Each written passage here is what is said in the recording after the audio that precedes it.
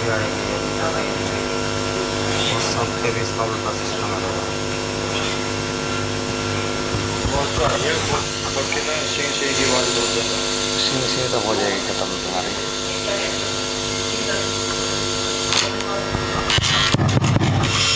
हले हले जी जी हले हले अब देख भाई जवाब। हाँ जी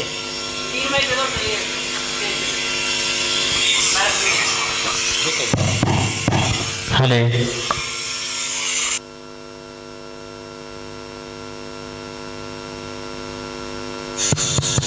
हले हले हले जी हले हले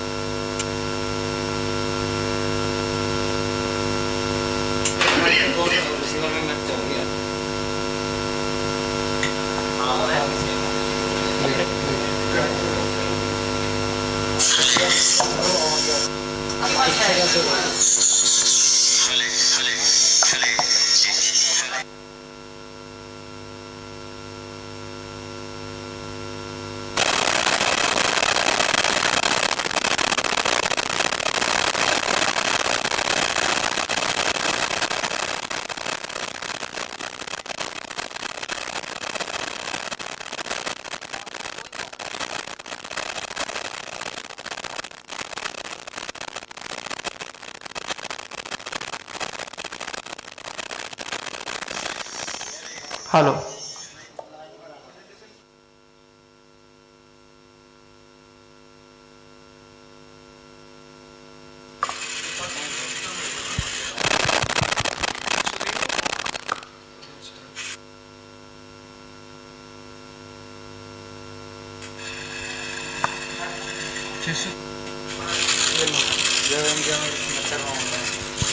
अच्छा ये नहीं दूसरा माइक है को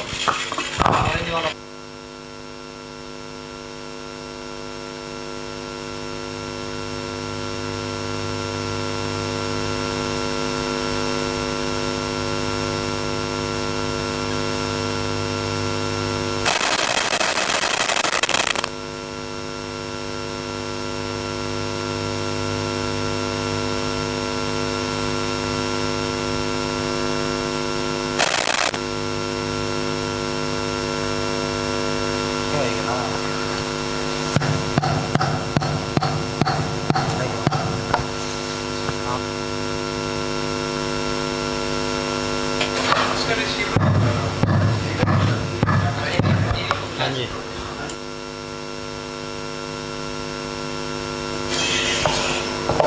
क्या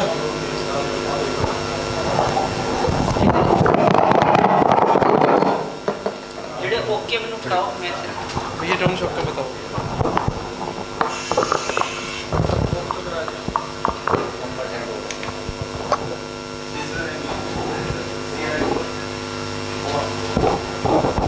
हो गया चलो हो गया रन ऑफ तो कर लो।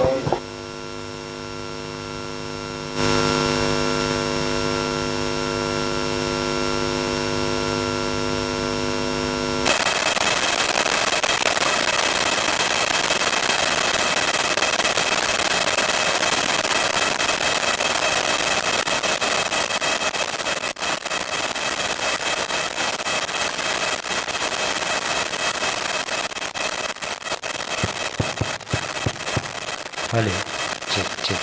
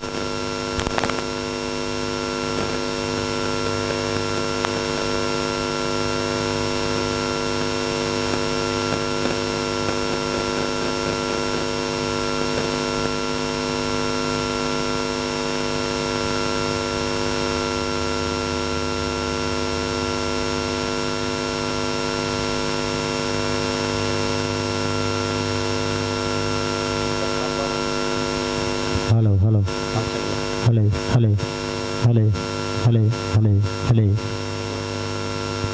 हले हले हले हले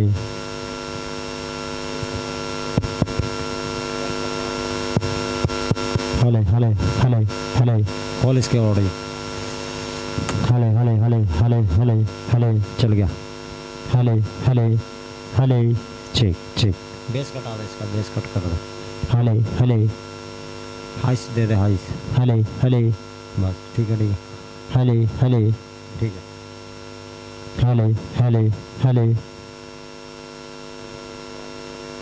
हले चेक चेक हले हले हले हले चेक चेक हले हले हले हले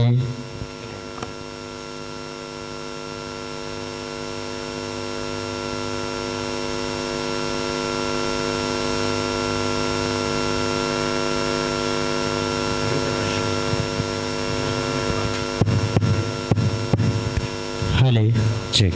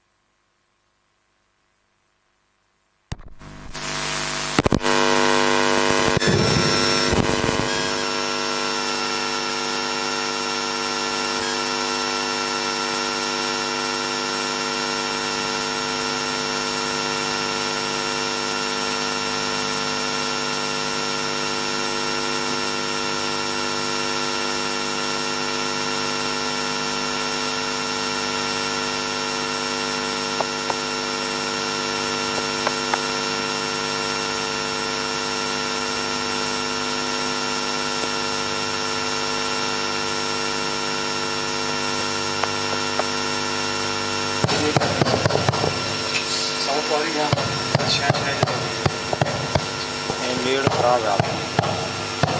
छोटी लीड लगा के देखो हमारे वाले में हो गया।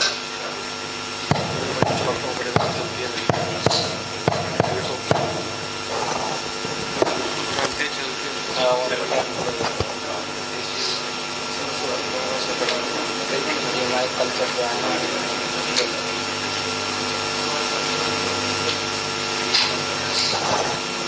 आप एक नोटबुक तो चेक कर एयरफोन लगा रखे ना चेक कर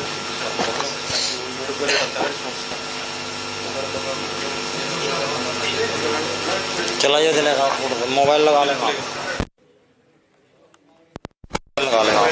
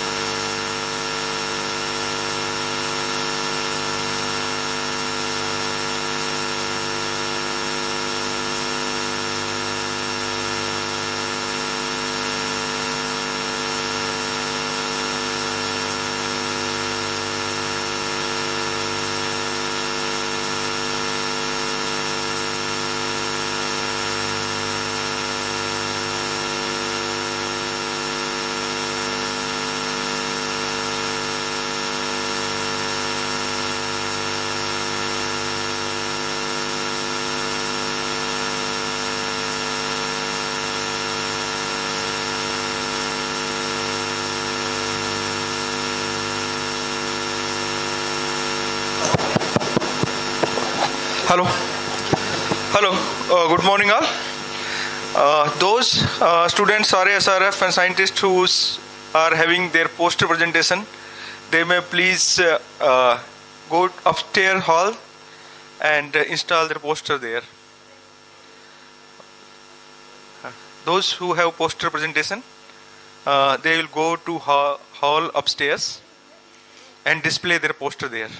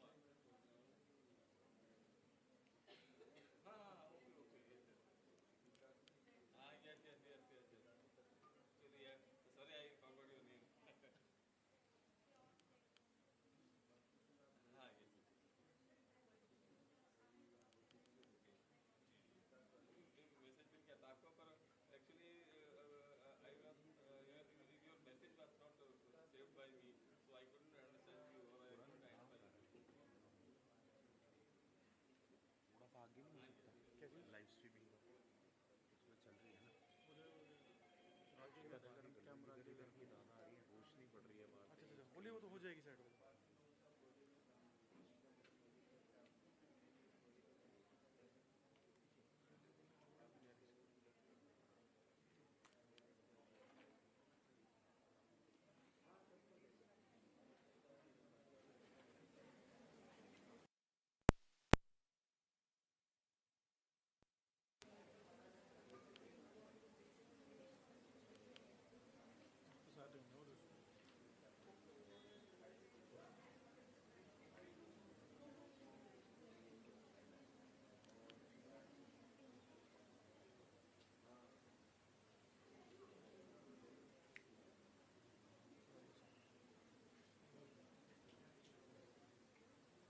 हेलो बोलिए, हेलो बोलिए, हेलो हेलो। उसकी आई, इसमें नहीं आएगी, उसकी नहीं बता रही उसकी उधर केवल लगी तब आई उसके बाद। उसमें देखो ना, लाइव में चेक करें।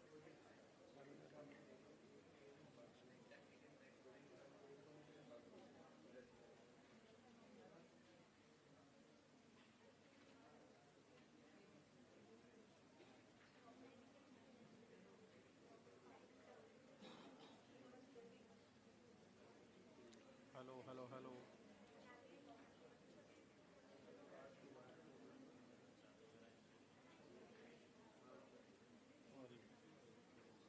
सवारी सुनो, तेरे बिजनेस की चलाओ। नहीं बस करूँ सेटिंग उससे, अगर अभी क्रेडिट खराब है तो डेटा वैसा है करूँ जाएगा चाहिए उसको। आवाज़ क्या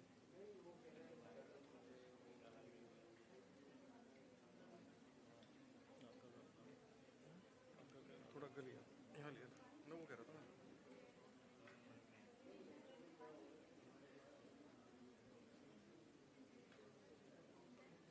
लूज कर ले, टाइट कर लेना, थोड़ा टाइट कर। छेड़ा क्यों ना, मेरा खतरनाक जगह पर रखना, नीचे गिरा पाएगा ये।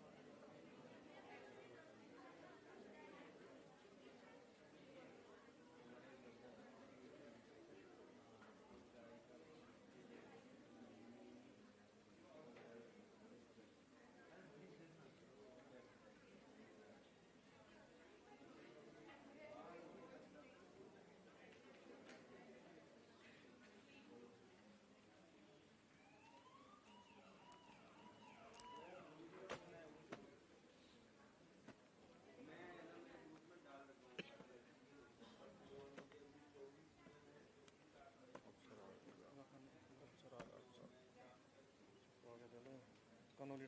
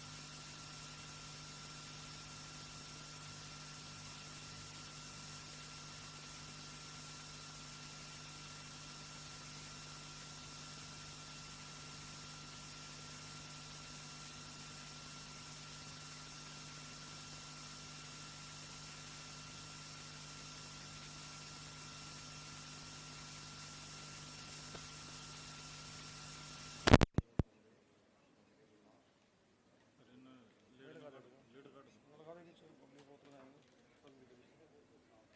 चला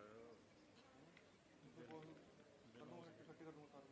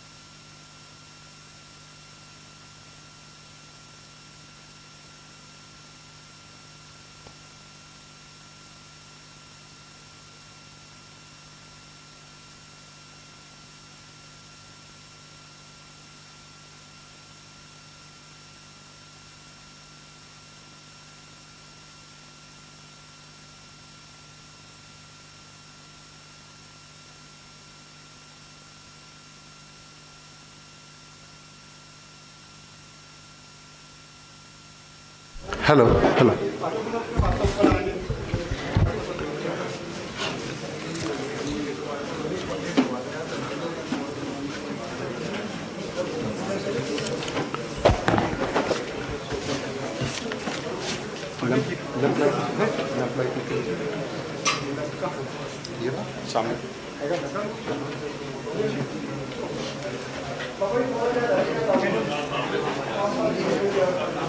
Good morning, ladies and gentlemen. I request the dignitaries for light.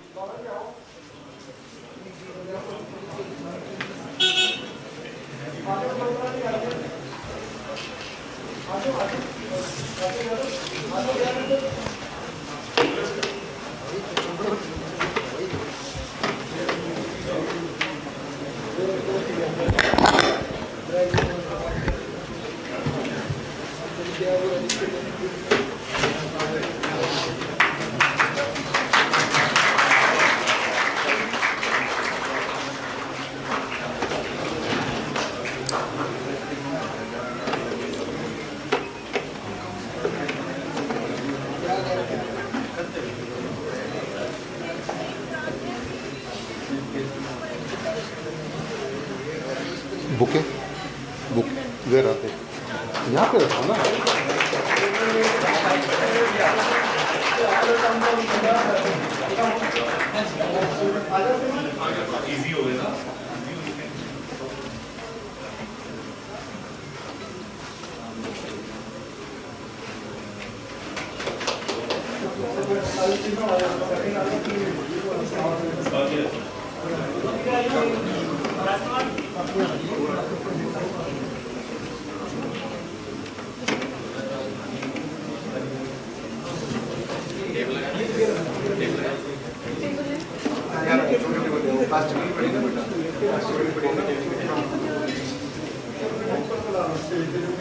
Yeah, I invite the dignitaries, Dr. Gurbachan Singh Ji, Dr. R.K. Yadav, Dr. S.K. Malhotra, Dr. M.L. Madan, Dr. J. Samra. Please come over the dais.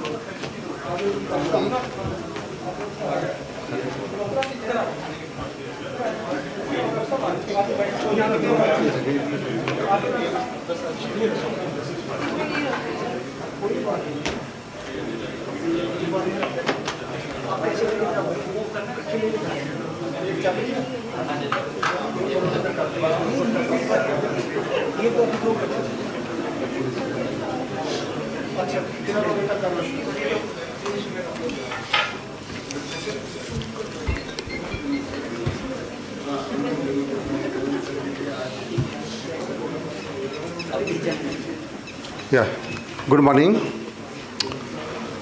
We are going to start the inaugural session of National Conference on Climate Smart Regenerative Agriculture for Food, Health and Environment Security. First of all, we would like to welcome our guests, Dr. J. Samra with a flower bouquet.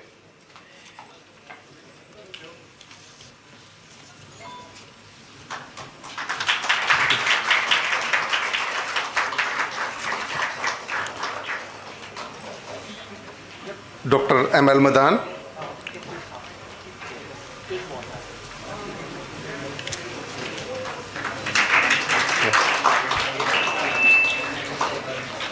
Dr. S.K. Malhotra, Vice Chancellor. Horticulture University, Karnal.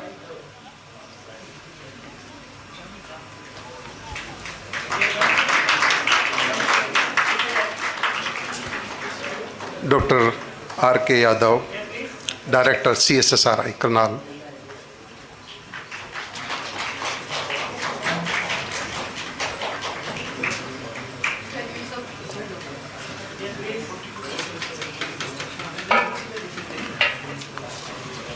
I would like to request Tanveer to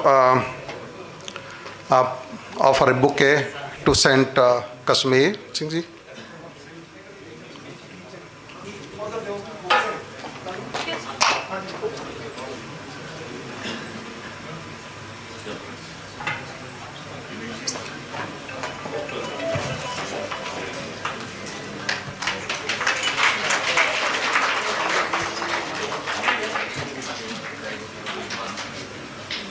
I request Mansimran to offer a bouquet to Baba Jaswant Singh ji.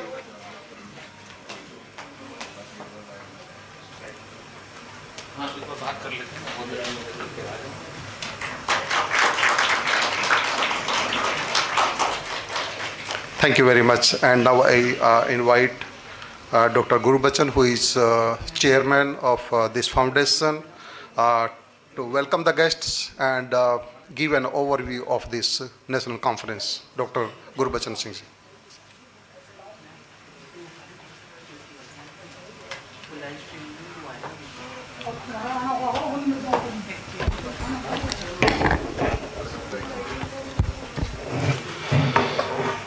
Thank you very much, Dr. Randhir ji.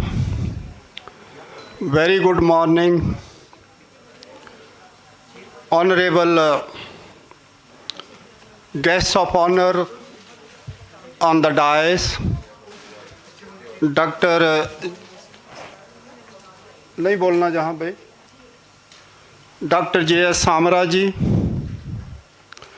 Dr. Samra ji retired from Government of India service and in the rank and pay of the Secretary to Government of India.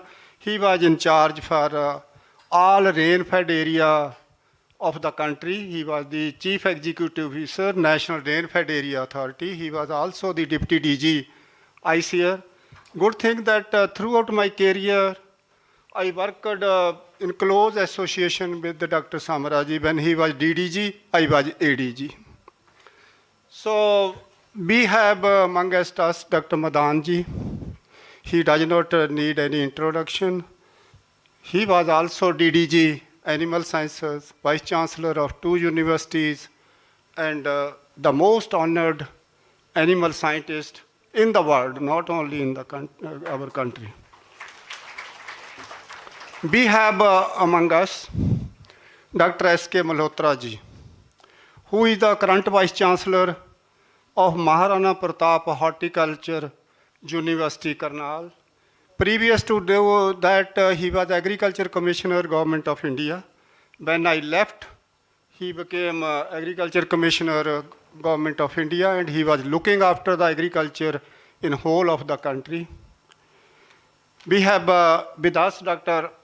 R.K. Yadav ji, who worked with me when I was director of the Salinity Institute, and he became a director, and a lot of help from Dr. Yadav in organizing this conference. Above all, सब तो मैं जो welcome करना चाहूँगा बाबा कश्मीर सिंह जी, जो मुखी हैं Nanaksar gurdwara sector 6 के, उन्हों दे नाल बैठे हैं बाबा जसवंत जी, जो कि निर्मल कुटिया जरीफा के मुखी हैं। इन दो शख्सियतों का हमारी फैमिली में, हमारी ग्रोथ में बहुत बड़ा योगदान है। जदों जिस बिल्डिंग च आपां बैठे हाँ, ये इनागूरेट की थी, तो बाबा जी और जस्सा जी बाहर बोर्ड भी लग्या होया। उस टाइम डॉक्टर गुरदेव खुश भी आए हुए सी, उन्हों का नाम भी है, डॉक्टर पड़ौदा का भी नाम है। तो 2 साइंटिस्ट और top scientist of the world, 2 saints of the area. So this building was inaugurated. Even its Stone laying ceremony was also done by Baba Kashmir Singh Ji and Baba Jaswant Ji. In this gathering, we have very eminent people.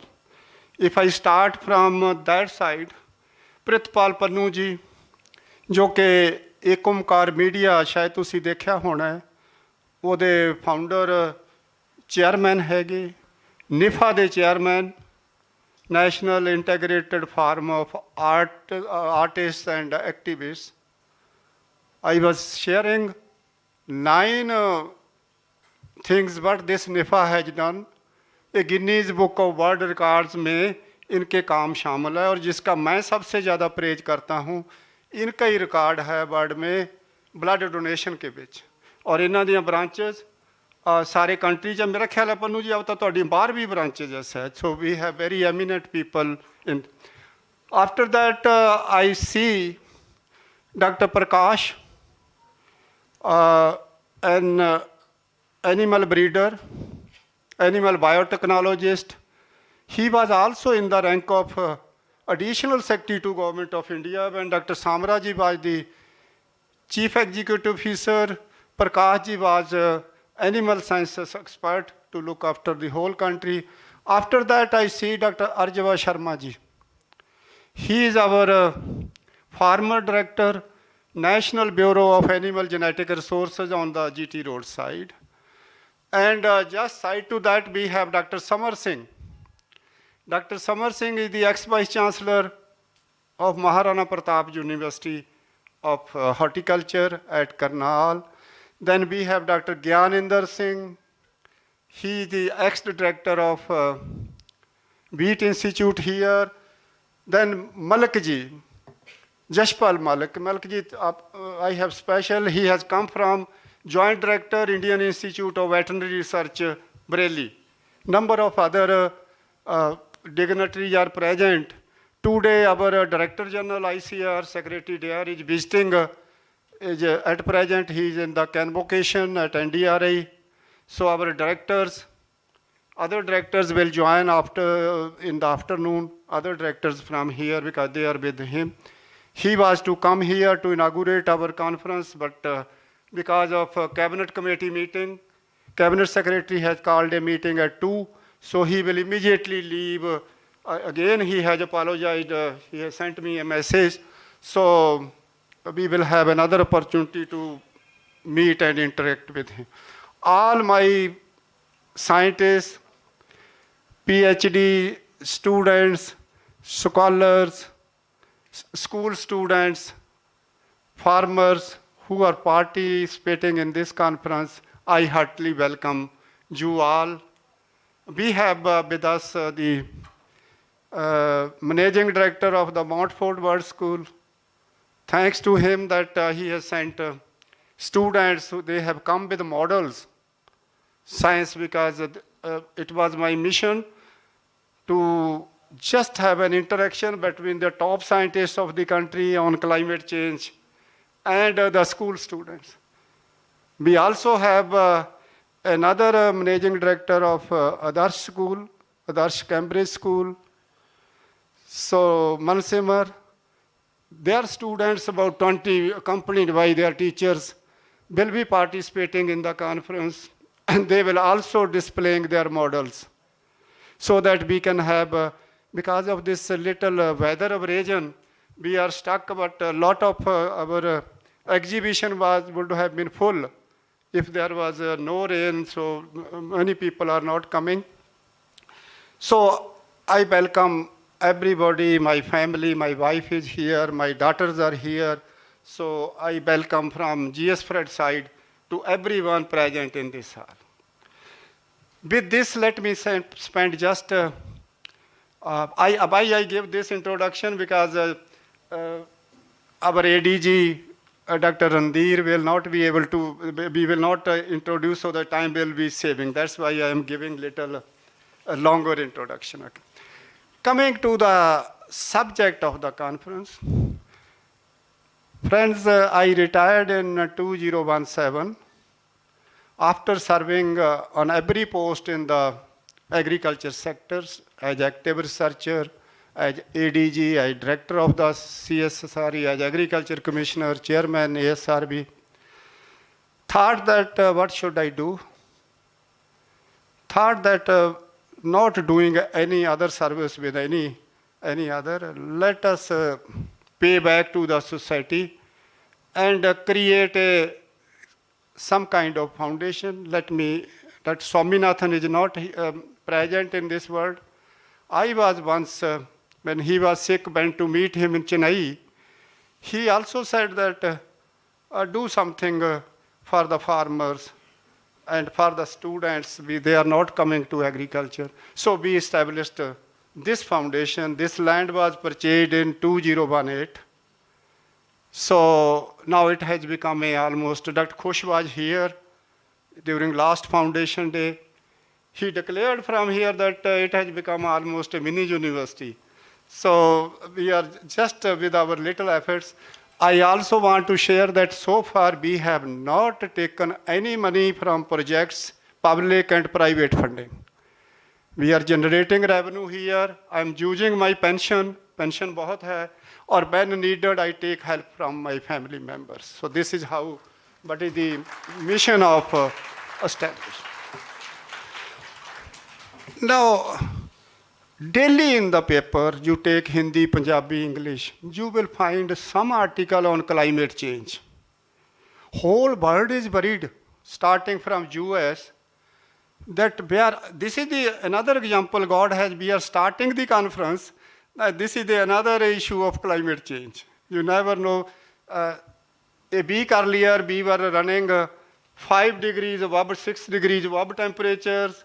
Then now we are going in temperature and the unseasonal rainfall, we never know when it will happen. So after establishing this foundation, what kind of research? We took the climate agenda as our highest priority. We planned this conference at the site where you will find number of experiments, demonstrations on climate smart agriculture and regenerative agriculture. So you will have the access to those when you will have time, go to the field and you will have that kind of feeling. We have integrated farming, a number of kind of experiments. So in these 2 days deliberations, we have 7 sub-themes. Whole subject of the climate change we have tried to cover. And we have a chairman and co-chairman, the top people, and all you will be presenting your paper in that different sessions. You got everything ready. Let me say at the end, this is being organized in collaboration with Agricultural Research Communication Center, our partners in this concern. So this, whatever it is being done with their help, let me say, I know the founder of this Agricultural Research Communication, Rameshwar Dayalji, he started publishing the science in 1973. I think you will find the first journal of and now this organization is publishing 7 journals. Indian Journal of Agriculture Research, Indian Journal of Animal Science, Legume Research. They have more NAS rating, more than 6.2 or 6.3. Most of our other journals being published by the societies are not having that kind of rating. Now the only mission was that we have a top international journal. These journals should also have the same kind of science publication.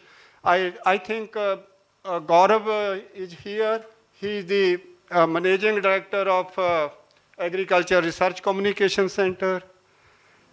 His mother, Madam Goyalji.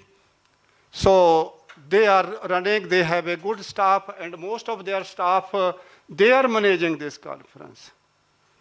So when you do something good, God comes to your help. So I am alone only scientist at this institute and working with one my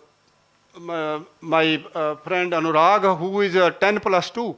We are running all this foundation, only 2 people, plus our staff, so everything is possible. Only thing is you need to have blessings from the God. Blessings come when we meet saints. They give you blessings, and with that your mission is achieved. So with these words, I just want to welcome our honorable, very eminent people, plus all you people, you have come from different parts of the country, and we will be having deliberations in a very, not a formal but informal way. Because I don't know whether I will have, again, to all you are present, all the delegates are invited for a gala dinner today evening with music, etc., at Hotel Throne. So you are all you can be, the dinner and vehicles will be available from here to go to the hotel. So thanks to one and all, and good wishes. We will come up with good recommendations from this conference. Thorns Hotel. Okay, thank you so much. Thank you so much. Thank you very much, sir. And now I welcome Dr. R.K. Yadav, who is Director CSSRA Canal, for his remarks.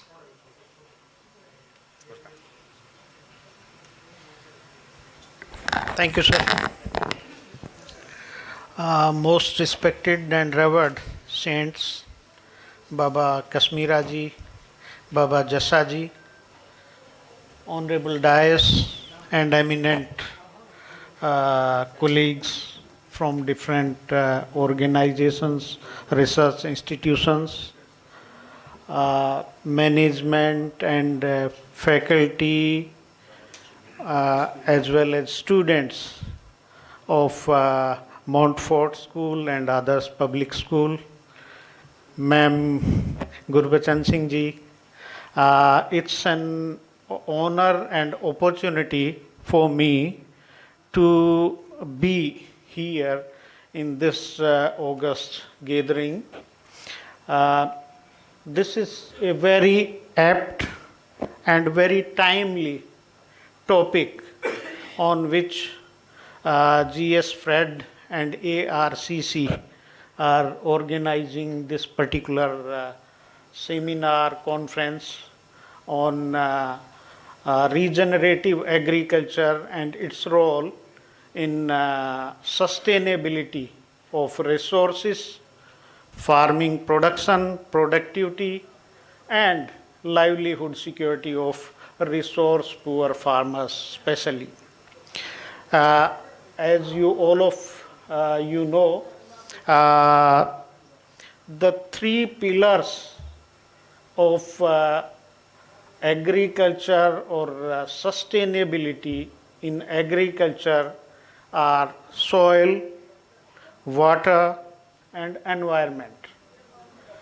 And with the era of intensified agriculture, all these 3 are under stress.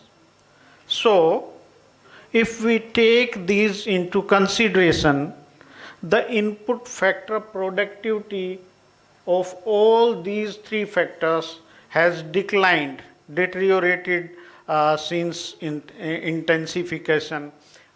We used to listen that with every kg input of nitrogen, the output was more than 20 kg in the initial years.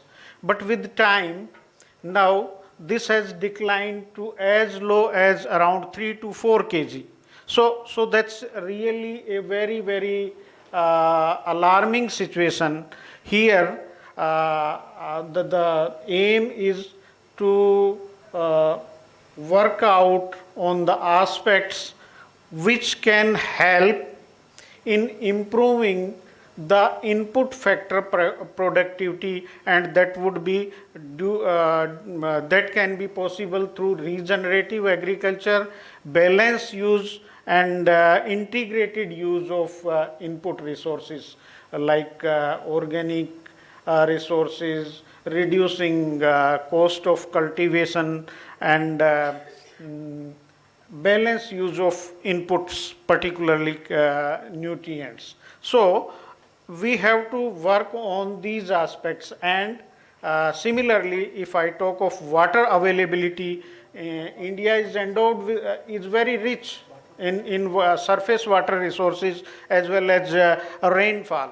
We get more than 4,000 billion cubic meters of rainfall, but we are not able to conserve it, retain it, use it efficiently in our agriculture, since more than 80% of our water resources are used in agriculture. So we have to think on these lines, and similarly, if climate is concerned, the carbon dioxide concentration is increasing day by day, greenhouse gases are increasing day by day.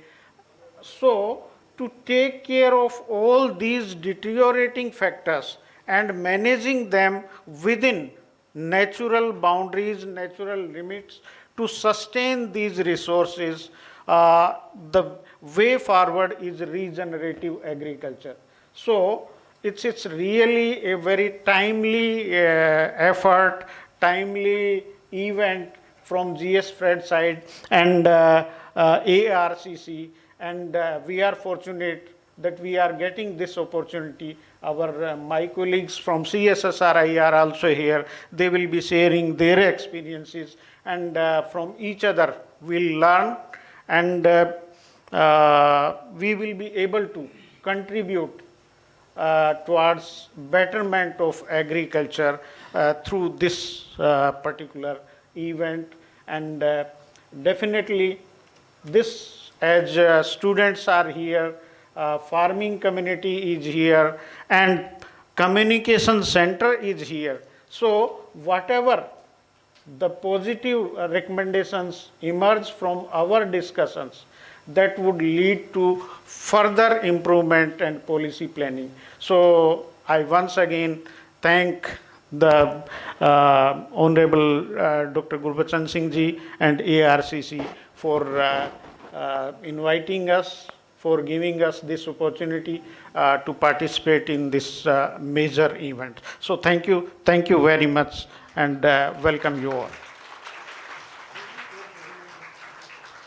Thank you very much, Dr. Yadav, for telling why this conference. It was nice. Now I invite Dr.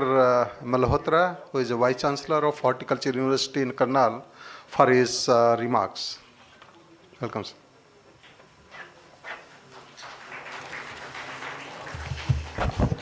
Thank you so much, Dr. Randhir ji. Good morning, everybody here. सबसे पहले तो मैं यहाँ पर उपस्थित जो हमारे पूजनीय संत बैठे हैं उनको प्रणाम करता हूँ. Respected Dr. Gurbachan Singh ji, former chairman ASRB, former agriculture commissioner, and chairman of this important inaugural program. Dr. J.S. Samra Sahab, former DDG NRM, Dr. M.L. Madan Sahab, former DDG Animal Science, Dr. R.K. Yadav ji, and many of our senior colleagues. They are sitting in the first row, I could see. We all have worked together one or the other way. I am very happy to meet them again. Well, then I could see many of the senior faculty members are also present here from CSSRI, from wheat research, and also from my university. Scientists are present here, and many of our senior friends are present. I am really very happy to be here with you all on the occasion of this inaugural program. And this is a national conference which really assumes importance.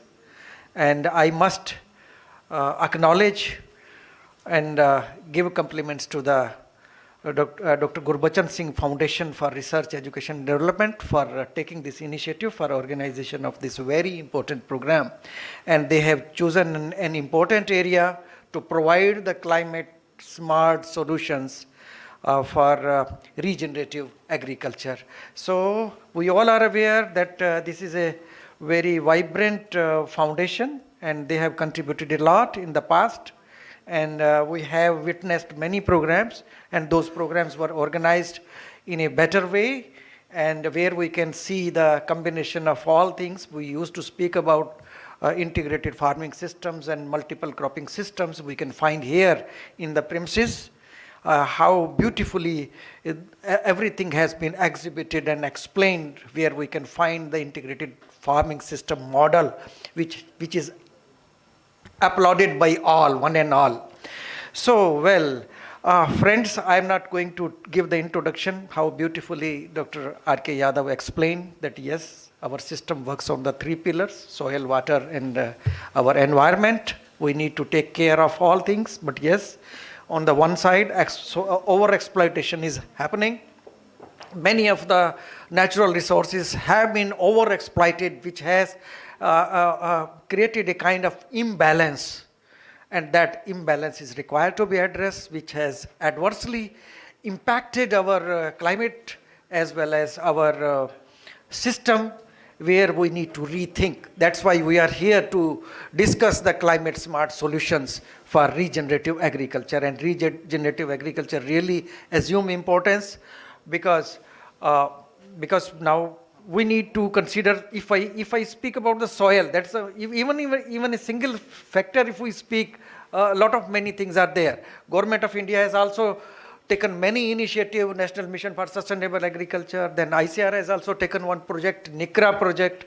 Through these projects, all these issues are now being addressed, because some kind of long-term planning is needed, and which is now being done.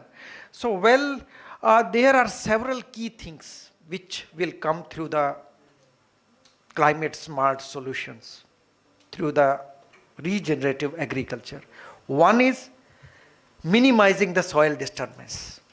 Usually these experts, they explain about this. Dr. Samar is sitting here. He has done a very good job in this case, and our CSSRI has worked and they have devised many modules related to this one, that how we can minimally disturb the soil, and further we can keep the structure intact, and further we can provide a conducive environment for the growth of the several microbials. So microbials are very important, and they will create a kind of environment for survival of the many microbes, and usually it is recommended by the scientists that we need to use the power of the microbes here.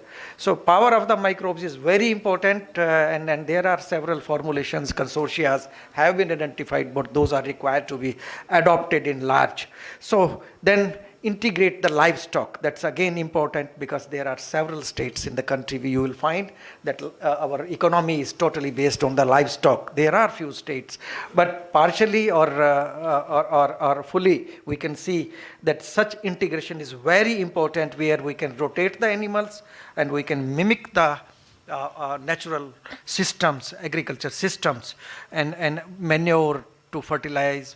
Further, we need to have some kind of organic resources which we can do that. Another important point is that it maximizes the biodiversity.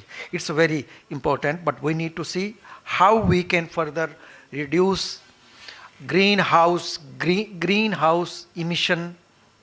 That has been identified that from agriculture it comes to the level of 12 to 15%. We need to reduce it. How we can do it? In the Vision 2047 also government has set an agenda that how we can reduce that GHG emissions through several approaches which are required to be followed. So some long-term, short-term and medium-term plan has been already set in the system. And further, I remember it was the year 2023, and Government of India took the initiative, and Government of India hosted G20 countries meeting, where it was discussed with the underlying factor that one earth, one family and one future. That was the point, that was the slogan. which was read there, and India took the lead in, I should say, providing leadership to the world that how to resolve such complicated issues related to agroecology. And agroecology zonation has been done, which was applauded by many countries, that the example which has been set by the India, we need to adopt in some other places also. Well, I'll not speak much. So I would like to just mention that conservation agriculture, mostly it is promoted by many of us. I would like to cite the example of this center. Here we will find that how they are managing with minimal disturbance of the soil, then how they are applying the diversification and diversified cropping system you will find here at the farm, and crop residue retention, how they are doing it. I think that is exemplary we need to see. I'll just cite the example of our fruit crops also, because I come from the horticulture area.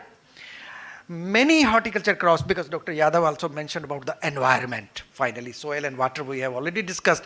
Environment services, many things are happening, and our horticulture crops are providing wonderful environmental services, which are unaccounted, I should say. How they are unaccounted? There are several fruit trees, perennial trees, then several ornamental trees we will find. These all trees, they sequester carbon forever. So, but we never record them. So this is a kind of service, environment service, these horticulture crops are providing. I am having some figures that 24 to 109 ton of the carbon dioxide per hectare is sequestered by our perennial crops, particularly these horticulture crops. Well, friends, I am confident that this conference is going to discuss many issues, and further we will be in a position to work out some kind of strategy, some kind of roadmap, which will definitely emerge, because we can see the galaxy of the people are sitting here, and a quality discussion is going to take place in the next 1 day and 2 days, if I include in the total 2 days. So my best wishes for a good deliberation, and we are here. Our scientists from university are also present here, wheresoever needed. They will provide their support, and we have put one exhibition, one stall also, where we have showcased our achievements as well as technologies. So thank you so much, sir, for inviting us and giving us chance to, and making us and involving our university as one of the partners. Thank you so much, sir. Thank you so much, sir. So I close my discussion with these words. Thank you very much, Dr. Malhotra, for giving a horticulture perspective. And now I request Dr. Amal Madan, who is Padam Shri Awardee, for his remarks. Thank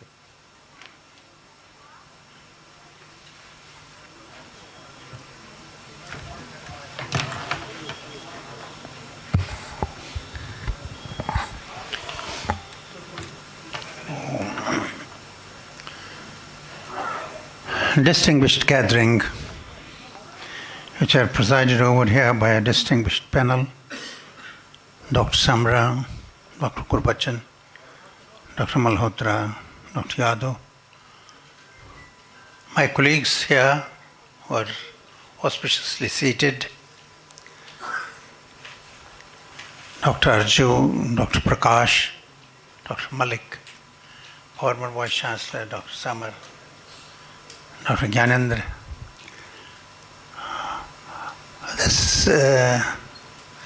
This foundation is privileged today. Is privileged because it has got a unique type of a meeting which we are holding for the first time. Unique in the sense that many often we come and we meet in scientific institutions to deliberate science. But today we are here in a foundation to deliberate science. The foundation which has been led by Gurbachan and his family, and which has over the past years been annually meeting for the foundation day. But this year, this foundation day is a little different. And a little different that we have got a scientific exchange. In the previous years, we used to have an exchange that was with the farmers and the working, the demonstrations, the newness which we could convey over to the farmers. But today the situation is different, that we have got an interchange in which the foundation will also try to learn from you all, to have an innovative mind interacting with us here at the foundation to see that how we can go better. And what's that proposition which we are going to be talking? Before I take that thing, I would like to venerate the family, and that Gurbachan's family, which has been able to bring about an establishment of this sort. Very few places you can see that an individual comes with a dedicated mind. And not only he, but he is supported by his family, his sons, his wife, to pursue a field for which he has passion. I also feel venerated, and when I pay my salutations to Baba Kashmiri Singh Ji, that who has been patronizing and blessing this institution over these years. Now, what are we here today for? Today we are supposed to be talking about something which we have experienced today itself. The very fact is, when we came over in here, we had rain following us or coming ahead of us. This rainfall is part of what we talk of, the climate. And this climate is made up of weather. And the weather is made of the changes which are taking place from day to day. So we have those changes in weather, the changes in the daylight, the changes in the temperature, the changes in the rainfall, the wind velocity, bringing about an atmosphere which we call the atmosphere impinging on men, materials, plants, animals. It is not new today. Evolution itself is full of this, because it is all this climate which brings about change, evolutionary change. But it becomes very significant for us when we are in pursuit of excellence, when we are in pursuit of greater productivity, when we are thinking of we should have more produce from our field. At that time, small things can also very deeply affect the production. And that's what is happening today. And in this process, we are talking of various factors which can help us in having better production. As you all know, as scientists, that our productivity from crops and from livestock has increased. Our production has also increased.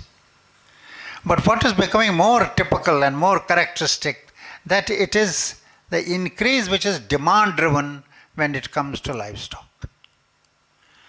The better economic situations and the demand of the people has got greater demand from livestock, and this greater demand from livestock has given a new position with the farmer and with the growers, that to take care of their livestock.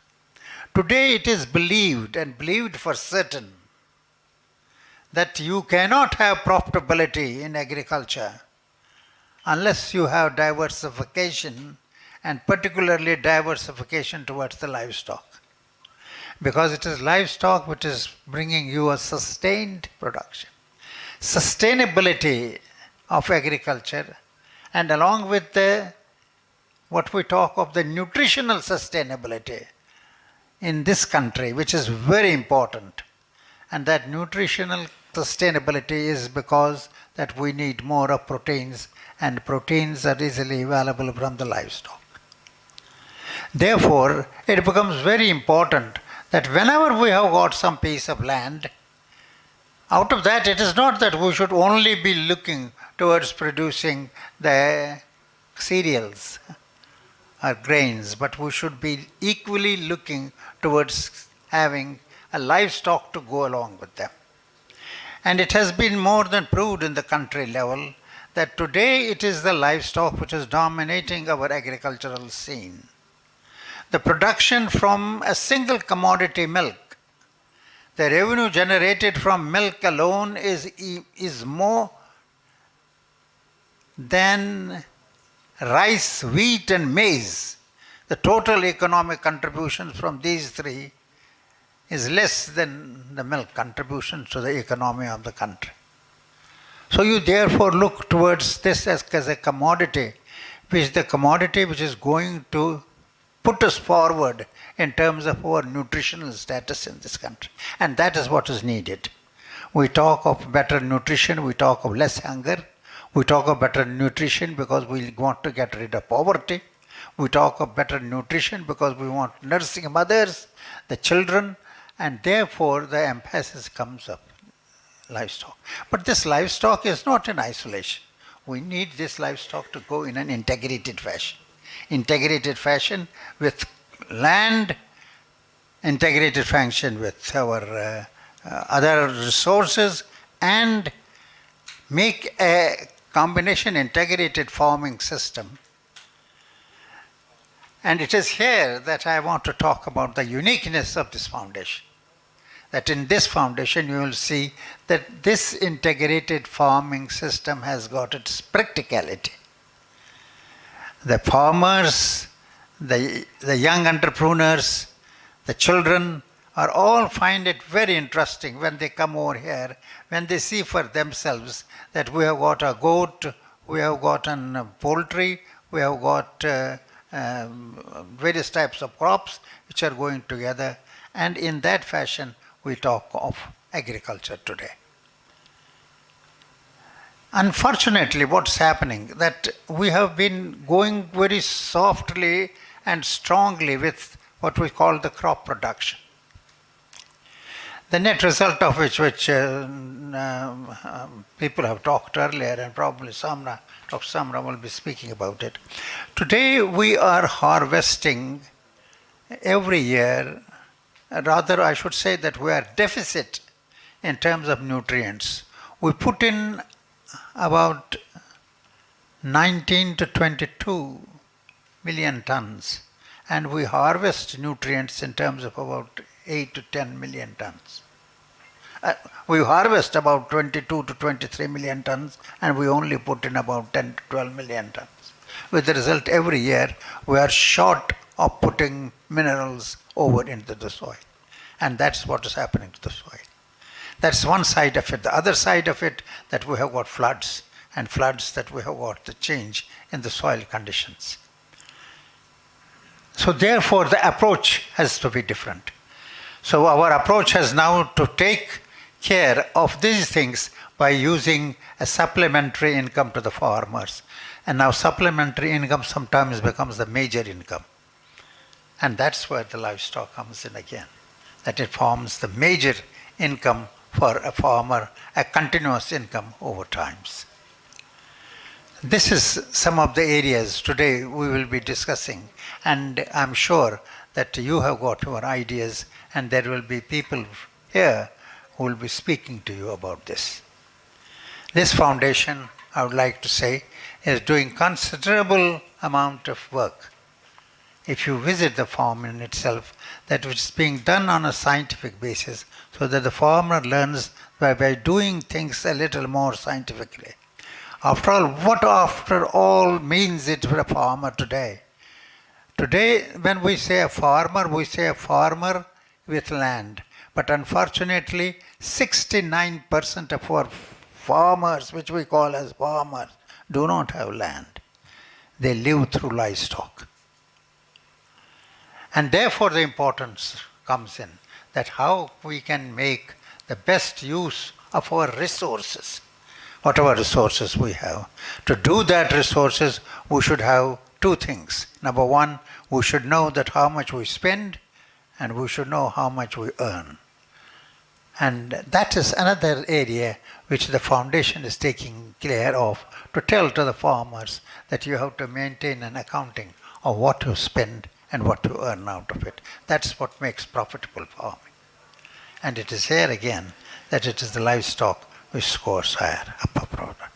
That's where I see that this integrated farming, of which we have been talking today, of which we are talking, the various resources which are supposed to come to be utilized for farming, need to be re-looked into and need to be understood, not only in terms of their unit value, but in terms of their economic value which the farmer gets.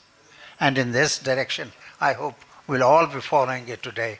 And I take privilege in being amongst you here to be participating in this Foundation Day, in this seminar which is being taking place today. Thank you very much.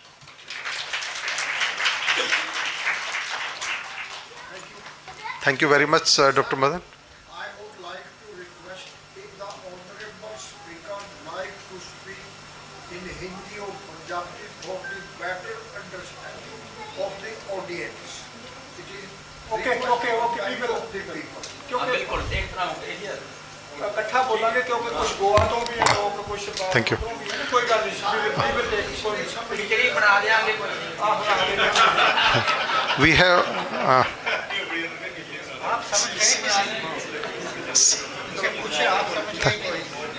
thank you very much. Now I invite Dr. J.S. Samra, who is a nationally and internationally recognized scientist, to give his remarks. Welcome, sir.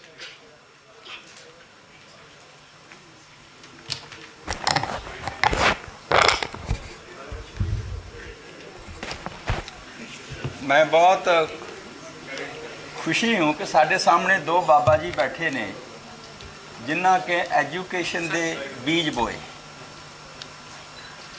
और उस दे पिछे तीन ladies, एक madam Gurbachan, दो बेटियां, दो बेटे, इस बोर्ड ਨੂੰ ਉਹਨਾਂ ਦਾ बीज ਬਣਾਏ ਸੇ ਇਹਨਾਂ ਨੇ ਉਹਨਾਂ ਨੂੰ बोर्ड तक लै गए ने, ਇੱਥੋਂ तक लै गए ने। ਇਹਨਾਂ ਨੇ बहुत ही इस स्कूल ਦੇ ਵਿੱਚ ਇਹਨਾਂ ने बहुत ही पहला मेहनत की। एक गुरबचन के बाद आके थप्पा लाता उत्ते बहुत ही मेहनत इन्होंने की है। और बाबा जी ये जी तुहां स्कूल बनाए, कॉलेज बनाए, यूनिवर्सिटी बनाई, एजुकेशन शुरू कोई जिन्नी भी तरक्की हुई आ, असी सारे कह रहे हैं उदा मुड यही सीगा कि तुसां एजुकेशन शुरू की। और ठीक है, वो एजुकेशन इतनी अच्छी सी कि बहुत ज़्यादा तरक्की हो गई। इन्नी ज़्यादा तरक्की हो गई कि तो कुछ होर भी प्रॉब्लम आ गई उस तरक्की दे विचों, पर ये शुरू काम उत्थों ही होया सी, एजुकेशन तो ही। और मैनू ये भी खुशी है कि साढ़े पिछे बच्चे भी बैठे हुए ने। इन्हां दे बारे में एक इन्हां नूं कहना चाहुंदा वां कि एजुकेशन दा किन्ना क रोल हुंदा वा। मैं जब स्कूल शुरू किया जी, मैं घोड़ी ते जांदा सीगा स्कूल, सड़कां नहीं सी कोई, 8 किलोमीटर घोड़ी ते जाना, 8 किलोमीटर घोड़ी ते आना, तो स्कूल ते जांदे बाहर मैं टाली ते घोड़ी बन लैनी तो फिर मैं वापस ले लेना। पर वो जिहड़ी मेरी एजुकेशन सी, चाहे मैं घोड़ी ते जाके कीती, कुछ भी कीती, मैं सब तो वड्डी जिहड़ी पोजीशन आ गवर्नमेंट ऑफ इंडिया दे विच वो मैं हासिल की।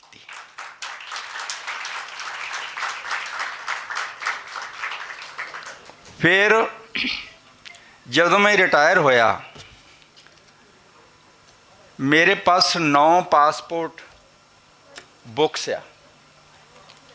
मैं इन्ना बाहर जाता सी कि 9 मेरे पास पासपोर्ट बुक है। अज उहदे विच हर एक पेज भरिया होया वा, क्योंकि मेरी पासपोर्ट की एक्सपायरी डेट बाहर होंदी सी, पेज पहला ही खत्म हो जाते सीगे। ਉਹਦੇ ਵਿੱਚੋਂ ਜਿਹੜੀਆਂ 2 ਮੇਰੀਆਂ ਪਾਸਪੋਰਟ ਆ ਉਹ ਰੈੱਡ ਕਲਰ ਦੀਆਂ ਡਿਪਲੋਮੈਟਿਕ ਪਾਸਪੋਰਟ ਸੀਗਾ।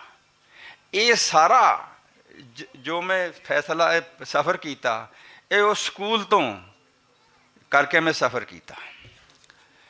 ਤੇ ਬੱਚਿਓ ਤੁਹਾਡੇ ਵਾਸਤੇ ਤੇ ਹੋਰ ਵੀ ਜ਼ਿਆਦਾ ਆਪਰਚੁਨਿਟੀਜ਼ ਆ, ਕਿਉਂਕਿ ਅਸੀਂ ਤਾਂ ਘੋੜੀ 'ਤੇ ਜਾਂਦੇ ਸੀ, ਤੁਸੀਂ ਤਾਂ ਕਾਰਾਂ 'ਤੇ ਬੱਸਾਂ 'ਤੇ ਜਾਂਦੇ ਜੋ, ਅਤੇ ਤੁਸੀਂ ਇਸ ਤੋਂ ਵੀ ਉੱਪਰ ਜਾ ਸਕਦੇ ਜੋ, ਕਿਉਂਕਿ ਤੁਹਾਡਾ ਸਟਾਰਟ ਹੀ ਇਹ ਸ਼ੁਰੂ ਤੋਂ ਹੋਇਆ ਵਾ।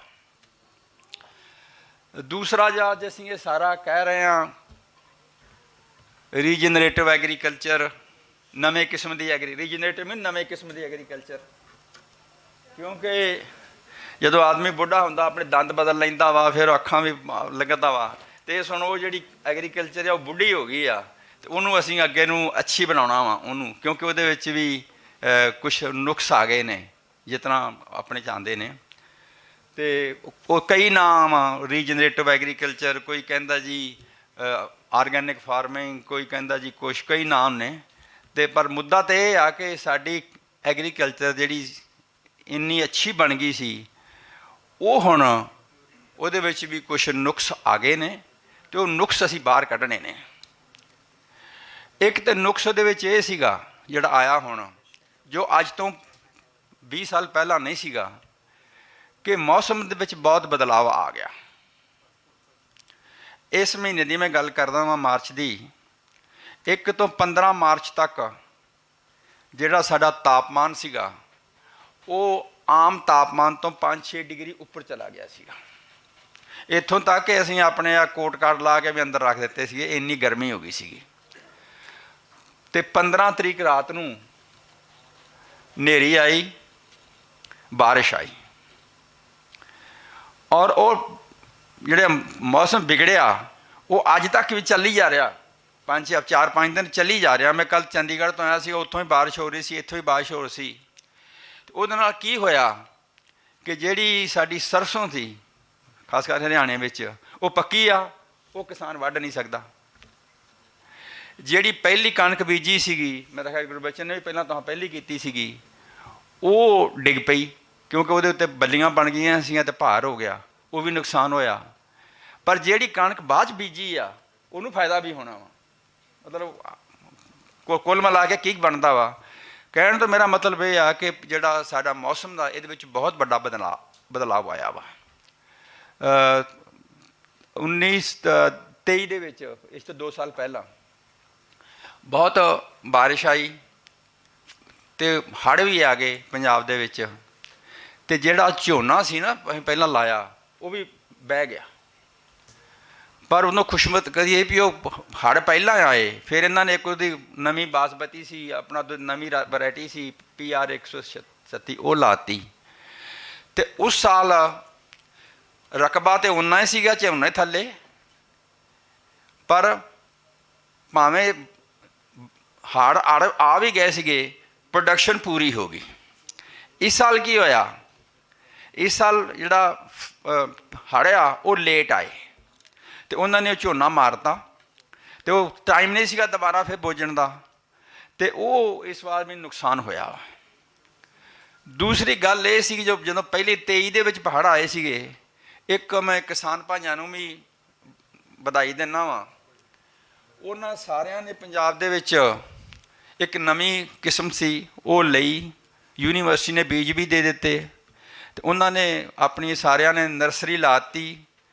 ਅਤੇ ਉਦੋਂ ਮੈਂ WhatsApp 'ਤੇ ਸੁਣਦਾ ਹੁੰਦਾ ਸੀਗਾ, ਕਿਸਾਨ ਕਹਿੰਦੇ ਸੀ ਵੀ ਮੈਂ ਝੋਨਾ ਲਾ ਲਿਆ, ਮੇਥੋਂ 2 ਏਕੜ ਦੀ ਅਜੇ ਪਨੀਰੀ ਹੈਗੀ ਆ, ਜਿਹੜਾ ਮਰਜ਼ੀ ਆ ਕੇ ਲੈ ਜਾਏ। ਫਿਰ ਉਹ ਵੀ ਕਹਿੰਦੇ ਸੀਗੇ ਕਿ ਜੇ ਤੁਸੀਂ ਮੈਨੂੰ ਦੱਸੋ ਕਿੱਦਣ ਆਓਗੇ, ਮੈਂ ਪੰਜੀਰੀ ਪੱਟ ਕੇ ਰੱਖੂੰਗਾ, ਪਨੀਰੀ ਪੱਟ ਕੇ ਰੱਖੂੰਗਾ, ਔਰ ਨਾਲ ਇਹ ਵੀ ਕਹਿੰਦੇ ਸੀਗੇ ਅਤੇ ਤੁਹਾਨੂੰ ਮੈਂ ਰੋਟੀ ਵੀ ਮੇਥੋਂ ਖਾ ਕੇ ਜਾਇਓ।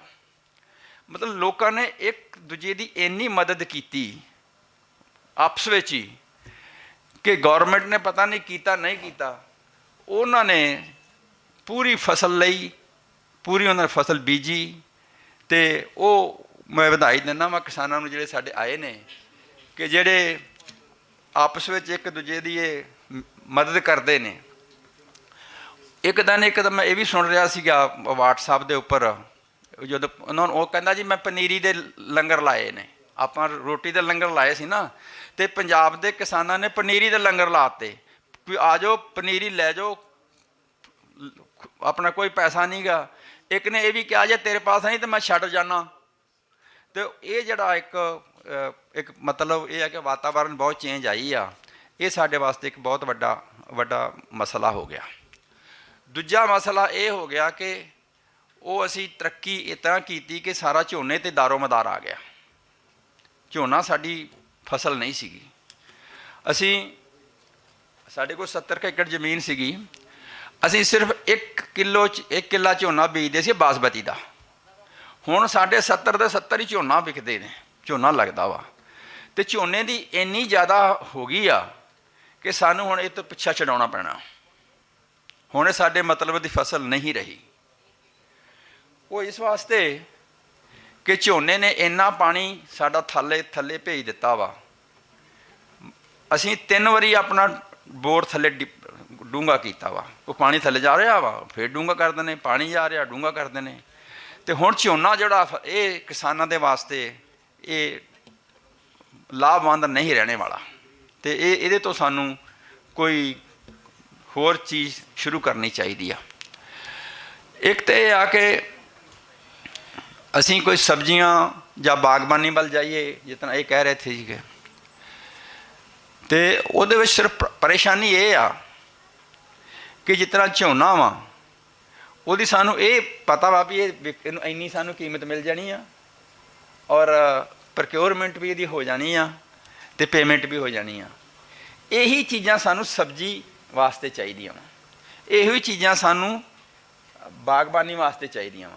ਕਿਉਂਕਿ ਕਿਸਾਨ ਤਾਂ ਤਦ ਹੀ ਛੋੜੂ ਨਾ ਜੇ ਉਹਨੂੰ ਜੇ ਉਹਨੂੰ ਜੋ ਅੱਗੇ ਮਿਲਦਾ ਵਾ ਉਹ ਤੋਂ ਅੱਛਾ ਚੀਜ਼ ਦੇਵਾਂਗੇ। ਅਤੇ ਜਦ ਤੱਕ ਅਸੀਂ ਇਹ ਚੀਜ਼ਾਂ ਨਹੀਂ ਕਰਦੇ ਕਿ ਅਸੀਂ ਇਹਦੀ ਜਿਹੜੀ ਮੰਡੀਕਰਨ ਜੋ ਹੈ ਉਹ ਝੋਨੇ ਨਾਲੋਂ ਸਾਨੂੰ ਮੰਡੀਕਰਨ ਚੰਗਾ ਕਰਾਂਗੇ ਅਤੇ ਫਿਰ ਹੀ ਗੱਲ ਬਣੂਗੀ। ਬਾਕੀ ਇਹ ਹਾਰਟੀਕਲਚਰ ਵਾਲੇ ਪਤਾ ਵਾ ਕਿ ਫੂਡ ਪ੍ਰੋਸੈਸਿੰਗ ਦਾ ਬਹੁਤ ਬੜਾ ਹੈ ਉਹ ਵੀ। ਅਤੇ ਇੱਕ ਸਾਡੇ ਮੈਂ ਅੰਮ੍ਰਿਤਸਰ ਤੋਂ, ਮੈਂ ਖਡੂਰ ਸਾਹਿਬ ਲਾ ਕੇ ਮੇਰਾ ਪਿੰਡ ਆ, 3-4 ਕਿਲੋਮੀਟਰ ਆ। ਇੱਕ ਉੱਥੇ ਇਹ ਹੋਇਆ ਕਿ ਜਿਹੜੀ ਅੱਗੇ ਅਸੀਂ ਸਬਜ਼ੀ ਅੰਮ੍ਰਿਤਸਰ ਲੈ ਕੇ ਜਾਂਦੇ ਸੀ, ਹੁਣ ਅੰਮ੍ਰਿਤਸਰ ਵਾਲੇ ਸਾਡੇ ਕੋਲ ਆਉਂਦੇ ਆ ਸਬਜ਼ੀ ਲੈਣ ਵਾਸਤੇ। ਉਹ ਕਿਉਂਕਿ ਅੱਜ ਕੱਲ੍ਹ ਉਹ ਸਾਰਾ ਹੀ ਮੋਬਾਈਲ ਬਣ ਗਏ ਨੇ, ਆਰਟੀਫਿਸ਼ੀਅਲ ਇੰਟੈਲੀਜੈਂਸ ਤਾਂ ਬਣ ਗਏ ਨੇ। ਉਹ ਮੇਰਾ ਇੱਕ ਭਤੀਜਾ ਵਾ, ਉਹਨੇ ਆਪਣਾ ਸਿਸਟਮ ਬਣਾਇਆ ਵਾ, ਉਹ ਬੁਕਿੰਗ ਲੈ ਲੈਂਦਾ ਵਾ ਮੰਡੀਆਂ 'ਚੋਂ। ਉਹ ਬੁਕਿੰਗ ਲੈ ਕੇ ਕਿਸਾਨਾਂ ਤੋਂ ਫਿਰ ਫਸਲ ਉਹ ਲੈ ਲੈਂਦਾ ਵਾ, ਮਟਰ ਜਾਂ ਜੋ ਵੀ ਉਹ ਲੈ ਕੇ, ਅਤੇ ਉਹਨੂੰ ਬਿਲਟੀ ਕਰ ਦਿੰਦਾ ਵਾ, ਉਹਨਾਂ ਨੂੰ ਪੇਮੈਂਟ ਹੋ ਜਾਂਦੀ ਆ। ਇਹ ਤਰ੍ਹਾਂ ਦੇ ਸਾਨੂੰ ਸਿਸਟਮ ਬਣਾਉਣੇ ਪੈਣੇ ਆ। ਜਾਣੀ ਕਿ ਉਹ ਆੜ੍ਹਤੀਆ ਤਾਂ ਨਹੀਂ ਹੈ, ਪਰ ਇਹ ਆ ਕਿ ਆਪਣੇ ਸਾਡੇ ਪਿੰਡਾਂ ਦੇ ਲਾਗੇ ਬੰਨੇ ਜਿੰਨਾ ਵੀ ਕਿਸੇ ਦੀ ਫਸਲ ਆ ਉਹਨੂੰ ਅੱਛੀ ਤਰ੍ਹਾਂ ਉਹਨੂੰ ਪੈਸੇ ਪੂਰੇ ਕਰ ਦਿੰਦਾ ਵਾ। ਅਤੇ ਇਹ ਵੀ ਸਾਨੂੰ ਇਸ ਵਾਸਤੇ ਕਰਨਾ ਚਾਹੀਦਾ ਵਾ। ਦੂਜਾ, ਜਿਹੜੇ ਸਾਡੇ ਆ ਪਿੱਛੇ ਯੰਗ ਸਟੂਡੈਂਟਸ ਨੇ, ਬੇਟਾ ਅਸੀਂ ਤਾਂ ਘੋੜੀਆਂ 'ਤੇ ਪੜ੍ਹੇ ਅਤੇ ਅਸੀਂ ਫੱਟੀਆਂ 'ਤੇ ਲਿਖਦੇ ਹੁੰਦੇ ਸੀਗੇ, ਸਲੇਟਾਂ 'ਤੇ ਲਿਖਦੇ ਸੀਗੇ।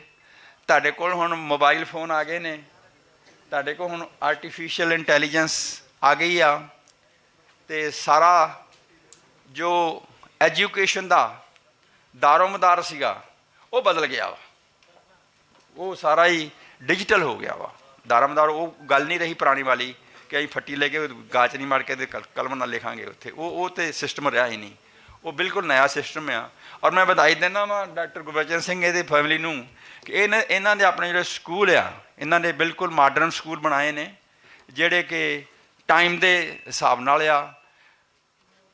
ਹੁਣ ਦੇ ਟਾਈਮ ਦੇ ਹਿਸਾਬ ਦੇ ਨਾਲ ਨਹੀਂ, ਅਗਲੇ 10 ਸਾਲਾਂ ਦਾ ਵੀ ਇਹਨਾਂ ਨੇ ਉਹਦੇ 'ਚ ਰੱਖਿਆ ਵਾ ਸਿਸਟਮ।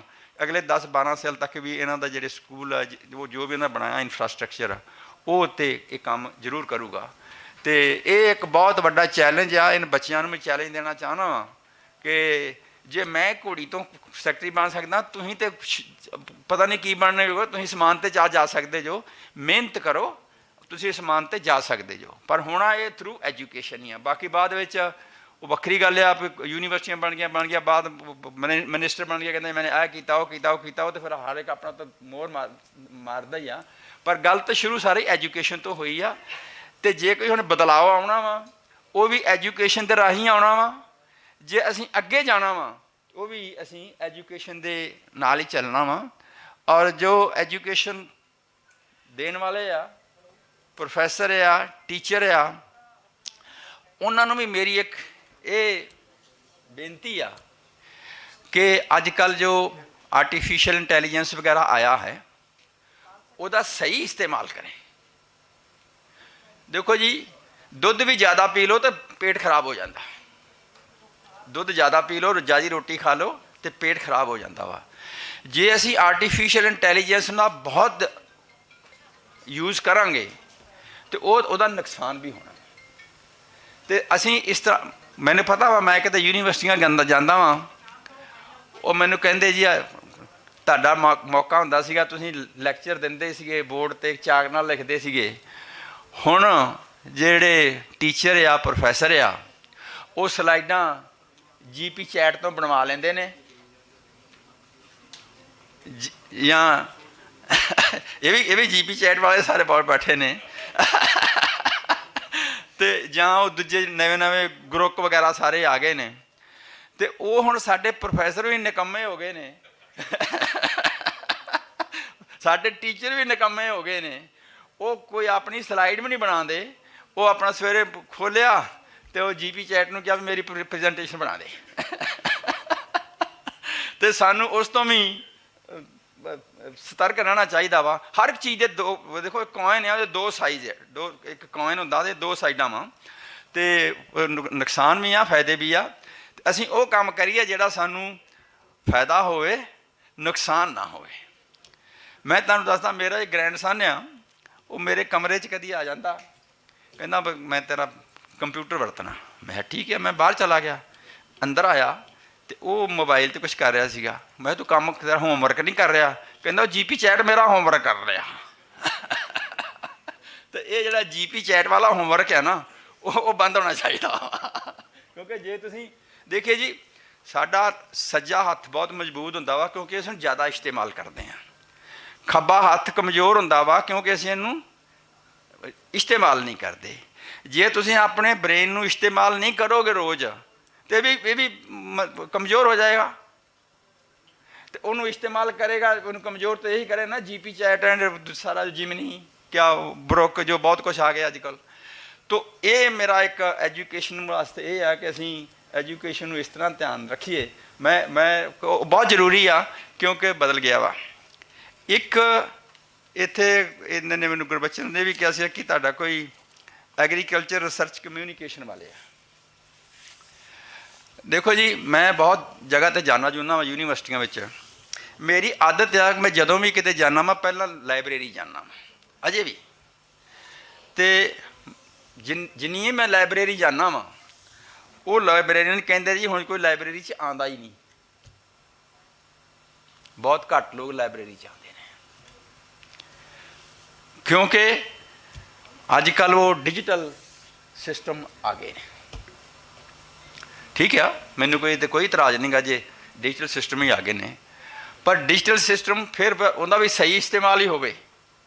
ਤੋ ਇਸ ਵਾਸਤੇ ਤੁਸੀਂ ਵੀ ਜਿਹੜੀ ਆਪਣੀਆਂ ਪਬਲੀਕੇਸ਼ਨਾਂ ਵਗੈਰਾ ਬਣਾਉਣੀਆਂ ਵਾ, ਉਹਦੇ ਵਿੱਚ ਇਹ ਵੀ ਤੁਹਾਨੂੰ ਸੋਚਣਾ ਪਊਗਾ ਕਿ ਇਹ ਡਿਜੀਟਲ ਫਾਰਮ ਵਿੱਚ ਹੋਣਗੀਆਂ, ਇਹ ਸੋਸ਼ਲ ਮੀਡੀਆ ਦੇ ਫਾਰਮ ਵਿੱਚ ਹੋਣਗੀਆਂ, ਜਾਂ ਕਿਸ ਕਿਸਮ ਦੀਆਂ ਹੋਣਗੀਆਂ।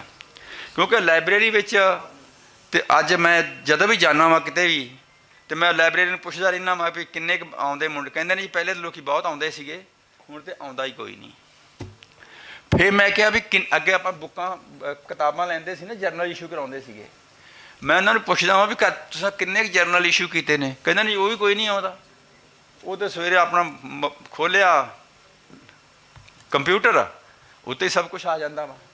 ਮਤਲਬ ਔਰ ਲਾਇਬ੍ਰੇਰੀ ਬੁੱਕਸ ਦੀਆਂ ਸੇਲ ਵੀ ਘੱਟ ਹੋ ਗਈ ਹੈ। ਇੱਕ ਇਹ ਵੀ ਸਾਨੂੰ ਦੇਖਣਾ ਚਾਹਣਾ ਵਾ ਕਿ ਆਪਣੇ ਸਿਸਟਮ ਨੂੰ ਅਸੀਂ ਐਸਾ ਬਣਾਈਏ ਜੋ ਕਿ ਫਾਇਦੇਮੰਦ ਹੋ।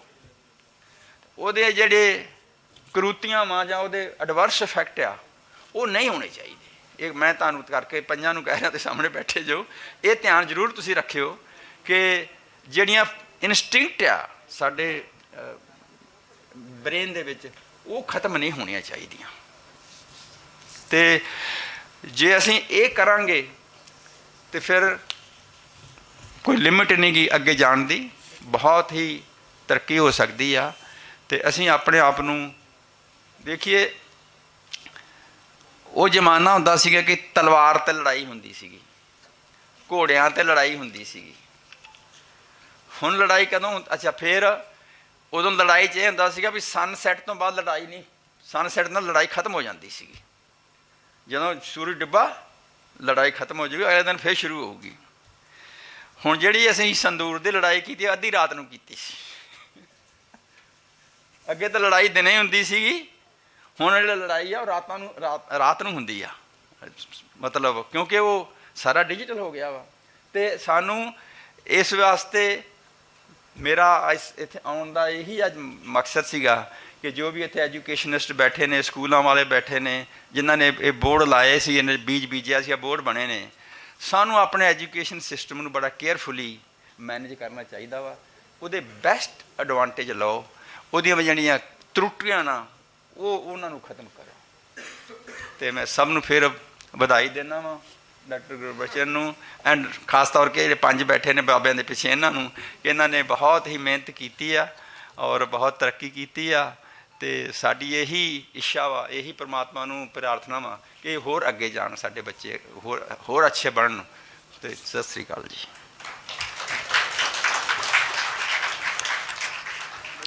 Thank you very much sir. और टीचर्स को भी बता दीजिए कि चैट जीपीटी से क्वेश्चन पेपर ना बनाएं। स्टूडेंट्स भी स्मार्ट हैं। वो डबल रिफाइन करके देते हैं फिर। Thank you. एक पब्लिकेशन है sir, we start with publication and then we एक जीएस फ्रेड फाउंडेशन की प्रोग्रेस रिपोर्ट है जिसमें यहाँ की जो एक्टिविटीज़ हैं उनको दर्शाया गया है। मैं रिक्वेस्ट करूँगा डिग्नेटरीज से कि वो उसका विमोचन करें।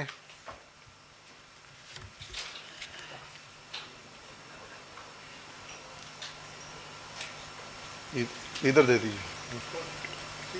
हाँ चलो छोड़ इधर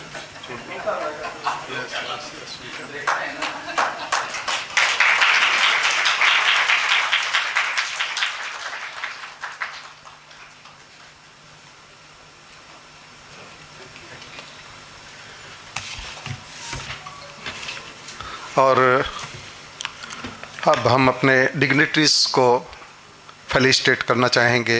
और सबसे पहले मैं संत कश्मीर सिंह जी से अनुरोध करूंगा कि वो वहीं पे करें। ओके ओके एंड वो भी, ये दोनों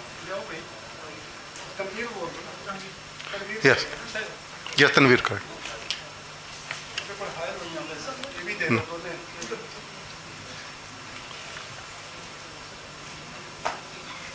ठीक है, चलो ये भी दोनों दोनों लोइयां पाउंड मौसम बदल गया ना। जी तो भी दे दो, दोनों पा लेंगे।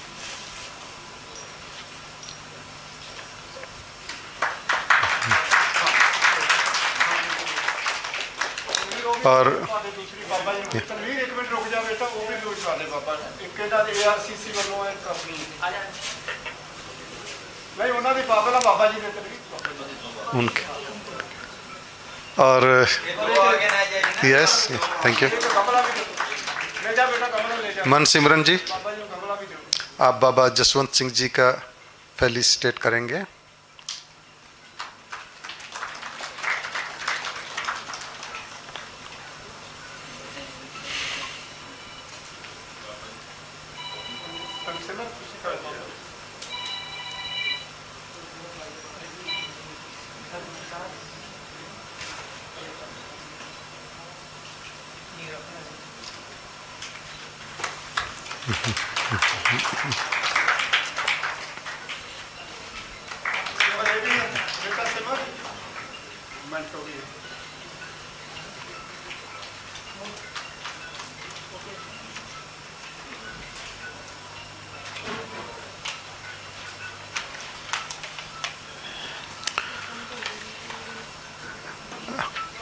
और अब हम फैसिलिटेट करेंगे डॉक्टर जे शामरा जी को।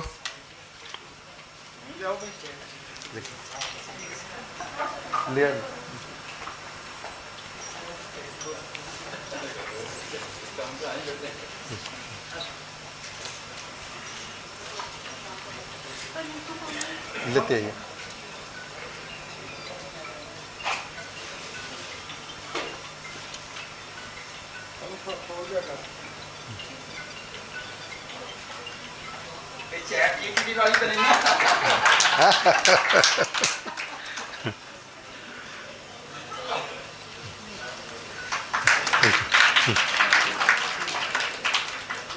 Doctor M L. Madan.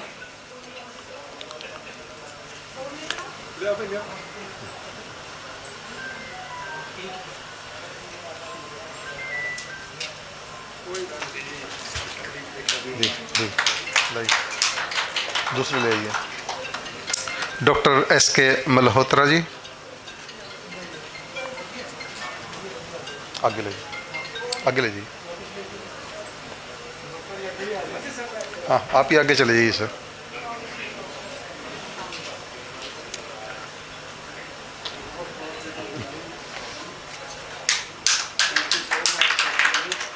Doctor R K. Yadav.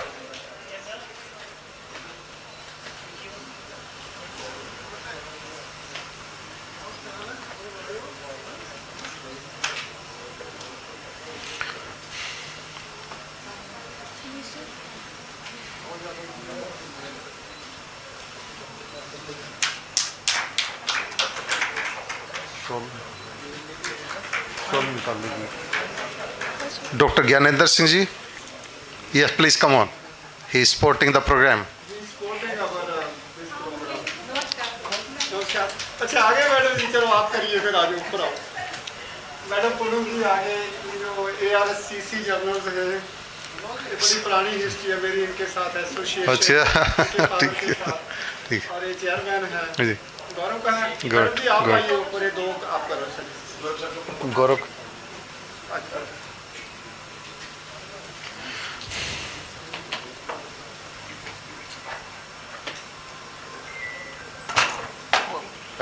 देख के कोई बात नहीं।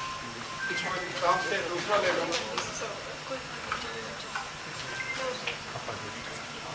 आजो मैडम जी, आ गया।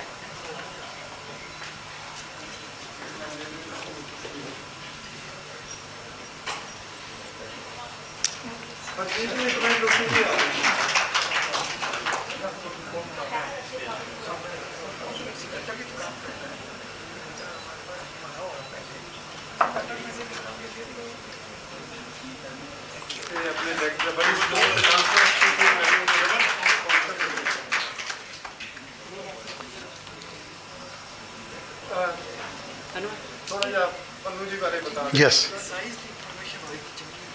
और अब मैं प्रीत पन्नू जी को इनवाइट करना चाहूँगा फेलिसिटेशन के लिए, जिन्होंने अभी वर्ल्ड रिकॉर्ड बनाया है। और मुझे लगता है कि ये बड़े हर्ष का विषय है कि उन्होंने एक ह्यूमैनिटी के लिए ऐसा काम किया है कि करनाल को वर्ल्ड मैप पे लेके आए हैं उनके वर्ल्ड रिकॉर्ड के लिए। मेरे ख्याल 2-3 वर्ल्ड रिकॉर्ड कायम किए हैं पन्नू साहब ने, एक छोटे 6 वर्ल्ड रिकॉर्ड। ये अपने आप में ही एक बहुत बड़ी उपलब्धि है।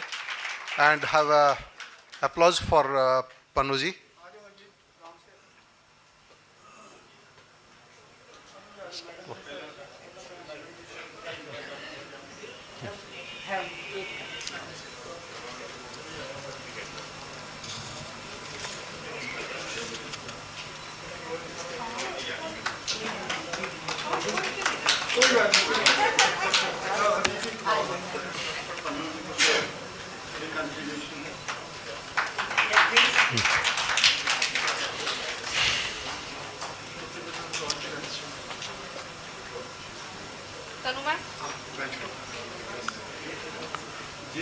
Thank you very much.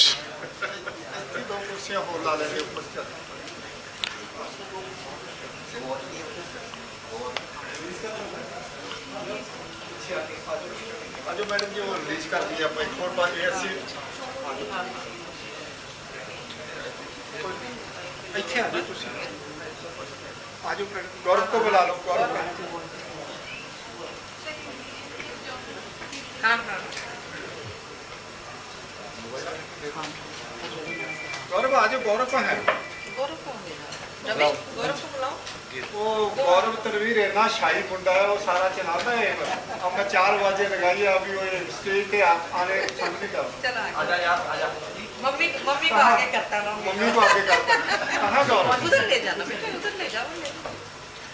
रीत आ जाओ, तुसी भी 2 मिनट रीत करना है यार। हाँ हाँ आ जाओ, हमारी पहचान है ये, पहचान। एक मैडम जी को दे दो कॉपी। आ जाओ, आगे आ जाओ। आपके साथ अच्छे आ जाओ। गौरव कम, गौरव कहाँ है? आ जाओ बेटा, आइए सर, आइए आप। बीच में आ जाओ।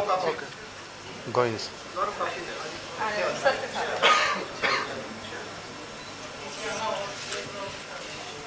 आइए सर।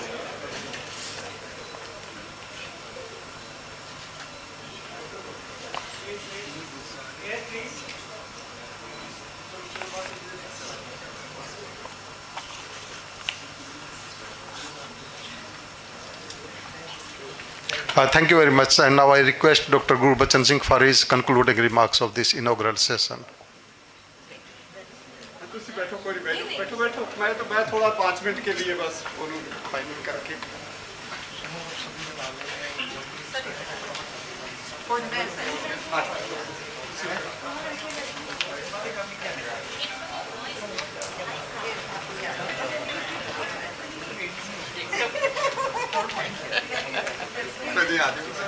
इसकी हाइट कम करा लीजिए सर। लोगों को ना टोच पे खड़ा होना पड़ता है इस पे।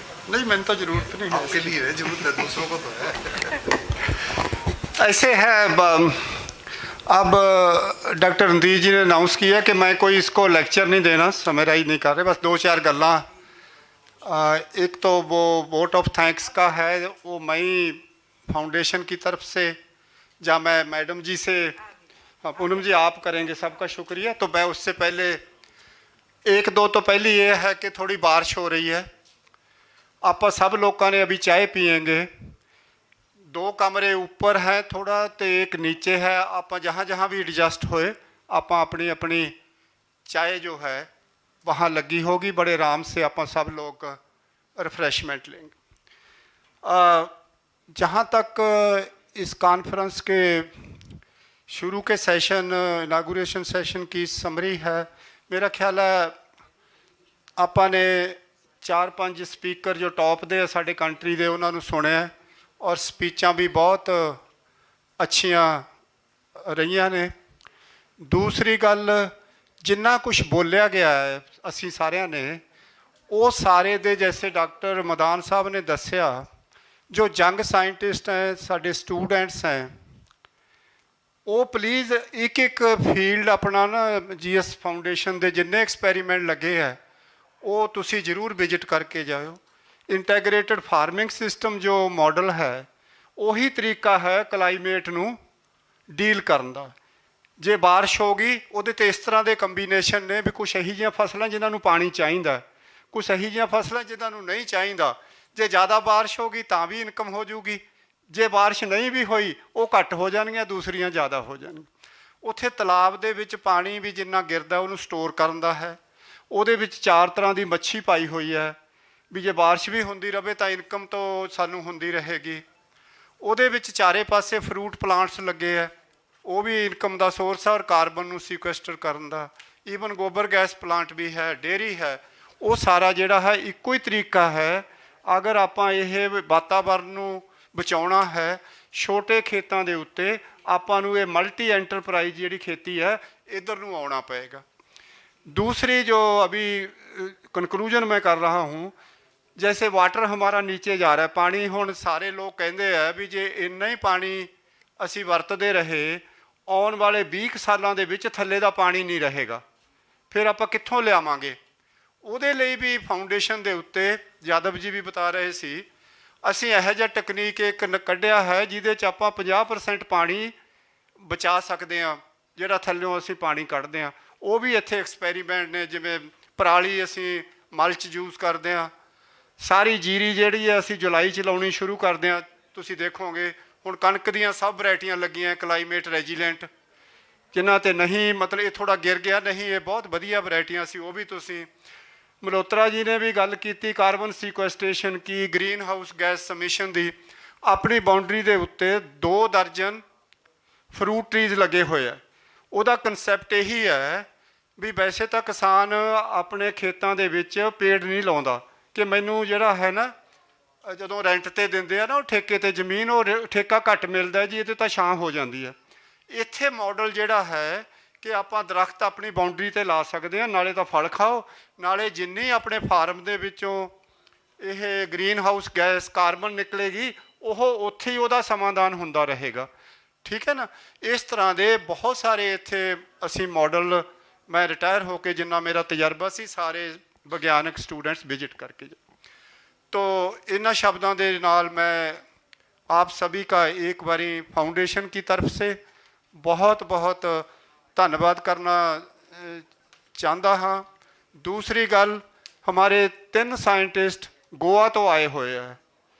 हुणे दोपहर बाद साडे जेडे डायरैक्टर ने नैशनल अकैडमी एग्रीकल्चर साइंसिस के प्रेजेंट डायरैक्टर ने ਉਹ ਆਪਣੀ 4 ਸਾਇੰਟਿਸਟਾਂ ਦੀ ਟੀਮ ਦੇ ਨਾਲ, ਉਹ ਦਿੱਲੀ ਤੋਂ ਚੱਲਣ ਵਾਲੇ ਹੈ, ਉਹ ਦੁਪਹਿਰ ਬਾਅਦ ਪਹੁੰਚ ਜਾਣਗੇ।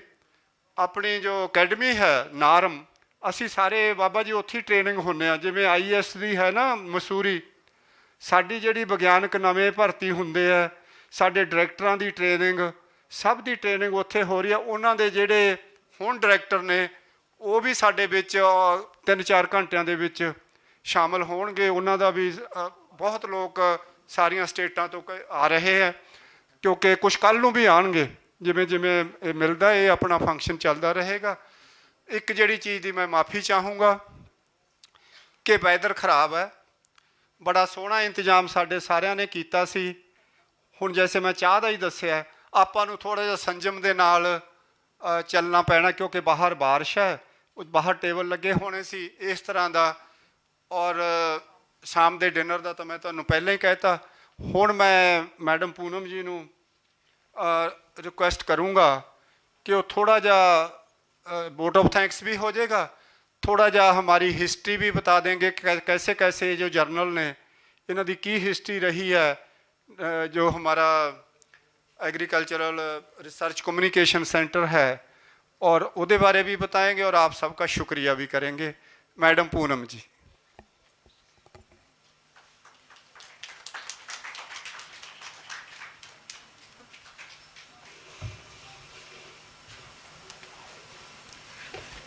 बड़ा रहेगा, नहीं आएगा। चलिए मैं इधर से करते हैं। नमस्कार सभी को, बहुत बहुत शुक्रिया सभी का। सभी लोग आए हैं बहुत बहुत दूर से। मैंने सुना है कि आज गोवा से भी आ रहे हैं। सबसे पहले सबका थैंक्स करना चाहूँगी। और सर ने कहा है कुछ हिस्ट्री बताने के लिए, तो हिस्ट्री तो इतनी लाजवाब है, कहाँ से शुरू करूँ, कहाँ तक जाएगी ये नहीं पता। लेकिन मैं ये ज़रूर बताना चाहूँगी कि ये ARCC का जो जर्नी है 15 पैसे के पोस्ट कार्ड से शुरू हुई थी। 15 पैसे का पोस्ट कार्ड। जो हमारे फाउंडर हैं ARCC के मिस्टर RD गोयल, मेरे पिताजी हैं, जो अब एक्सपायर हो गए हैं। उन्होंने जब इसको शुरू किया था तो वो बताते थे कि उन्होंने 15 पैसे के पोस्ट कार्ड डाले थे, जिसमें उन्होंने ये कहा था कि मैं जर्नल स्टार्ट करने जा रहा हूँ और इस जर्नल में आप अपने आर्टिकल भेजिए। अब आप खुद समझ सकते हैं ये ARCC का इम्पैक्ट फैक्टर और हमारे जर्नल्स के इम्पैक्ट फैक्टर कहाँ हैं। तो इसका जो सफ़र है ये Indian journal of agriculture research and Indian journal of animal research से शुरू हुआ था। हमारे पहले 2 जर्नल्स थे जो हमने शुरू किए थे। उसके बाद हमारे 6 जर्नल्स हैं इंग्लिश में और एक हिंदी में है, हमारी भारतीय कृषि अनुसंधान पत्रिका, जो हमारी नास रेटिंग में है सभी जर्नल्स हमारे। और आज ये ऊंचाइयां हैं कि हम सब आपको जो है शामिल कर पाए इस कॉन्फ्रेंस में। हमने अभी लास्ट ईयर दुबई में करी थी 2000 गार्क के नाम से, गार्क एक्स, तो वहाँ भी बहुत सफल रहा हमारा आयोजन। हमारे जो हैं सर गुरबचन सिंह का हमारे सिर पे हाथ रहता है, हमारे के सिंगला जी हैं, हमारे यशवीर सिंह जी हैं, और नाम मैं पूरा नहीं बता पाऊँगी सबका। सभी लोग हमारा बहुत साथ देते हैं, जिसकी वजह से आज हम यहाँ तक पहुँचे हैं। आप सबका many thanks to you again. Thank you so much.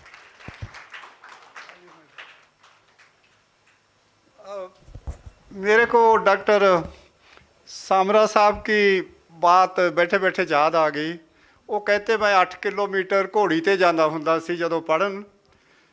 साडा पिंड जिहड़ा है मस्तूआना साहब मैं पढ़दा सी 8 किलोमीटर मैं तुर के जांदा हुंदा सी ते 8 किलोमीटर तुर के आंदा सी।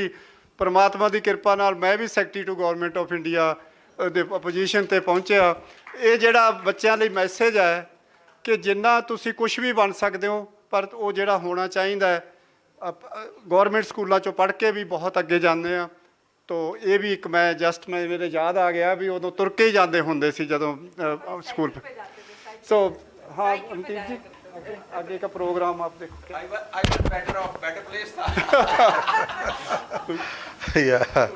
Thank you very much sir. और इससे पहले कि हम राष्ट्रगान के लिए खड़े हों, एक अनाउंसमेंट है।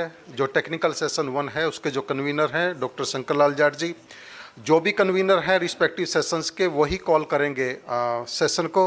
और फर्स्ट सेशन के chairperson doctor J S Samra ji हैं, ही इज़ अवेलेबल हियर। तो जो भी कन्वीनर हैं वो कॉल करेंगे अपने सेशन के लिए और स्पीकर्स को और चेयरपर्सन को इंट्रोड्यूस करेंगे। अब मैं आप सभी से अनुरोध करूंगा कि राष्ट्रगान के लिए आप सभी अपनी अपनी जगह खड़े हो जाएं।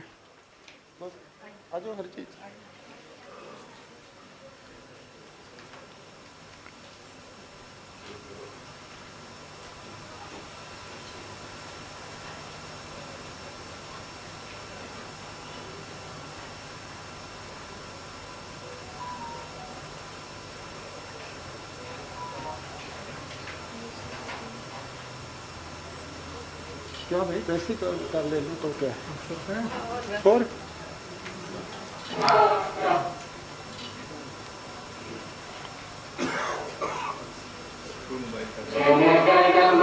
अधिनायक जय भारत भाग्य विधाता, पंजाब सिंध गुजरात मराठा द्राविड़ उत्कल बंगा, विंध्य हिमाचल यमुना गंगा उछल जलधि तरंगा, तव शुभ नामे जागे तव शुभ आशीष मांगे, गाए तब जय गाथा।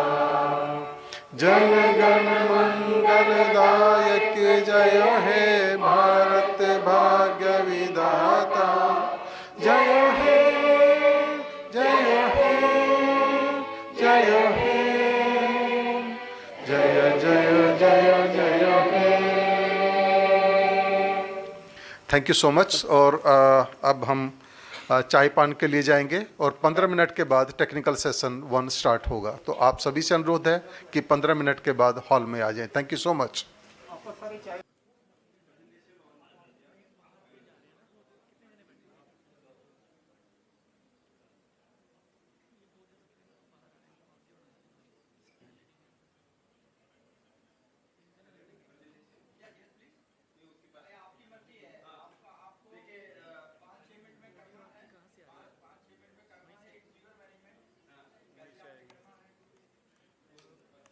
तो एनीवे रेस्पेक्टेड चेयर्स एंड हाँ 20-25 है 20-25 कोई नहीं सर, मैं वैसे बोलना शुरू करता हूँ वो जब तक चालू करते हैं। रेस्पेक्टेड चेयर, को chair and all esteemed delegates, thank you very much for this opportunity. Here we just want to discuss about the conservation agriculture. Let's lead to the regenerative agriculture. So as we know, their conservation agriculture is now a reality in many parts of the world. So it is being cultivated on the 14.5% of the world acreage. So around 206 million hectares it is being practiced, and in our India we are having at nascent stage. Now we are having at 3.5 million hectare acreage, and it's also slowly growing. So there are various cropping systems we have designed for the especially the maize-based cropping systems, which includes maize wheat mung bean, maize mustard mung bean, and certain other cropping systems like maize chickpea, which are suitable for other ecologies, and rice followed by maize under zero tillage conditions, which is also becoming reality, and now it is being practiced over 1.5 lakh hectare acreage. So the conservation agriculture, especially when we are going for residue retention, it is improving the soil faunal activities, especially increasing the diversity of the earthworm, increasing the diversity of ant species. We have noticed that under conservation agriculture, we could able to notice around 14 ant species in the field where we are having conservation agriculture based management system. So all those ants having different roles in the agro ecosystem, especially from the collections to the pest control towards going for the various other kind of the system. So what I mean to say is it is increasing the soil faunal activities, and that faunal activities is going to give the more number of ecosystem services. So in that manner, we are increasing the nutrient recycling by the way of the more of the soil faunal activity, starting from the macrofauna to mesofauna to soil microbes.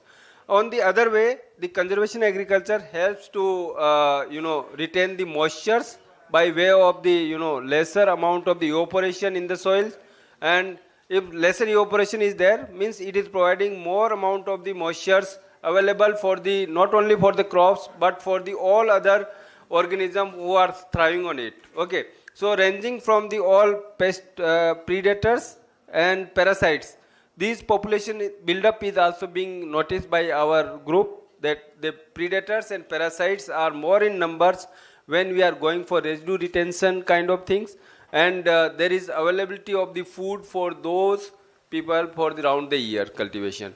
And under this situation, many times we are having apprehension that there could be more enhancement of the termites and others, but if you see, we are retaining at least 10% of the residue under conventional tillage also, at least 10%, by way of root biomass, by way of the some of the stock left over that.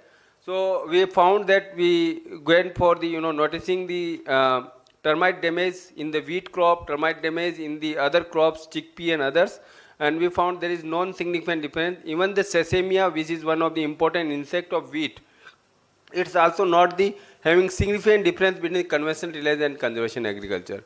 So what I mean to say is that for pest transgression, for improving the soil faunal activities, for improving the soil nutrient recycling ability, the conservation agriculture proved to be a good options. Here we also tried beside this soybean, wheat, mung bean system, and nowadays soybean, those variety which are having more yellow vein mosaic virus resistance, particularly in these regions. If you are going for soybean followed by wheat, the productivity of wheat is increased by around 20% or plus. And similarly, if we compare rice wheat versus maize wheat, we found that around 12 to 15% productivity gain we found. So this is a farmer-based study where you can compare that better soil physical conditions being provided by some of the cropping system as well as conservation agriculture practices, which also contributes indirectly towards your regenerative agriculture practices. So that's all from my side. I will be very love to hear about something from your side. I want to give any more emphasis on this. Thank you so much. The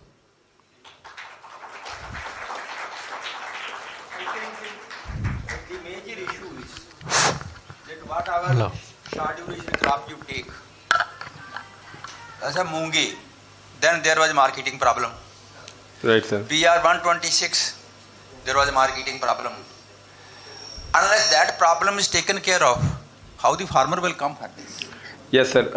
That's a major impediment. In last 10 years, we worked here in this ecosystem. If we are not having whole ecosystem which is designed for a particular crop, like we could able to produce 40 kg of soybean, we were not able to solve it in the kernel. And kernel is the highest hub of having major soya chap soap.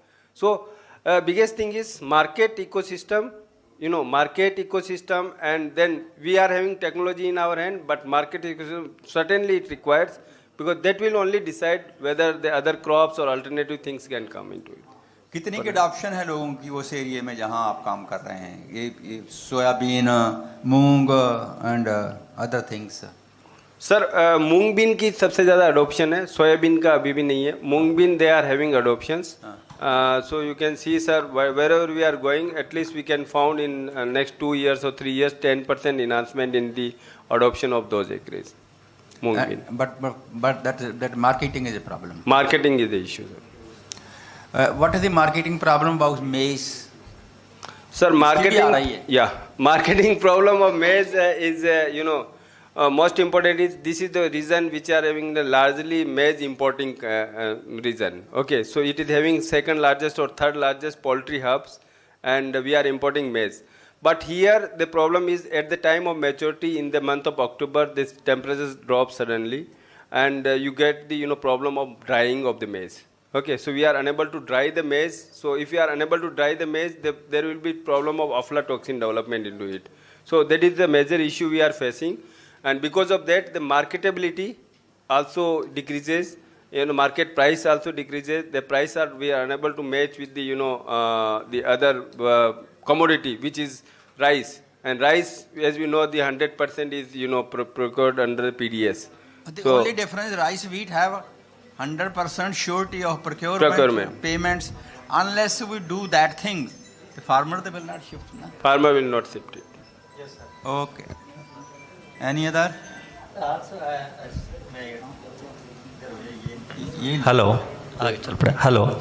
Sir, actually, regarding the marketing of maize, I think if you look at the last years, the marketing, the maize was sold at the minimum support price that starts from 2,200 rupees per quintals, and it goes up to 3,500 rupees per quintals if you look at all the pan-India conditions.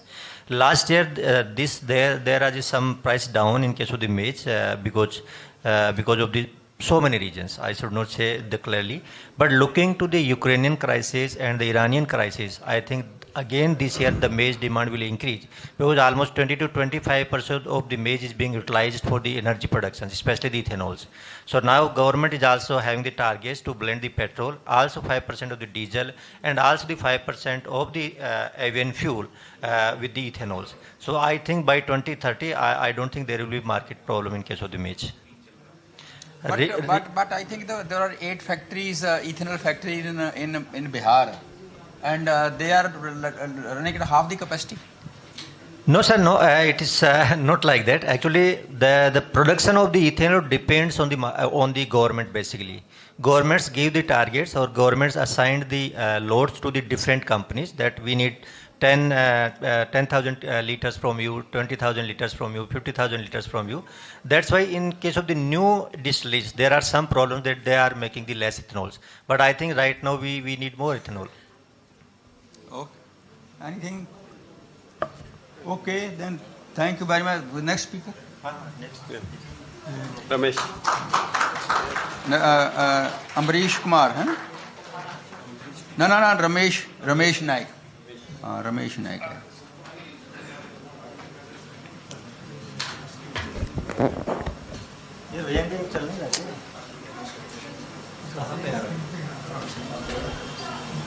Yeah. NAARM से आ जाए हो नार्म से? Yes, sir. Yes, sir. Okay. Yeah. Respected chair, co-chair, and my dear delegates, all the delegates. Very good morning to all. I am Dr. Ramesh Naik, working as a senior scientist at ICR NAM, Hyderabad. And my topic is this global scientific landscape of carbon footprint research towards the climate smart agriculture.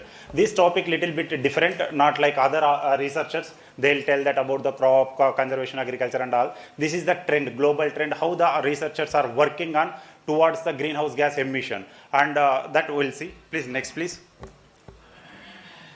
Yeah. For that, to find out that global research trend, we used a tool that is called centrometric study, and in which we have taken the data from the Scopus, that as we have at NOM we have access for the Scopus, that's why we took that one. The main objective of this study is to find out the publication trend of scientists over the time. So last 25 years or 30 years, how the scientists are working towards globally, that, and also to identify the different document type chosen the scientists are published on the particular topic like greenhouse gas emission or climate agriculture, and to explore the most productive journal of publication, and what are the which journal all researchers are preferring to publish their greenhouse gas climate change research topic, and to identify the trend topics. Since last 20 years the trend topics is also changing, so that's which trend topic now it is going on, and identify the profile of author and all. Yeah, next please. This is the procedure. So in which two procedures are, one is a performance analysis and one more is science mapping. In case of performance analysis, we have to see identify the productivity and impact of individual author across the global and the institution, which institution or organization is working more on greenhouse gas emission or climate change, and as well as which country is also working on more on this topic, and which journals they are publishing, that one. And in case of science mapping, we can see that the research front and thematic cluster and conceptual and intellectual structures. Yeah, next please. This is the methodology, as I said, we choose in the Scopus. In that we have to give the data, that is data retrieval by using the search query. Now, for example, I have taken that carbon footprint analysis, in which everything will see, and in which carbon footprint, otherwise crop or cultivar, agriculture, cropping system, and crop and fertilizer and irrigation. And publishing year, I have taken from 2002 to 2026. I searched for this almost 23 years data. Yeah, next please. And again, we have to analyze this in the R Studio by using the Biblo Shiny. In this, now you can see that result and discussion. Then the overview of carbon footprint since last 23 years, and total source of journals published by different authors, researchers in around 670 journals, and also the annual growth rate. You can see how the importance is increasing on this carbon footprint, otherwise climate change. Annual growth rate almost 31.7% research is going on publications also on this, and also keywords these are, and total articles found that 3,786 articles, and out of which conference paper is also 242, because we are generally authors, their research output they will generally publish either in the conference paper, otherwise a research article. That's what we have chosen to this. Yeah, next please. Yeah, this is the most relevant institution. Which are the institutions are working on more? One is Chinese Academy of the Science and China Agriculture University. They are in the top position, is working on the greenhouse gas emissions. And a similar way, scientific production by the country wise, if you see, first the country is leading country, the China, number of publications around 1400 publications from the China, which is related to greenhouse gas emission, and followed by USA, and India is in the third position. So we published almost our 493 articles. And similar way, most relevant journal, if you see, the Science, the Trend, Environment, and Journal of Environmental Management, which is having more than 14 NOS rating. So most of the authors, researchers, those who are working on the climate change, they are preferring these two journals to publish their research outputs. Yeah, next please. These are same, so most journal impact or metrics, as I said, science of the total environment, that is total citation around more than 36,000. They are citing the researchers from that particular journal. Again, environmental science and technology, 9,000 journals. And as I said, the trend topic is previously during the 2002 or 2005, during that time, trend topics on most of the authors working as biofuel, land use change, and methane gas emission, and also as well as nitrous gas, nitrous oxide emissions. And over that time, the authors are shifted their trend topics. Again, they worked on the life cycle analysis, again sustainability, or in calculation of footprints like carbon footprint, water footprint, nitrogen footprint. They chosen. Now the recent recent trend topics is the soil carbon sequestration, and now we are focusing mostly on agroforestry. That is the now trend topic, and circular economy and carbon footprint reduction. So these are the trend topics. Next please. Most same relevant author you can see. First is Professor Ratan Lal. He was from OU University. Number of publication is more, and followed by the Smith P. Second one, and if you see their H index and all, Smith P is the top position, and followed by the Ratan Lal sir. Yeah, next please. This is the most relevant keywords which is we are using. If you see that carbon footprint is the in word cloud, you can see carbon footprint, followed by the life cycle assessment and climate change and greenhouse gas emissions. Yeah, this is actually country wise. Next please. And collaboration network. You can see collaboration network, China Agriculture University, they are collaborating with other countries, several other countries on working on the greenhouse gas emissions. Yeah.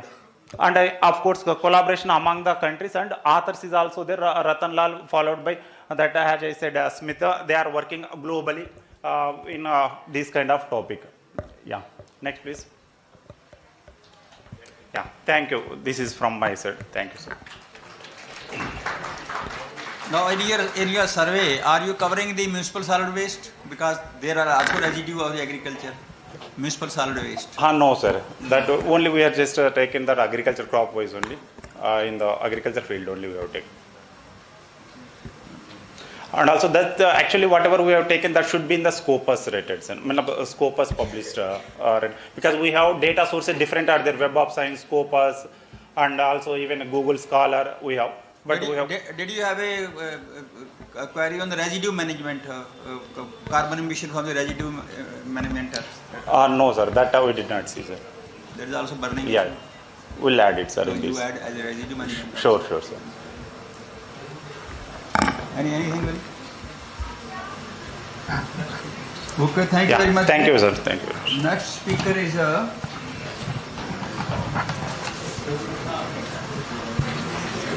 Ambrish Kumar.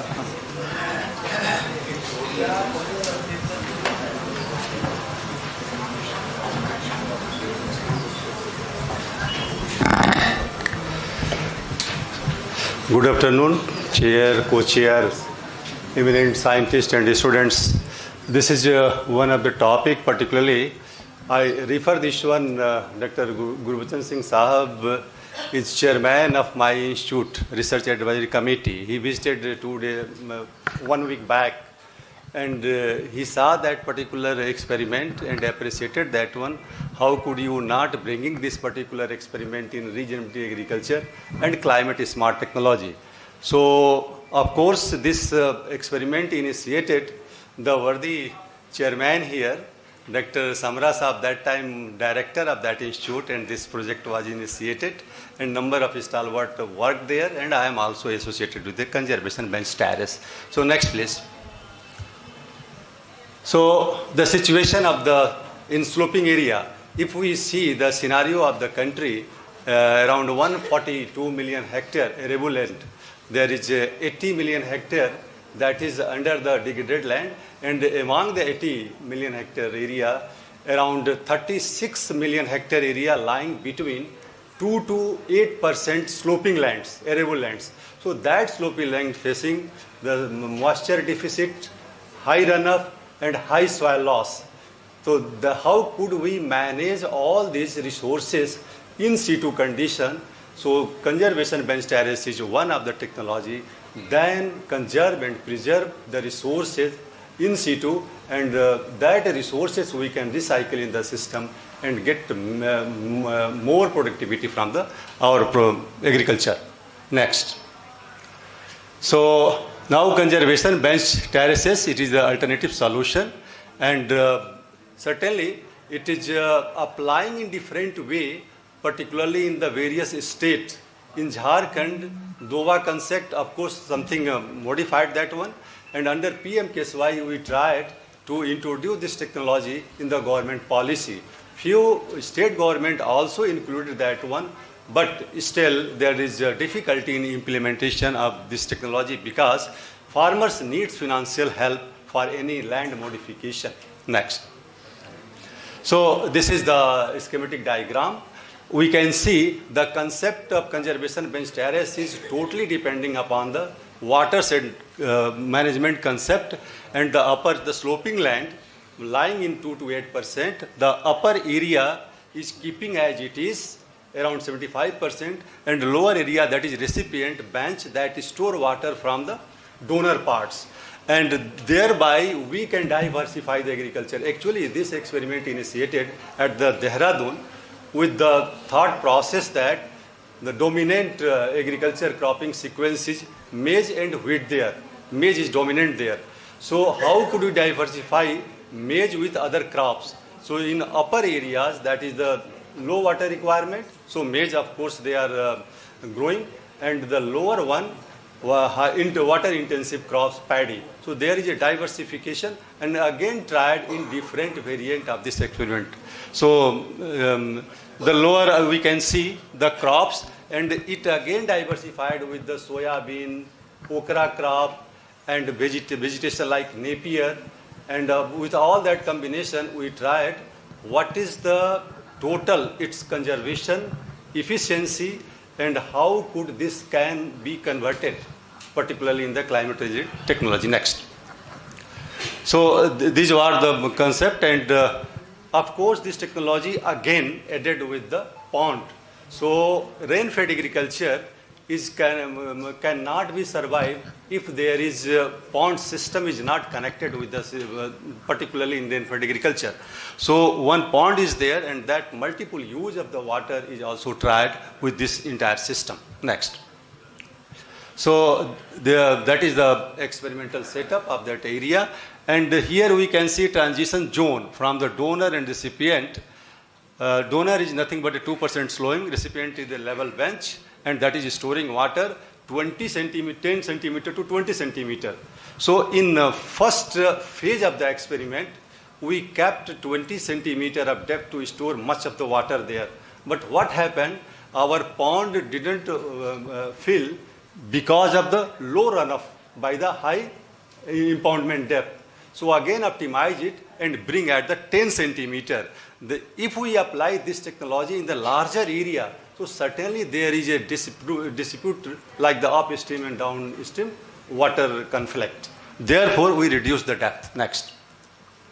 So thereafter, this is the last phase of the experiment tried with the CBT, because by reducing the depth 20 centimeter to 10 centimeter, certainly runoff and soil loss both increased. So how could again keep it intact like a 20 centimeter depth performance? So we tried with the CBT with the zero till, CBT with minimum till, and CBT with 1 meter wide vegetative filter. So this is also a sort of the diversification of entire system. Next. So this is the crop. Next. Some runoff and soil loss, if we see, so 4 years average, this data I am presenting you, the tolerance limit of that area is around 10 ton per hectare per year. But soil loss we can see so less, 1.35 to 0.35. Accordingly, runoff is of course, if we see the control, that is a 50% or higher. But here we can see so low. So on the aspects of the runoff and soil loss, both performance is of course acceptable and technically well. Next. So crop we can see productivity, donor area, recipient area, and finally for the comparison, wheat equivalent yield we can see in the different treatments, and kharif also compared. So we can see here the wheat yield 2.4 to 2.5 is still present, but this is reaching up to the 3.1. Next. Water use efficiency again, that was estimated, and we can see the water use efficiency is of course extremely well there in case of the okra, and also in wheat we can see in zero tillage 18, that is the very good.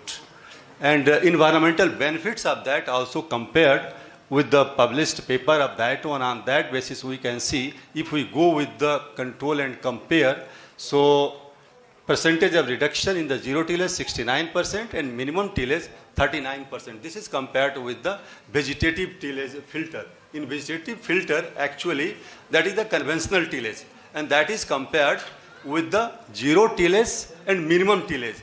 And how could we try it in the vegetative? If there is a conventional tillage, so for minimizing the soil loss, we put the vegetative barrier. Next. Energy use efficiency, if you can see the last column, that is energy return wheat. So everywhere we are finding more than 4. If energy return is 2:1, that well accepted and taken as the that is the energy analysis and efficient, but here 4 are above. Next. Again, the moisture status in the donor part and recipient, and this analysis on the 30th November for the aspects of the Rabi crop, particularly wheat. So how much retained or water holding capacity, particularly for the donor, and that indicate that in zero tillage recipient part, of course, that is the deeper and more moisture up to 21 to 23%. Next. So again, nutrient loss, sir, that is also taken, and this is the loss through the runoff, and this loss, of course, we have to work there to minimize further. Next. And fishery, for the complete aquaculture, particularly in terms of the fishery, it is not sufficient. Only fingerling we can grow with that pond because sufficient timing of the less timing storage of the time. So that we can shift again in the larger ponds. Next. It is analysis also on the storm size because in the climate change scenario, of course, we have to analyze the things on the basis of rainfall intensity, and cloud burst and other effects are more dominant nowadays, particularly in these regions. So how could we analyze this? Here we can see the classes of the intensity and under which what is the rainfall, runoff and soil loss. So the last one more than 100, the intensity, of course the loss is the maximum in terms of more runoff and more soil loss. Next. Again, this analyzed with the various aspects, long-term data is there that also will support conservation-based terrace, minimizing the soil loss, runoff, and ultimately, if we equip with the water harvesting structure, this may be a sustainable system to make the resilient, particularly against the climate. Next. This is long-term and CBG system and its effectiveness. Last column we can see the percent reduction of soil loss 96% to 82%. It itself indicates its effectiveness. Next. So this is the efficacy between if we go with the 20 centimeter impoundment and 10 centimeter. 10 centimeter is of course more resilient to fight against the climate change. Next. So way forward, sir, 2 to 8%, that is 36% area, and that we can target a number of slope management of the prominent and effective technology. We could try to target the 36 million hectare area spread in our country. Next. So this is all, sir. This is the diversification of the crop. This is the pond. In case of any supplement water, we can recycle with this. So here accounting is in situ, rainwater conservation, impounding in the bench area. If excess over the impounding, that again is stored in the tank, and this water we can recycle for subsistence of the crop. This is all. Thank you very much. Thank you. Any question, clarification? If nothing, I have one clarification. Now you have 2 drones, no? Or 3 drones? Drones. Two drones. So you have 2 drones. Yeah.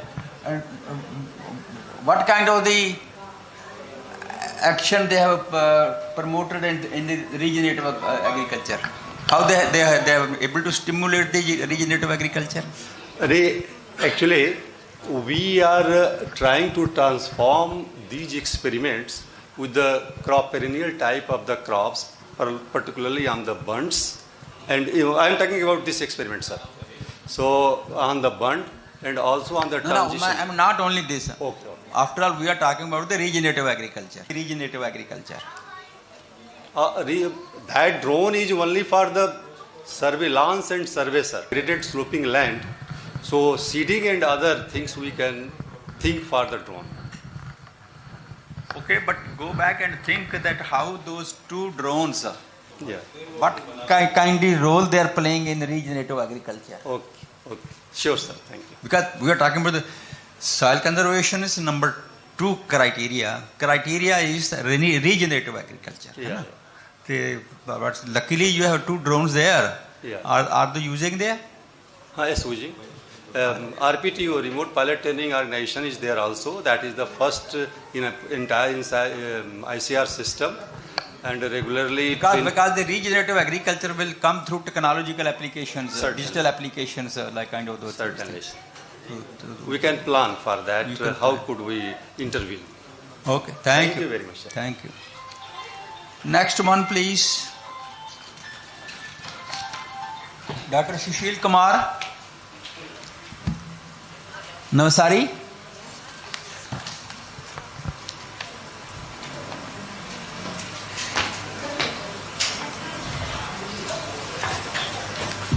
Good afternoon, respected chairman, co-chairman, rapporteur and my fellow delegates. These days, one fashion has become to talk about the climate change. Everybody, right from the top to the, even a labor is talking about the climate change topic. Now, climate change may be very important these days. Even today we are witnessing one of its components. But its impact has been mostly studied under Indian conditions on agricultural crops. But the crop which are not studied in detail is horticulture crops. And horticulture crops are equally important because most of them are export-oriented crops. They are fragile crops, soft crops, and their life is very short. So the impact of climate change on horticulture crops needs more consideration in detail particularly. Next.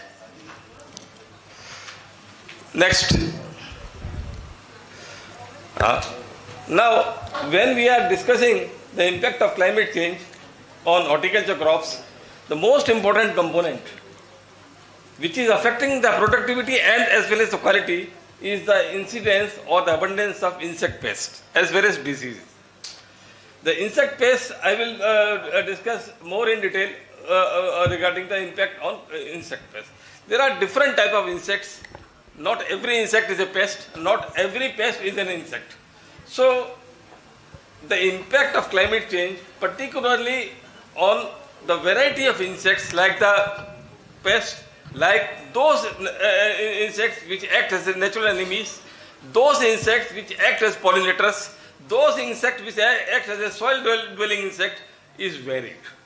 And it needs study in detail. Now, what can be the impact? The impact can be biotic, impact can be abiotic also. If we talk about the abiotic, that means the environmental factors. Maybe temperature, maybe the emission of gases, maybe the humidity which is fluctuating, maybe the rainfall pattern which is fluctuating and have an immense impact on the abundance of these insects.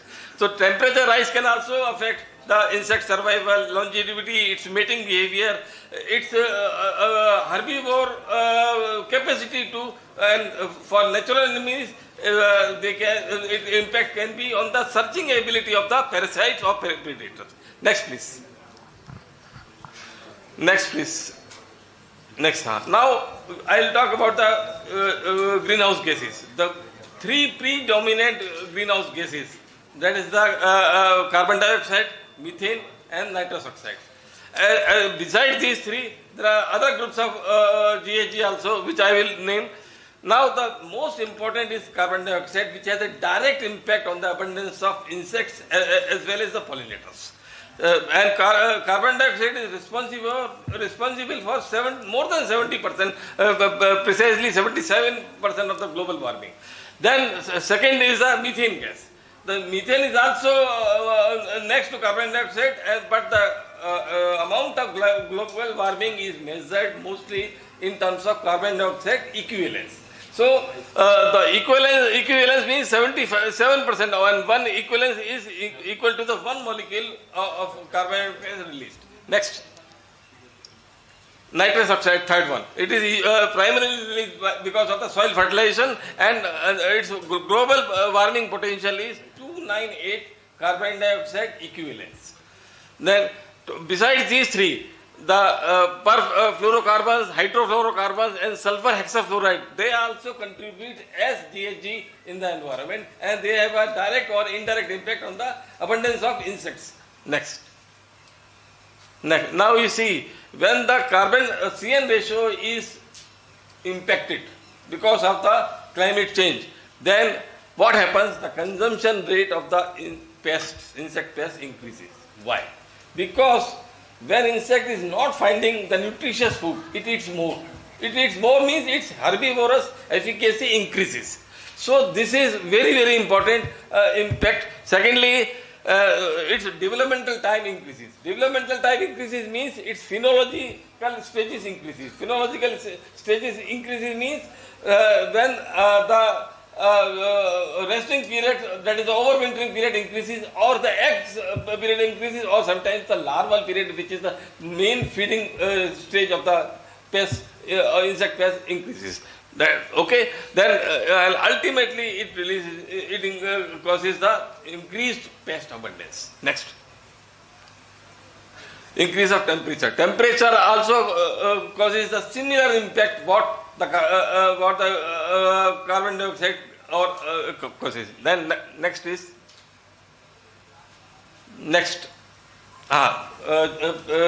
precipitation pattern. Precipitation pattern is when it is impacted because of the climate change, means it causes a lot in the arid and the semi-arid regions. It causes the shift in the soil pest abundance. Next.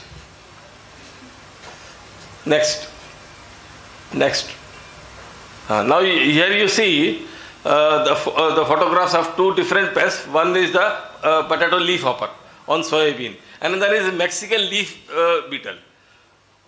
It is said that the mostly climate impact is on the sucking pest. It is not true. Here I am giving you example of potato leaf hopper, which is sucking pest. More than potato leaf hopper, it is the Mexican leaf beetle, that is Apilecna. It is more impacted. So the uniform impact is more or less same, whether an insect belongs to the sucking pest group, or to the chewing insect group, or the biting insect group. Next. Now, expansion of insect distribution. That means either insect feeding potential increases, or some new pest enters in our ecosystem, or its surface expansion is caused from South India to the North India, or North India to the South India. Recently, many insects have travelled from Sri Lanka to Kerala, and Kerala to the northern part of India, and they were later considered as an invasive pest. Okay, so it is more geographical expansion rather than a vertical expansion, and it is also impacted by the climate change. Next. Overwintering survival. Overwintering means, because this word is mostly used in the plant protection or particularly in insect science, overwintering means the resting stage. In most of the insects, the resting stage is, in case of chewing type of insects, it is the larval stage. Pupal stage. But there are insects, for example, in okra, green stink bug. It overwinters in the egg stage or in the nymphal stage. So it is not necessary, but when the overwintering period increases, the total developmental period increases. The total developmental period increases means its stay on the plants or plant parts increases. Next. Now, in Rabi, there are two common pests. One is DBM. DBM is diamond back moth. It is a major pest of cole crops. Cabbage, cauliflower, knoll cole. It's a major pest. So then cabbage white butterfly, that is Pyrus rapi. Then webworm. So all these pests are abundant if there is a shift in the, if the winters become warm. These three pests, their abundance increases. Okay.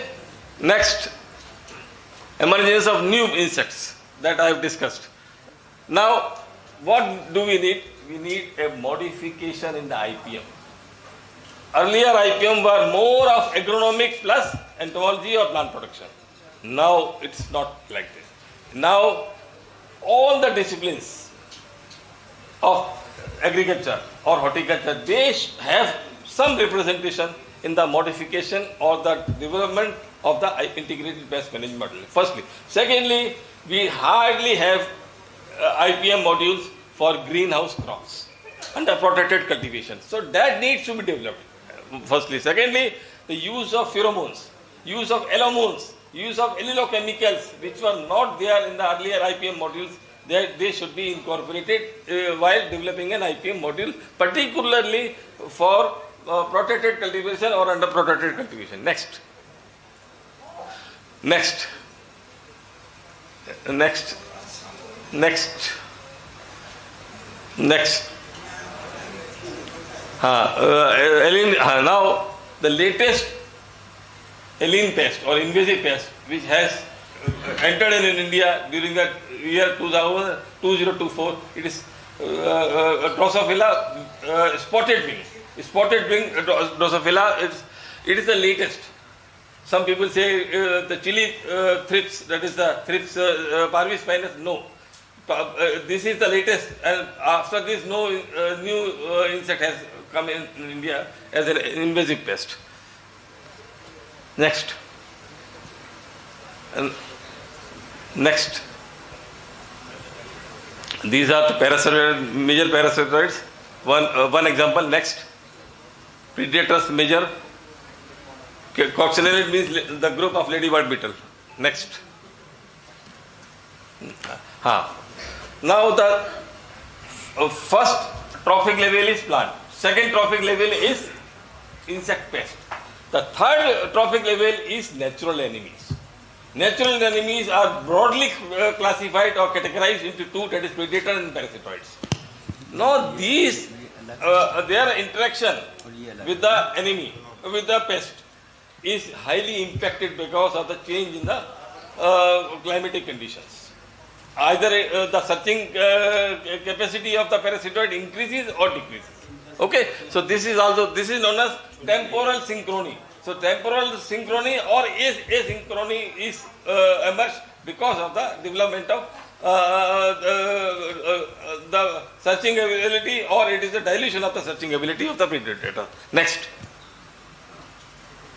Next, please. Now, the sucking pest, particularly aphids, whitefly, thrips, which also acts. Their third mode of damage is they also act as a transmission of virus disease. These virus diseases are caused mainly because of the sucking pest, and if the abundance of sucking pest increases, the transmission of virus disease increases, and this is also one type of adverse impact because of the climate change. Next. Now here the impact is not uniform. For example, I will give you two examples, aphids and whitefly. Aphids are mostly abundant during the winter climate. If there is a warmer winter season, then aphid abundance will increase. Secondly, whitefly. Whitefly is impacted because of the higher temperature as well as the higher relative humidity. If humidity is higher, then the abundance of whitefly will increase. Whitefly may be outside the greenhouse, whitefly species may be inside the greenhouse. The species are different, but their emergence or their abundance will definitely be impacted. Next. Now, when temperatures are increasing, the crop will flower early. So there will be asynchrony between the flowering period or the flowers as well as the pollinators. So this interaction is also impacted because of the climate change. Next. Now, why changes of interaction? The pollinators are attracted towards the flowering plant because of the many reasons. But the one reason is the release of phytochemicals. Which phytochemical? One example is BVOC. BVOC means biogenic volatile organic compounds. If the temperature increases, the BVOC compounds are diluted, their release will be less, resulting in the less attraction of the pollinators towards the flowering plant. Firstly. Secondly, if, for example, the current period, if during the flowering period, for example, the current period is passing through a rainy season period. Okay? This is also the flowering period of mango. If during the flowering stage of mango, the tree receives the rainfall, receives rains, unseasonal rains, what will happen? The pollens will be washed. Pollens will be diluted. the pollination will be stopped or diluted. So this is one example, one major example of impact of rains or precipitation on the pollinators. Next. Next. Next. Next. Next. Next. Next. Now here I am comparing the two abiotic factors and carbon dioxide and elevated temperature. Here you see if carbon dioxide increases, the VOC, volatile organic compounds, gets reduced. If the temperature increases, the VOC increases. Okay? And the insect life process is similarly impacted. Next. Then removal of volatiles. If the rains, I have given you example of mango. This is the current, is the flowering period of the mango. And if the rains are received, then the panicle or inflorescence, the pollens will be washed away, will be diluted, and with the result, the pollination will be adversely impacted. I am giving you example of mango. Next. How many slides you have more? Just finish. Okay. Just finish. Next. Next. Next. Next. Next. Next. Next. Next. Next. Next. Thank you very much. Thank you very much. Any question or any clarification? So Dr. Sahab, if nothing, I need one clarification. Last year, there was a dwarfing of the rice in Punjab. And then we inquired about. They said this dwarfing of the rice, if some people have to plow the field after transplanting, they said some virus came, but it was transmitted through some insects. And it has happened, at least in my view, in the last 10-15 years, for the first time, it happened. And then many farmers, they have to plow their field because the rice was not growing. They said some dwarf virus, something like that. What could be the reason for that? See, it happened for the first time last year. Sir, in rice, in non-basmati varieties, they are mostly tall varieties. Basmati and hybrid varieties, they are mostly short varieties. In case of short varieties, the stem size is reduced. When the stem size is reduced, the three sucking pests, major sucking pests of rice, brown plant hopper, white-backed plant hopper, green leaf hopper, their abundance from the ground level to the stem level is increased because of the shortening of the internodes. And when the internodes are shortened, they cause firstly the sucking pest because they cause the sucking damage.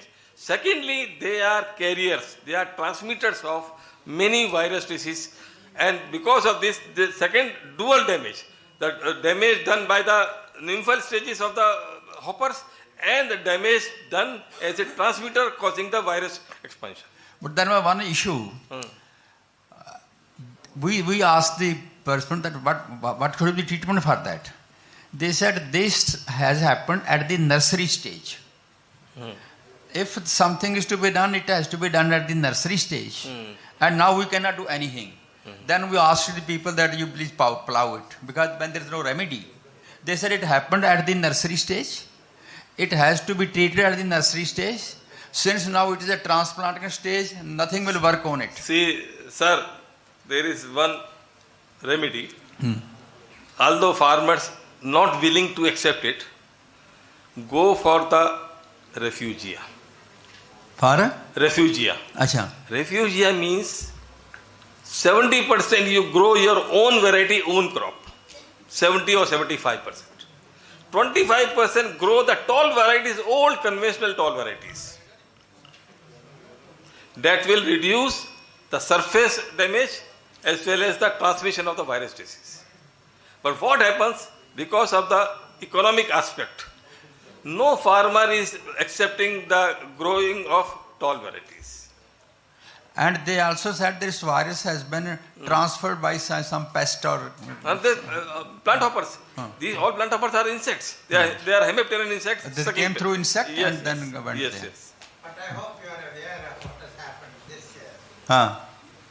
In Punjab, there are vast areas of land where weeds have grown, those weeds which were not known at all, and they have been brought along with the floods. And now they have... Striga. As of now, we don't have even a specific method by which we should be able to get. This happens, It's happening. It's also due to climate change, basically. Yes. That my point is. So thank you very much, sir. Thank you. Thank you. हाँ जी. हाँ, विभा बोराय.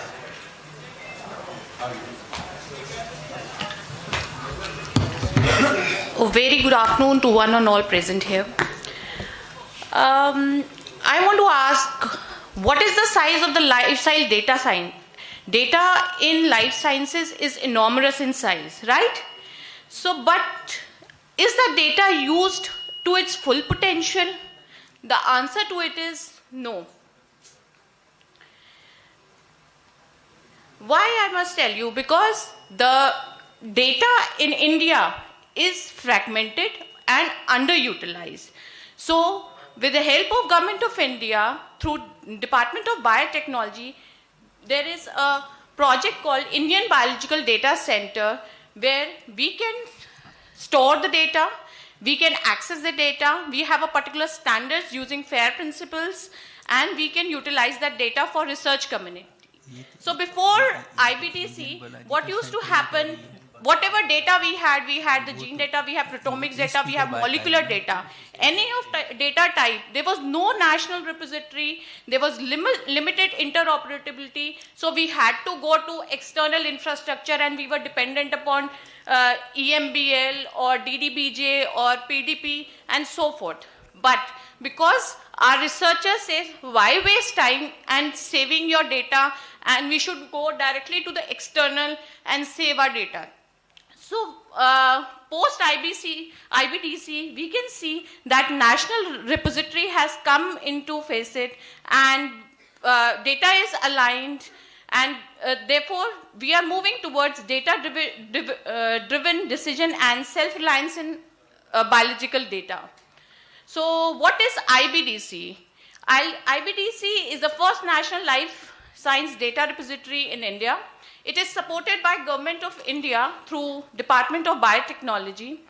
It implements all its protocol through two main things, that is Biotech Guidelines and FEED protocol.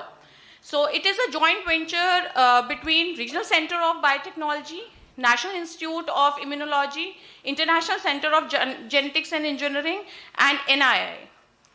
So we are located at Faridabad. We are housed at Regional Center of Biotechnology. IBDC has a wonderful infrastructure for high performance computing called BRAHM, B-R-A-H-M. And we have currently we are having 5.5 petabyte, which is openly available for researchers. They can use it at free cost. And we are extending up to 10 petabytes in near future. IBDC... Madam, it's a private, your private sector? No, sir. We are under Government of India. Okay. Yes. Yes. Okay. We are going through, it's through DBT. So, if we see, data alone is not sufficient. If you keep your data within yourself, we won't be able to access. We need to be dependent upon external communities. National will not have any own infrastructure. So now if the researcher analyzes that this data needs to be reused and is impactful, then we request everyone to please submit the data to IBDC. IBDC does not only take agriculture data, proteomics data. We have wide 8 domains where we use gene and genomics RNA. For that we have INDA and INDA-CA with array. Next, for protein we have IPD. For molecular structure we have ISDA. For imaging data I have IBIA. For molecular, for phenome data, we have a umbrella platform that is IPR, Indian Phenome Repository, that combines your crop, that combines your animal, then your human and your microbial data. Human and microbial is under development. Rest all the portals are live. And we request the researchers to deposit their data and make it available for the research community. So this is the statistics, if we see, of IBDC data statistics. We have done conferences, 3 conferences from 2024 till 25. And this is the part B where I want to introduce you to the second part, that is the Animal Phenome Data Repository.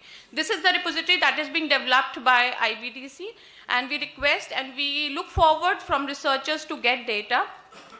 We all know what animal repository and what application is. I would directly come to that we actually do not have a single platform where a user can come, submit their data, but for that we are dependent, like we have for mice, we have for turtle, but we do not have a single platform. So IBDC has tried to fill that gap because we had this distributed institute silos is always a problem. Then non-standard trade definition is another problem. Limited metadata is another problem. So to fill this gap, we have come with Indian Phenome Repository, which I told earlier, which is a umbrella database platform where you can submit for plant, you can submit for animal, for microbial, and for human. So this is we are trying to. This is the dashboard for IPR, where we have for ICBD for plant, IAPD for animal, IHPD for human, and IMPD for microbial. So this is the dashboard for IAPD on the left hand side. If we see how metadata is used in IAPD, if a submitter has access to submit either at a single project, or it can be a consortium project, or it can be a multi-species project. So all 3 levels. So if a submitter submits, he gets a project ID that is a unique ID as you can submit in external databases. This is now given by IBDC. You get a study ID and you get a data ID, which is accessible and it is known to everyone. So if we see what is the process, how the submission process takes place, user registers, logins, make the registration complete, get onto user dashboard. The user can now submit the data, it can create the project, it can generate the study, it can generate the sample, upload the template, download and upload if there is some associated data with it. So if we see, first is account creation, login, this will be the user dashboard. Then we have project registration, then study registration, sample registration, populate the data and upload associated data, and you are done. This is team to IAPD. Dr. Solia Balyan, she is scientist to IBDC. Dr. Nivedita and Dr. Isha is curator. I myself is database manager to this project. And this is acknowledgement to whole of my team on left hand side. We acknowledge Dr. Rajesh Gokhale, Secretary DBT, Dr. Renu Swaroop, Dr. Arvind Sahu, ED RCB, Professor Vrati, former ED, Suchita Nanave, advisor to DBT, Saurabh Raghuvanshi, former lead to IBDC, Dr. Richi Mahajan, scientist D at DBT, Mr. Naveen Kumar, system admin IT, she and Locus, they are partners which are giving the HPC protection there. So with this thanks slide, I would request you all to please not let your data be unused. Submit your data to IBDC and be part of building a stronger data-driven India. Thank you very much. Thank you, madam. I have 2 queries. Yes, sir, please. One is our gene banks. Yes. We have in the agriculture sector. Yes. Gene bank has a lot of data. Yes, sir. Is it going to your system also? So we have many collaboration. Just 5 minutes after me, there will be an Indian crop phenome data. They'll be discussing about what crop and who associated bodies are associated with us. Number 2 query is, Yes, sir. now under AI, Yes, sir. machine learning program, True. data market is a very promising market. Yes. So what are, that's why I said, are you in the private sector or in the government sector? So we are using the FAIR principles, and it is according to the... Because already lot of data sets which were available with the ICAR, we used to have long-term experiments, that has already gone to those people who want to use it for machine learning. But that's not fair. True, sir. But is it fairness in your case? It is fair. You get an accession number. The user or the submitter get an accession number through which it can do. If you submitted it abroad, say. That's my point is, this data must be sold. मैं ये नहीं कहता. It is not soluble, sir, because we have 3 data access mechanism: either no access, managed, or it is totally this thing. It is upon the discretion what the user has submitted to us. So, but in your management, you have to keep this point in view. yes, we have hooked up this. You keep it in view that data market is growing at a very fast yes, rate. sir, true, sir. So, but without the collaborative effort of all the researchers, we won't be able to get the data. So, it is just a request to all the researchers to please be part of IBDC and let us grow together. Thank you very Thank much. you, sir. You want to say something? Huh? I just want to ask one small query. Yes. Your title is IBDC Resources for Animal Research. Resources. I was IBDC Resources for Animal Research. Yes. But you're only referring to DNA, you're referring to small molecules, and you're referring to genes. How about the routine, topics in animal research? There is a huge volume of data. Where will that go? True, sir. So that's why we are looking forward to from the research community to get data and get outcomes from it. See, this particular information is available in all the ICR institutes. Yes, true.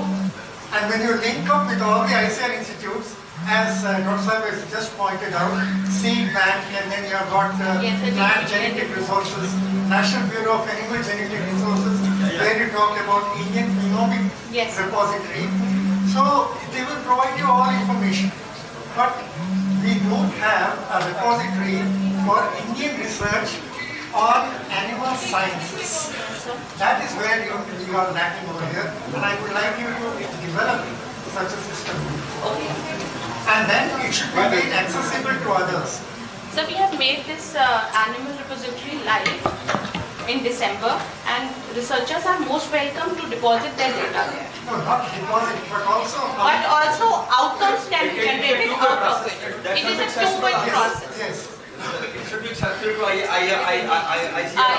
Yes, sir, it is accessible. We have requested everyone. You see, ultimately it will be using AI. Yes. AI is what? It's all data management, big data.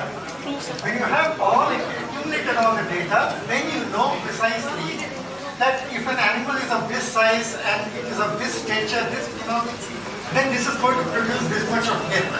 Sir, analysis. Immediately it comes to genetic selection and all that. True, sir. And how many years has this been going on? So we started in 10th November 2022. Yeah, but you'll have to gear up very fast. Yeah. Thank you, sir. I have something to address to you. I have written about it also and informed the authorities also. The question is that putting the data which we have already together becomes absolutely meaningless in terms of its usability. You see, the data which has been collected has not been collated. It's not on the same basis. The question of the data which have been collected, which goes over into the machine, that has been one which has same basis of collection. We have huge all India coordinated research programs data in which it is supposed that we have gone on to the similar forms. But even there, you see that the way in which the data has been collected from one station to another station is different. And then the forms which have been applied for that is different. And now we take the data and try to make deductions from that, becomes meaningless. So that's why I pointed out to the council also. I said that for doing anything which is supposed to be of use to us for AI in future, if it's to be realistic, it has to be done on an even basis. So for that a completely new beginning has to be made, and unless and until we get over into that we will be landing ourselves into problems in terms of its interpretation. So it's just that we are not taking data as it is. We are taking in a particular format. For the biotechnology even, that we talked about that waste available in the country. We had a special group. Good suggestion that we should apply our mind. Yes. Not store the dust. No, we did one exercise for, that it was about the waste in the country. And then we found out the data which came out of that was of no use, that it could be collected subsequently.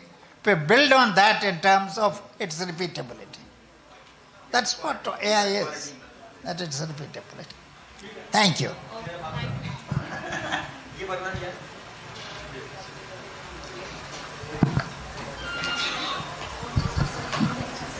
तो ये एक next speaker Isha Saini भी है. हाँ, आइए madam. इसके बाद फिर आपका भाई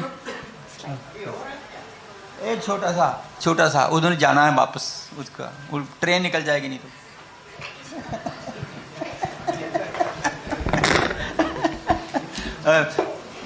Please be brief. Huh?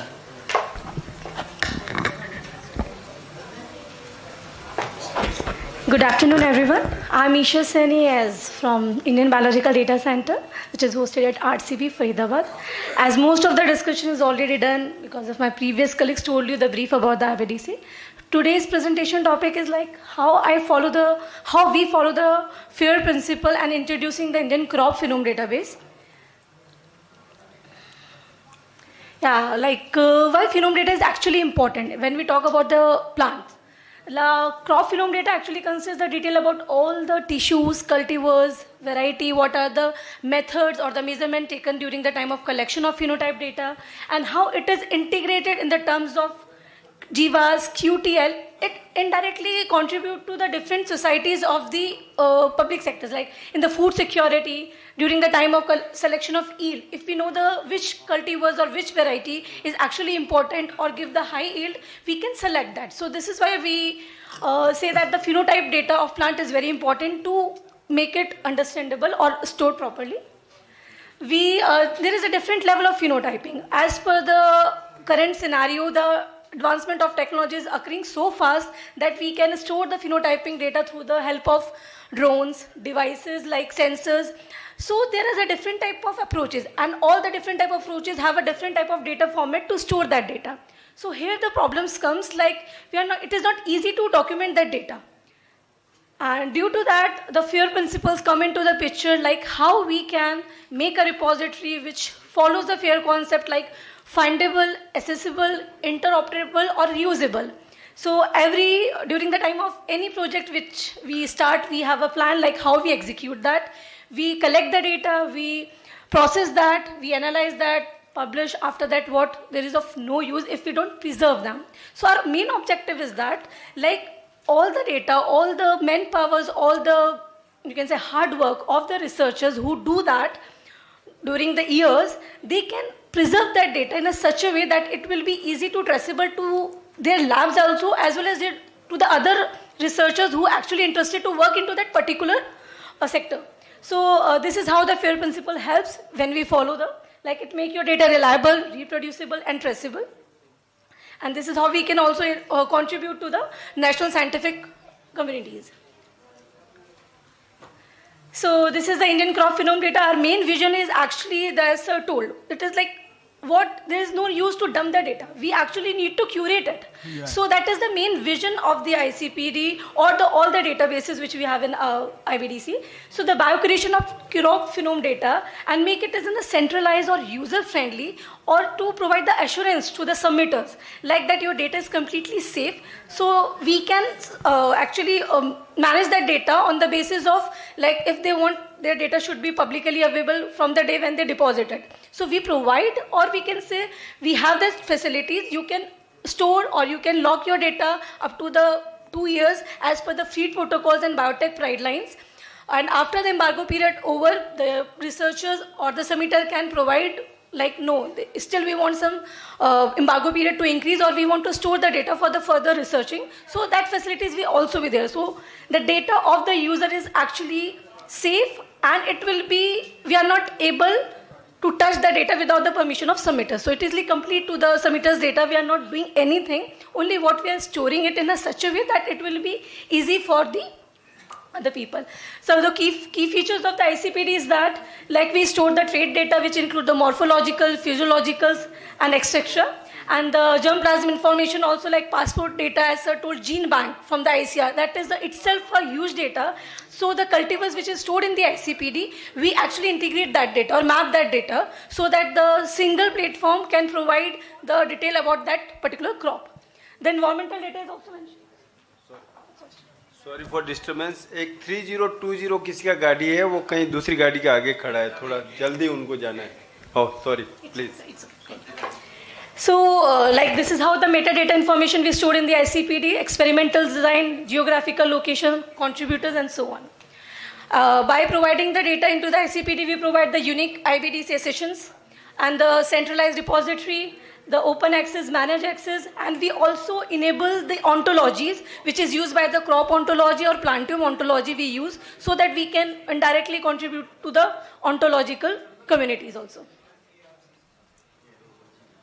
As this hierarchy discussed with my colleague, that the individual or the consortium, if the project which is involved with the multiple PI, the same hierarchy can be followed, so that neither need to submit the project, then the study, then the data files. At the each level, we provide the data accessions, and we follow the crop ontology and plantium ontology during the time of the metadata submission.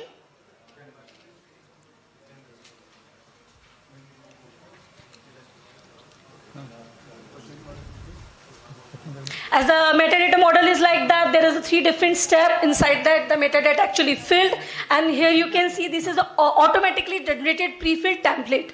So the user only need to all the information is pre-filled by the user itself. It can generate that template, and only the user need to submit the biological, or you can say the observation of that particular phenotyping, like biological replicate and technical replicate. That template can further be used or planned for the coming projects.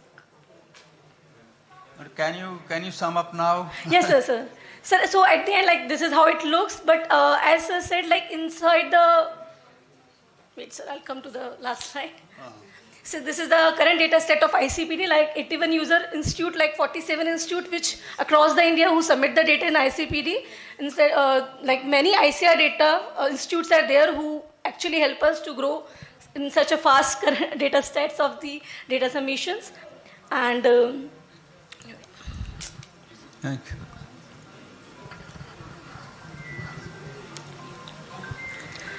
So, like, this is in the ICPD itself, we have a major mission board project which is characterized of genomic resources supported by the DBT. There is total 7 mission board project is going on inside the ICARs or the other state university. And as you mentioned here, like 3 chickpeas, sunflowers, and the wheat. We already designed the dedicated portals to them so that all the information can be centralized to them. Here you can see these are the dashboards, and the 3 are under the development.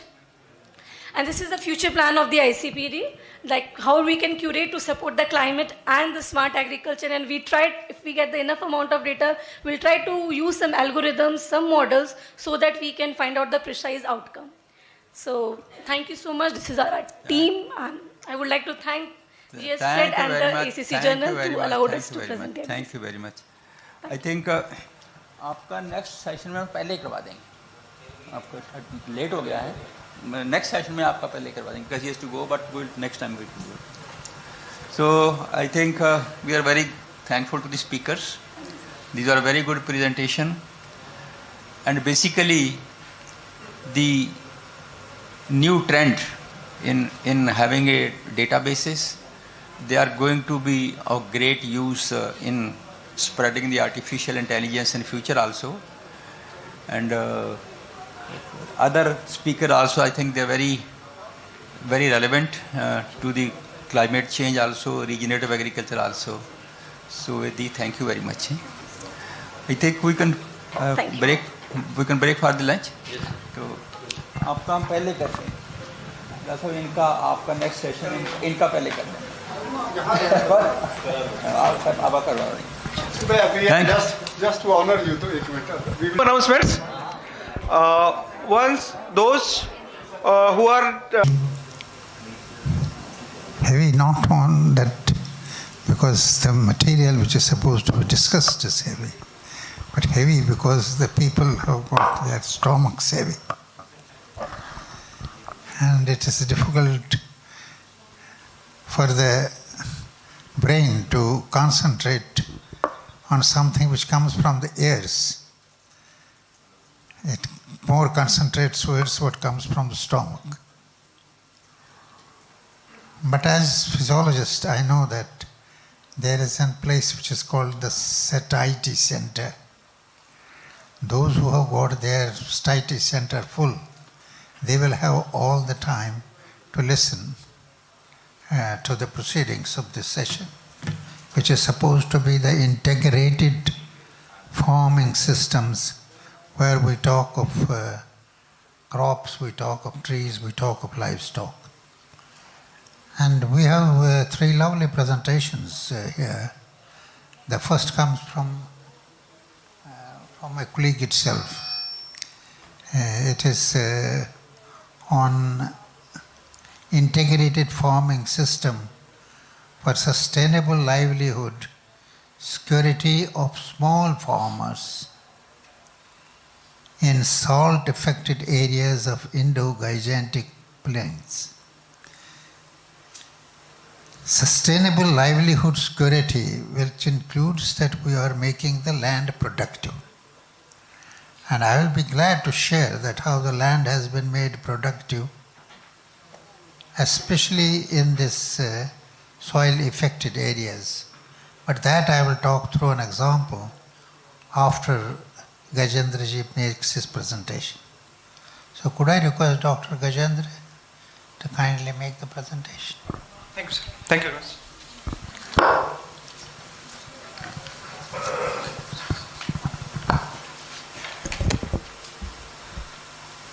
So may I use this one?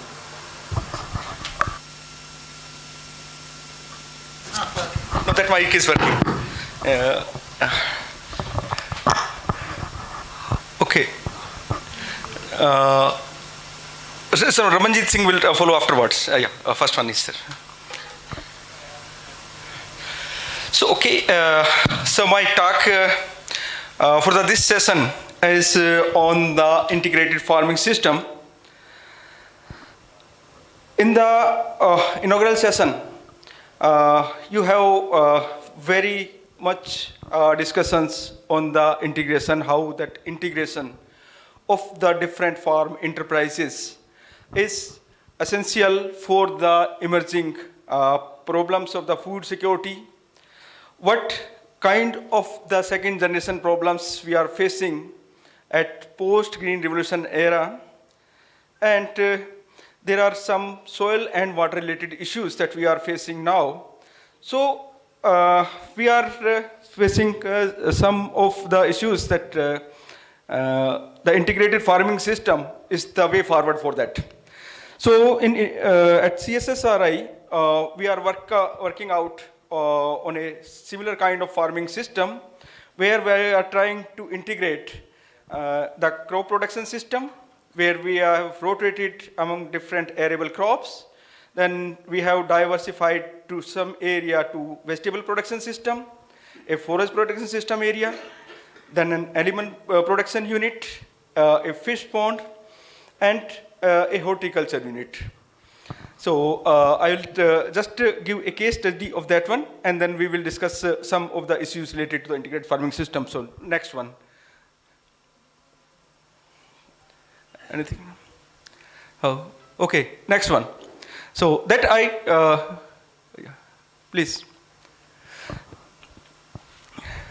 So in that integrated farming system, that model we are running since 2006. It has been started under the leadership of Dr. Gurbachan Singh, when we have taken a 2 hectare of the land area. That was a kind of representative area of the small farmers. We are having, okay, no problem, keep it. We have taken the 2 hectare area. It is a representation, a cutoff line of the small, between the large farmer and small farmer. Because the integrated farm, most of the farmers, our recent data says that 67% farmer we are having in this category, that is small farmer category. So we have developed this model for the small farmers, and we have run this system on the principles of the recycling of resources, where we are using the output, the wastage of one enterprises as an input to other. Say we are having animal waste, like cow dung or the urine that we have collected, and we have composted it in one compost unit, and then we are having a rotation of application of this into different crop production systems. In that way, we are able to reduce the consumption of fertilizers in one way, and we have using these resources. Meanwhile, likewise, that we are having a fish pond where we are collecting the extra water in the season in that pond, and then we are diverting that water to different production systems, like your vegetable production system or your horticulture production system on the dikes and the nearby areas. And that it is considered a nutrient-rich water that we have collected in the pond instead of fresh water. So what is the factor that is governing that kind of integrated farming system? A lot of farming system has been developed since last so many years. Some are really good at the farmers' fields, others are not. So as far as our experience at CSSRI, that how to implement and execute this kind of integrated farming system is that you carefully consider some of the factors that is very much essential and required for determining for the choices of the enterprises of that kind of integrated farming system. Say, we have tried a range of farming enterprises. What is your animal husbandry, the fish pond, the mushroom production system, the flower production system, the honeybee unit, that kind of, that every kind of enterprises that can be integrated, we have tried, and we find that in a perfect way, each enterprise is profitable for somebody or other. That's why this is kind of working. But not all enterprises is not for everybody.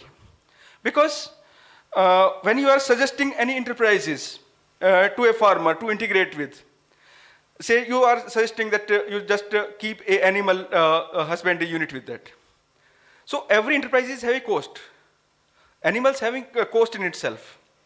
That if you want to keep animal, you need a shed. For animal itself, you need a kind of storage for animal feed. If you're trying to poultry, then you have a certain kind of investment. And in certain kind of enterprises, you need a bit training and bit expertise. The rice feed system is why it is more prevalent, that people are comfortable, people are doing it since long, and they have developed a expertise over the time.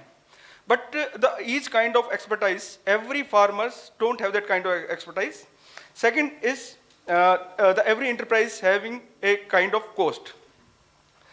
So the best way is to look at the existing system or enterprises that, of an area. say this area, the rice wheat is prevalent system. If you go to the south, a kind of pulvillet mustard is a prevalent system. If you go to the western side of Haryana, it is a kind of wheat cotton kind of system. So you have to develop that kind of integrated system in and around of the existing system. And you have trying to add one by one the most profitable and unit of the enterprises that farmer easily can take up, easy can start with.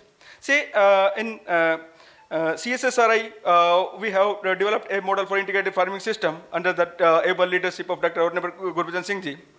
And we have taken a lot of enterprises, and we take this, these are 10 enterprises. We go to the farmer's field, we said that take this. And in this way, it is very difficult to work with the farmers. So first thing is the existing farming system. Then the set of resources. I said that every farmer need a kind of investment and expertise.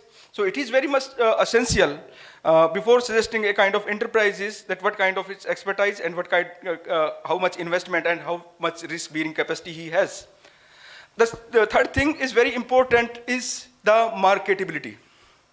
We have produced gladulus, a flowering unit. The gladulus is very profitable enterprise for those, only for those who are able to market it either in Chandigarh or in Delhi.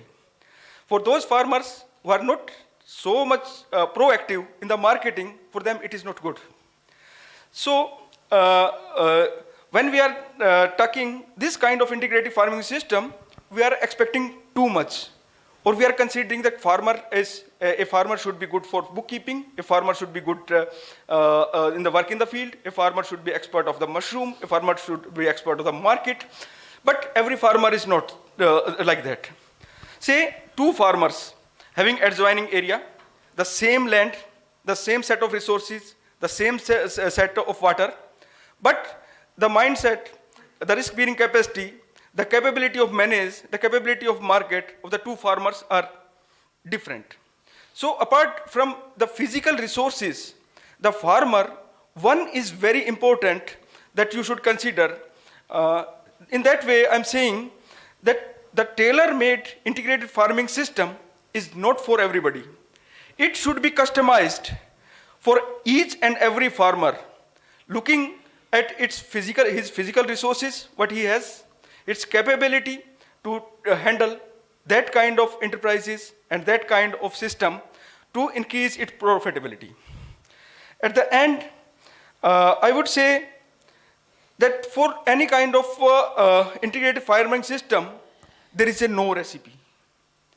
It is a kind of highly specialized or precise system that you have tried for an area, generalize for a larger, but when you are suggesting an integrated farming system for a farmer, carefully look at his resources, then listen to him. I'm a scientist. I did my PhD from England. I did my postdoc from there. But don't overwhelm your scientific knowledge. Always consider his experience and knowledge about his field when you are suggesting that kind of enterprising system. The second thing is a saying that you should learn to walk before you run. It means you suggest initial, very easily adaptable integrated farming system for him, then add another one, instead of bombarding him for 10 or 15 enterprises. So this is a kind of experience that we had in CSSRI, where we find that this kind of integrated system is more profitable than rice wheat system. It gives year-round employment and income generation. It is giving lower emission. It is more sustainable. These kind of scientific studies we did a lot. This is a way forward for the resilience of the climate change and for the futuristic agriculture production systems. That is from my side. Thank you very much.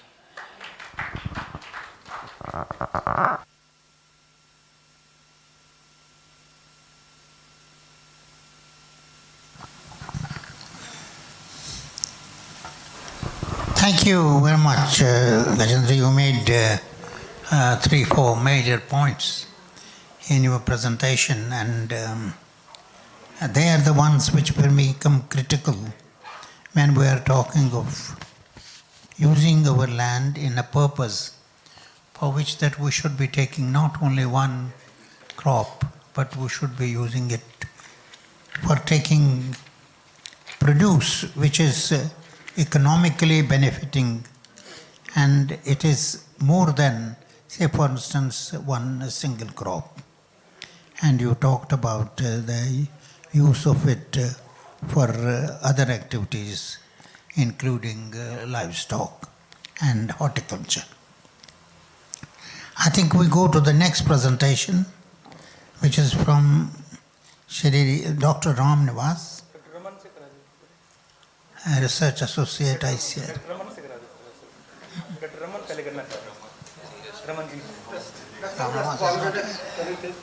Okay, yes.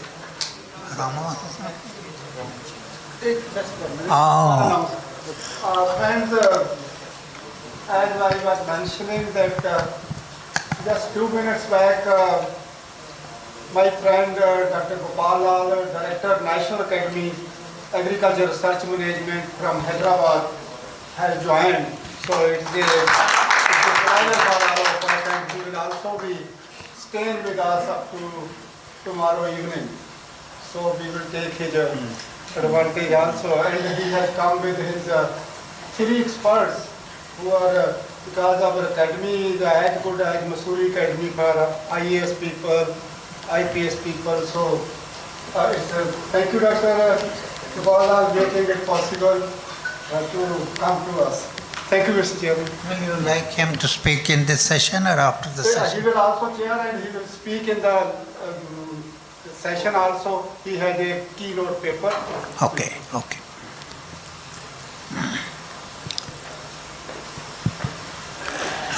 We welcome you here amongst us. We welcome you here. Yeah.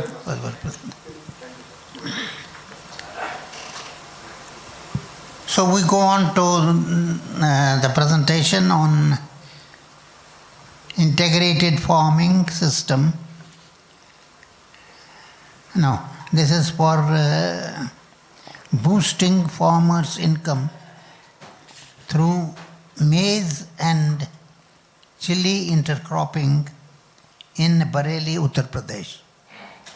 And the presentation is by Ram Nivas, Dr. Ram Nivas. Is he here? Please come.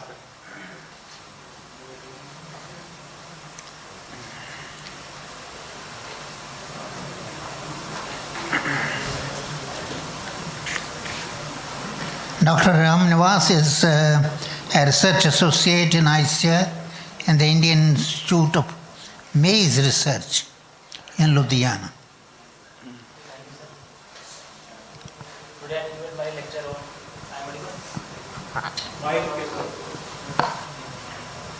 Hello.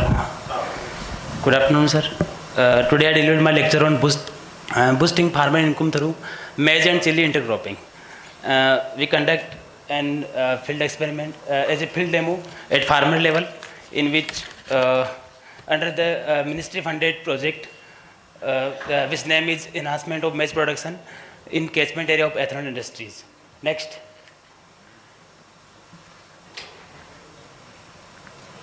That project running in over 15 states and more than 100 districts, in which we cover and we provided farmers input as like seed, fertilizer, and insecticide and pesticide, and establish a linkage between farmer and industries, in which the transportation cost also we decrease, because in the shortfall of maize in as like Punjab have only mostly area in Kharif season. When the industry running in spring and Rabi, that time the industry want maize, and that maize come from Bihar and Assam. That time we distributed farmers and aware the farmers about the maize cultivation in spring season in Punjab and Haryana, and we benefited and farmers benefited from to get more income. Next. under this field demo, a farmers already chili crop is sown in August 2024, and we give maize seed to farmer, and farmers are sowing maize in the spacing of 15 centimeter row to row and 25 centimeter plant to plant. That time after the sowing of maize, you can see here in first photo that maize sowing by farmer through a manual leveling method, and after 18 days the crop is good one, and after 14 days you can see the maize are in pretty condition, and after the maize sowing farmers get 2-time harvesting through the 24 quintal per acre, and gross income is around 84,000. And after that dry chili, and after that farmers are left the chili for harvesting in dry chili. Then after 6 quintal per acre farmers harvested and got benefited 90,000 per acre. Next. As you say that we conduct at two locations. First one is Bareilly, UP, and second one is Kalahandi, Odisha.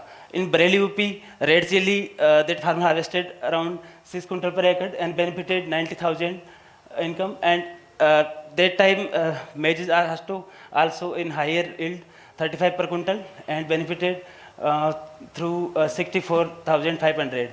In Kalahandi, Odisha, farmers only harvest that green chili 10 to 20 quintal per acre and benefited 65,000, and maize is also approximately 20-25 quintal per acre and benefited 38,000 to 50,000 per acre. Next. And during the 11th maize summit, our honorable Agri Ministry Sri Shivraj Singh Ji, and in the presence of Dr. H.S. Jat, Director of ICR IMR, the farmers got awarded for this innovative work. And for the future aspect of maize chili intercropping, we look see as a sustainable model, promote resilient and sustainable food system, and diversify income and reduce crop risk, and also pest and disease dynamics. We can study for that, and also use land utilization ratio and resource use efficiency. In the resource use efficiency, as like we improve water, nutrient and light utilization, and enhance overall system efficiency and profitability. Next. I think one more is all left. Okay. No. Thank you. Thank you.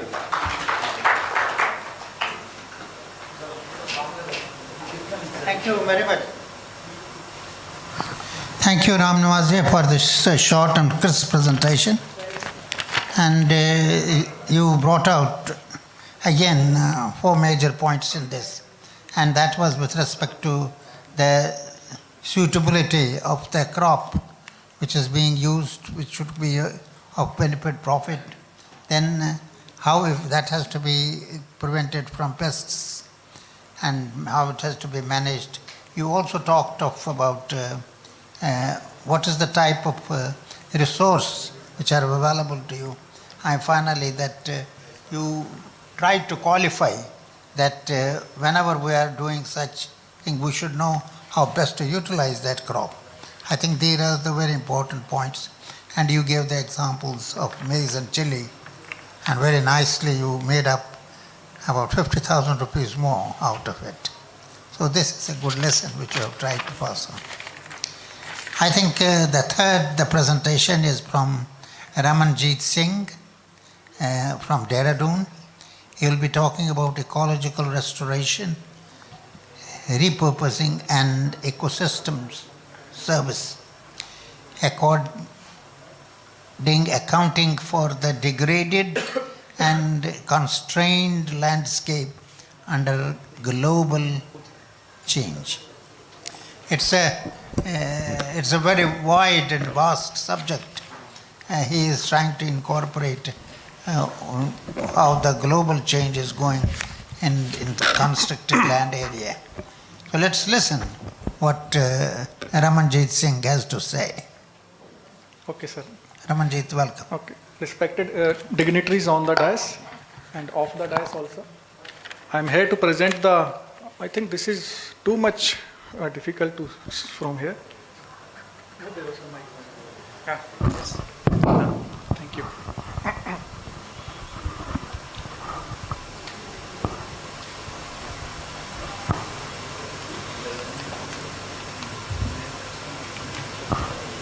Okay, I'm here to present these findings of this small projects. Two projects findings I will present in a combined manner. So it is a green pea for soil and water conservation, crop diversification and enhancing the farmers' income in Indian Himalayas. So as you know that Indian Himalayan region, so it is spreading in different like 8 countries, and in India it is spreading into northeastern region and northwestern Himalayan regions also. So it is a very ecological important region. Like we can see in Indian Himalayan regions, there are different kinds of problems and opportunities also there. So it is not easy to do the farming there, likewise in plain area. So because of scattered land holdings and especially the rain-fed conditions. Likewise, you can see here. So likewise, our institute works on the soil and water conservation. So I just want to give some introduction about runoff and soil loss and all these things. So likewise, runoff, we can say it is a splash erosion, it is a real erosion. But agronomical practices are important because they are the first line of defense. If we can clear at the first line, we can check the runoff, then there is no need to go for the further lines. So agronomical practices are very, very important. And runoff and soil loss, this is not the topic for the Himalayan region. When there is the landslides in the Himalaya, plains also affected. So like we can see here, so there are a lot of frequent occurrence of extreme rainfall events in the month of August. Last year we have also experienced here. We are frequently experience these type of things here. When there is rain, there is lot of rain. When there is no rain, there is no rain. So this type of situation we have to bear every time, every year. So in this type of condition, so let's talk about the green pea. So its crop is very small, 60 days, 70 days crop, but its importance is very high.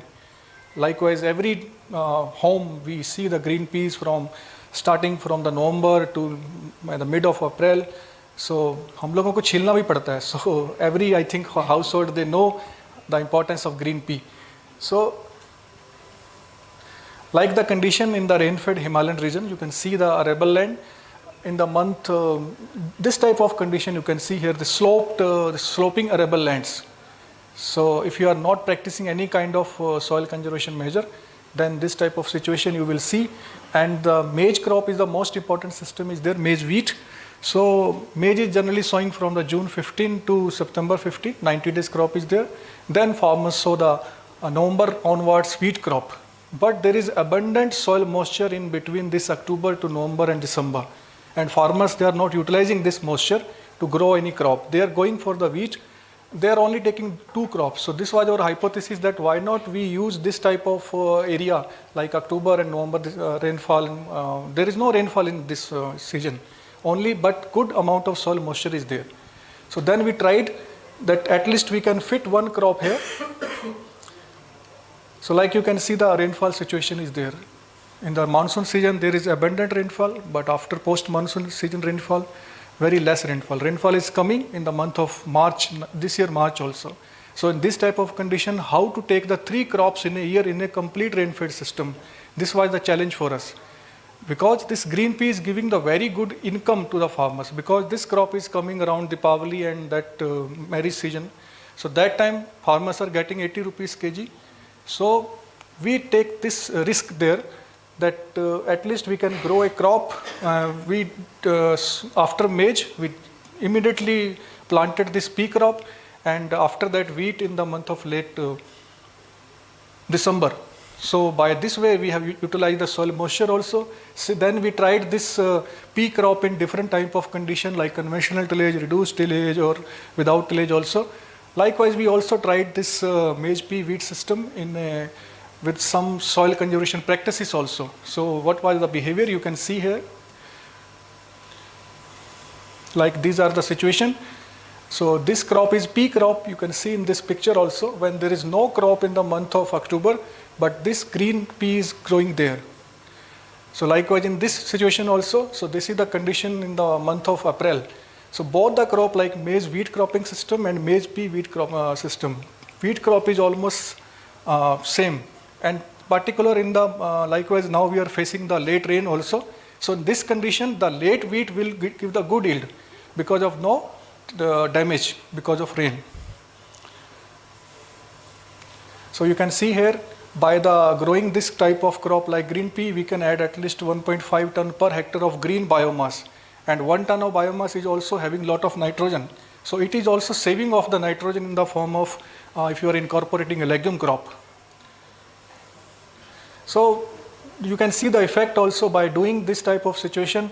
We have reduced the runoff and soil loss also, and the system yield is also very high. Like you can see the maize wheat system is only 6.5 ton hectare, but in case of this maize plus cowpea and pea wheat system, which is the crop intensification by the using the some short legumes, you can see the 3 tons more that system yield we are getting because of high price of this pea. So like this one you can see, and again in this condition also runoff and soil loss we have minimized because of the incorporation of legume biomass. So when the legume biomass is there, so it increased that erodibility of the soil also. So these are the situations. So you can see these things, and especially when we tried this winter rainfall is important. So we have also developed some equation. Then we found out the soil conservation practices are more giving the return in comparison to the winter rainfall. Likewise, generally people say that winter rainfall is the rain-fed condition is the most important factor, but it is not like that. Soil conservation practices, they are also giving the good return. So like we also did this type of experiment at farmers field also, and our farmers, they also got the good yields and income also. So this is our conclusion, that at least you should include one crop of green pea in between maize and wheat. If your wheat crop will fail because of drought, but you have already taken 2 crops in a season. And also you can get the 42,000 rupees extra yield from a 1 hectare area. So if you want to go through our findings, you can read our papers also. So thank you very much, sir.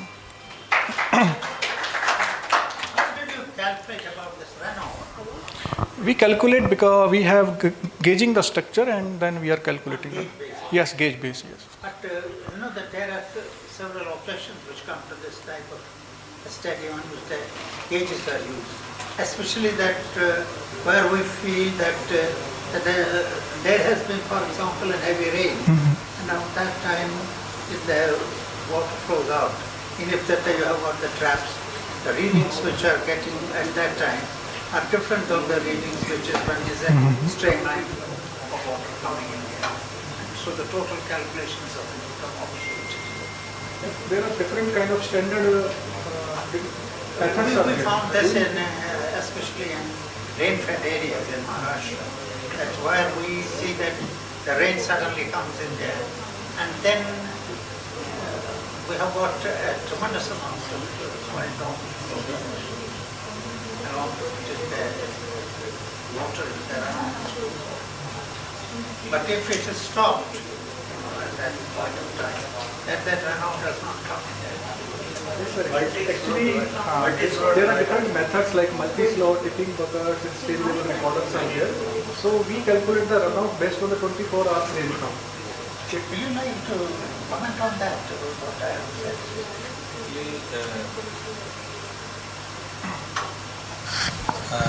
These are for runoff recording under in the rain-fed as well as under the high rainfall area. Both are having different set of methods.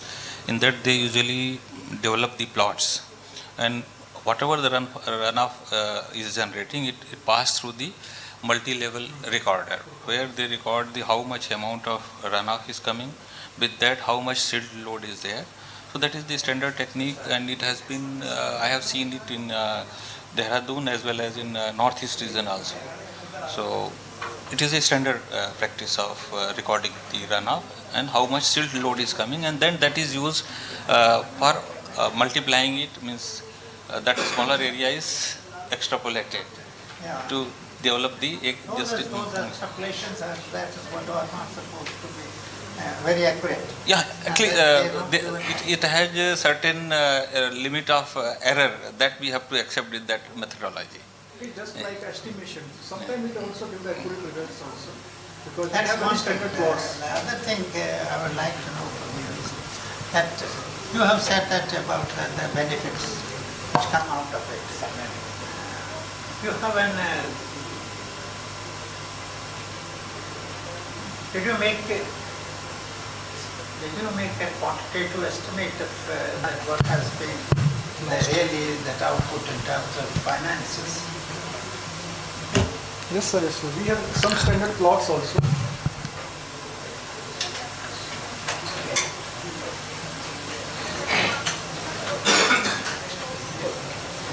इसको पीछे करना थोड़ा. So we have some standard plots like 2000 square meter plot. So we have stage level recorders. So these are the representative of this to do the calculation of runoff and soil. So we can extra plot in hectare area also. We have tried in the past a lot of experiments like taking 1000 square meter, 2000 square meter. So best accurate is 100 into that 20 square meter area. और बीच में चलना थोड़ा सा. You will see some runoff plots like 4% slope, 2% slope. See, I saw the figures which you were talking about. No, that's what gets immediately concerned. That if this is the type of income figures that are coming in, why is it that the farmer is not taking up this type of activity? Because farmers, they are not taking that much of risk. Like you can see, like these are the plots. You can see the 4% runoff plots. So these are 100 meter long and 20 meter wide. So these are the standard plots. So you can see here we are basing the runoff here. These are the stage level recorders. And there are charts are here, runoff charts. Why I'm saying this? Why I'm saying this is because these days to leave the land fallow is costly to a farmer. And as per the requirements farmer has in terms of fodder, in terms of nutrients for livestock, that to leave the land for some months is not profitable coming. So, for example, in the highly irrigated areas of Punjab and all that, what they are doing is that they are using about even in 2-month window to grow a short fodder crop, which gives them a lot of cushion for feeding the animals. So in this program in there that you had in one slide showed that about November and 2 months. October, November. Yeah, probably October and November, that the land is left fallow. Is it that it is for purpose, or it is because of that you don't need finances to come over to the farmer, or some crop cannot be grown at that time? Actually, that time those farmers, they have irrigation, they are growing. But those don't have irrigation, they have rain-fed system, so they don't want to take any risk. Because when they will exhaust the moisture in October, November, so very little moisture will be there for growing the wheat crop. So exhaust what? Likewise, you are growing this pea crop, so it will also exhaust the soil moisture also. It will take moisture to grow the crop. So no, you have to supplement. There is no question. There is no irrigation, sir. It's complete rain-fed system. There's no rainfall. Even there is no rainfall in the winter season now. So we are collecting the runoff. No, we are talking here often, we are talking of the system. When we are advocating a system, the system should be self-sustaining and adequate. That in that sense I am talking of, that will it not be worth to make a recommendation that during this period also that the farmer can be having some profits out of it. That's what my concern is. Okay, thank you. Okay, thank you, sir.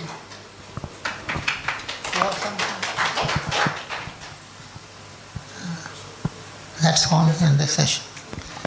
We have had just these presentations, and I'm sure that each one of you must have enjoyed these presentations. The major things which came out I have already summarized, but what I would like to put in the end is that what we are talking of is a farming system. Unfortunately, that we do not we do not have in true sense a farming system in the country. We have a farming procedure which the farmer follows. Farming system, we're talking of, for example, we have got an irrigated land over in here. Then we're having a semi-arid zone, a rain-fed zone, all dry zones, in which there is a different type of a crop being grown. And there also it is not what we speak of them as a total functioning of that program which we are having, but we are talking of a separate program within the farmers. In typical sense, what we are saying, and when we talk of the systems, the farmers are using that in totality in an area. But here, as has been said, the land available is so little. So the farmer can only think of using this as a procedure by which that he gets benefited. And that's what we should nurture also. And that is what has been recommended also. In our All India programs it has been recommended. We do talk of this as a system, but we in fact talk of it as a procedure which has to be adapted by the farmers. That's one thing. Then the second thing is that today or tomorrow we will have to make provision in this cropping system or in any type of agricultural operation, an area for special growth of fodder for animals. Once we are having animals which are higher producers, and we can have higher production from them only when we have got a proper nutrition for them. Well, on one hand, the farmer believes it as truth that he is able to get more income out of these animals through the sale of its produce. He at the same time feels handicapped because he cannot get the optimum out of these animals for want of fodder. And it has been proved experimentally that once you are able to grow in some small area a feed which you can go to the animals, the total profitability from the land gets increased. As a matter of fact, that we did an extensive field study at Mathura, where we promised free seed to those farmers who will keep a portion of their field for fodder production. Whatever little they could do it, that would say that we'll give you free seed for that, and not only seed, but the support, technical support also. And that's what really did the trick. Every farmer that who took it, they reserved a small piece of land, 1/4 or even less, for fodder production, in which that those who were near the towns had a dual benefits out of it. That some they will use for their own animals, and some they got a premium price for the sale of that fodder. So I think that this in our programs, in our cropping systems, I think I will believe that we should include this also as one of the areas in which the farmer should think about and we should be supporting about. I will also talk just briefly, and that is about in the farming system, we have also to care that what is the method by which we will be able to reduce the use of chemicals and use of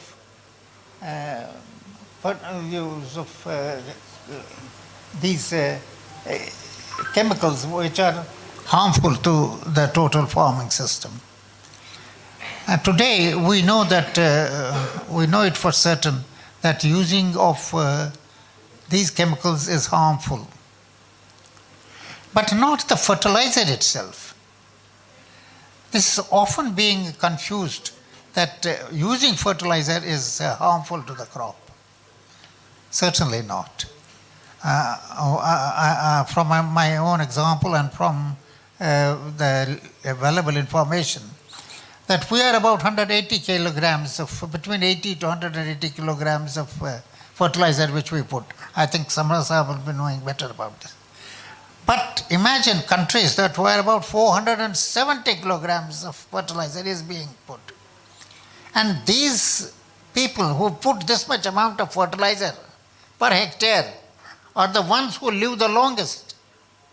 The Japanese, Netherlands about 380 of kilograms per hectare of fertilizer is being used. So as a fertilizer as such, I don't think we should blame that. The only thing is it is judicious use, in its proper use, and after due evaluation of the soil, that which is the type of fertilizer which has to be put in. And the quantity of fertilizer which we are using is very little. And that's what my concern has always been. I mentioned it in the morning also. The concern is that we are today talking of higher productivity, and that higher productivity we are doing at the cost of the quality of the soil which we are leaving behind. Every year we are taking out more minerals from the soil than we are adding to it. And it's not a small amount, it is in million tons that which we are taking. On top of it, that we have got almost all major rivers which flow into the sea. And all major rivers are in spate during some months of the year. And they carry a lot of topsoil along with that. That's an additional loss which we are having. So the total availability of soil year after year is decreasing. And if we continue with the type of applications which we are today advocating, that I'm sure that in some years' time that we will not be able to harvest whatever we are trying to do today. And this is a sort of an alarm bell which is with us, which tells us that in future that we have to change this strategy, a policy change. And we need not to be averse to the use of fertilizer, but we need to be judicious to the use of fertilizer. And this fertilizer use is the one which will at least balance our soils about it. Before I conclude this session, I would like my co-chairman, if he has some comments to make. Thank you, sir. As you have very ably highlighted that we are not having the real integrated farming system at the practitioner end. But whatever the knowledge we have generated at the institute, that can be a guiding principle to, because based on the several hundreds and thousands of years of practices, those practices are developed by the farming community and they have some insight. And if we see, sir, each and every villages, they are having some kind of system in its own. Only thing is that they need some intervention from our understanding about the subject, how best it can be optimized, so that whatever the resources they are using based on the economic optima, they can get the maximum benefit out of whatever the activity they are doing. The only what we are trying to push is whatever the knowledge we have gathered in our institution, we try to push exactly in the similar fashion, and probably that is the major reason for not getting breakthrough in adoption of such kind of intervention. One thing, sir.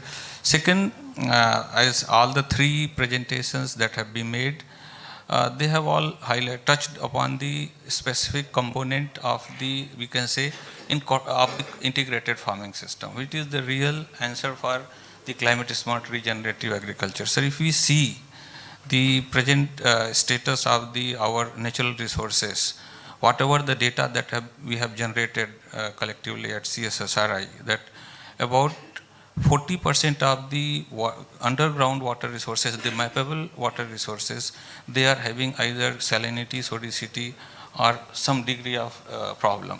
Likewise, about the first approximation that we have got based on the soil survey, we have observed that about 10 million hectares of the land, although it was earlier 6.6 million hectare, now it is going upward with varying degree of salinity, sodicity. Although the highly saline or highly sodic soil has reduced, but area is expanding.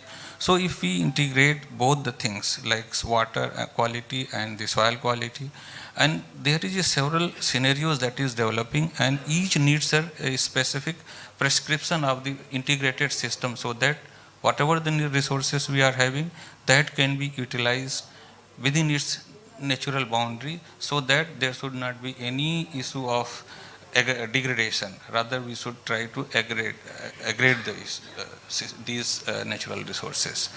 And whatever the three presentations, they have definitely made some contribution in that direction. Thank you, sir. This is my Thank you very much. With that, we conclude the session. Thank you very much, sir. Dr. Gurbachan, you wanted that lecture which you said. Okay, so now may I invite our Honorable Chairman GS Dr. Gurbachan Singh to facilitate our chairman.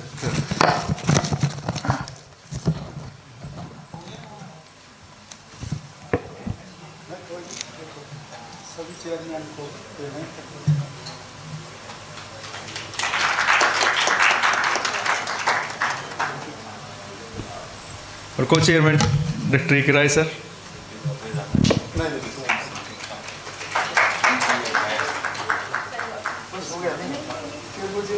नहीं आया तुम अरे sir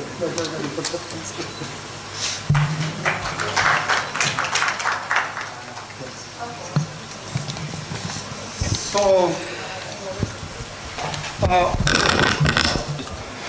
with your kind permission, Mr. Chairman, we have two persons.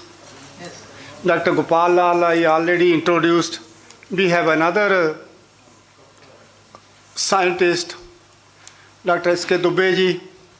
He has been recently appointed member of the general body of ICAR, a rare recognition for a scientist. Dubey ji, Gopal ji, we would like to both of you honor to come please on the dais. So I have to present you flower bouquet. Just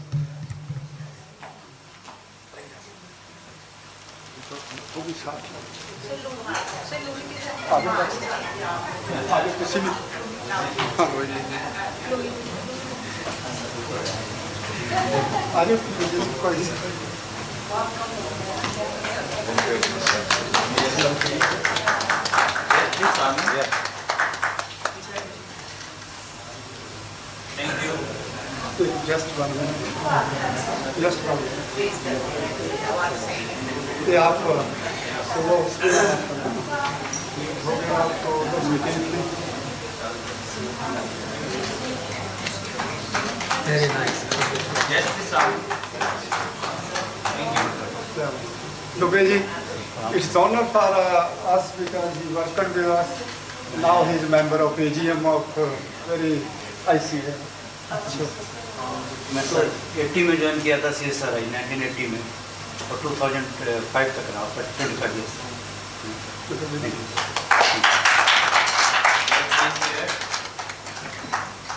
Thank you.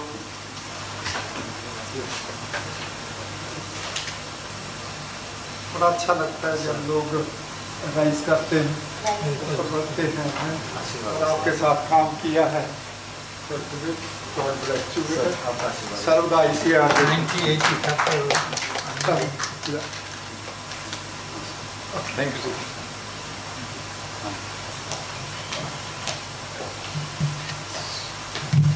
So now we close this session, and the convener of next session is Dr. Jitendra. He may please come over the dais and start the proceeding of the session 3.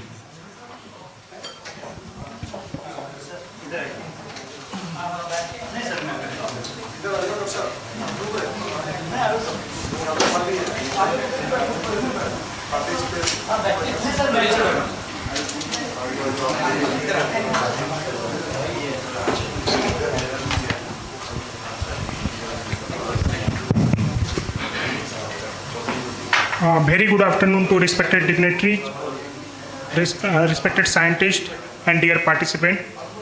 Now we are going to start session 3, technical session on the soil, water, and conservation agriculture and farming system. So first I would like to request chairman of this session, Dr. S.K. Malhotra, Vice Chancellor, MPUST Karnal. Sir, kindly take your seat on the stage. And now I'd like to request co-chairman of this session, Dr. R.K. Yadav, sir, to take a seat on the stage.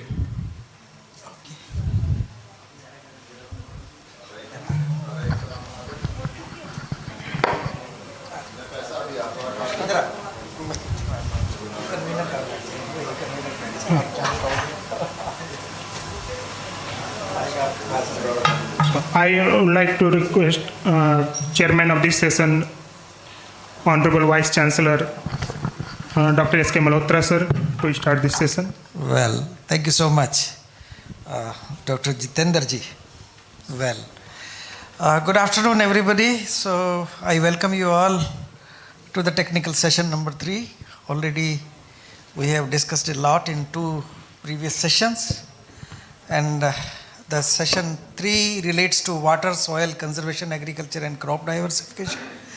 Dr. R.K. Yadav and me will conduct this session, and Dr. Jitendra is the convener for this session. I welcome you all. And just I was taking a look to the program. 3 presentations have been scheduled, and we are already running late. So let me set the rules. So let me allot 45 minutes for this session, and each presenter will be given 15 minutes. I hope they will be in a position to do justice with the time. But before I invite the speaker, let me give some brief remarks related to the session which we are going to conduct today. So water, soil, conservation, agriculture, and crop diversification. This is the main title of this technical session. As we all are aware that water, soil, and conservation agriculture, these all are important areas whenever we discuss about the regenerative agriculture. And several problems related to water have been already faced. We are aware about it. Sometimes we say that whatsoever water is available with us, we need to best utilize it in agriculture. So low efficiency is prevailing, how we can increase the water use efficiency. Then another part relates to, I think, water logging and salinity. These all are the aspects which are interrelated. And then the second part which we come to, that is the soil.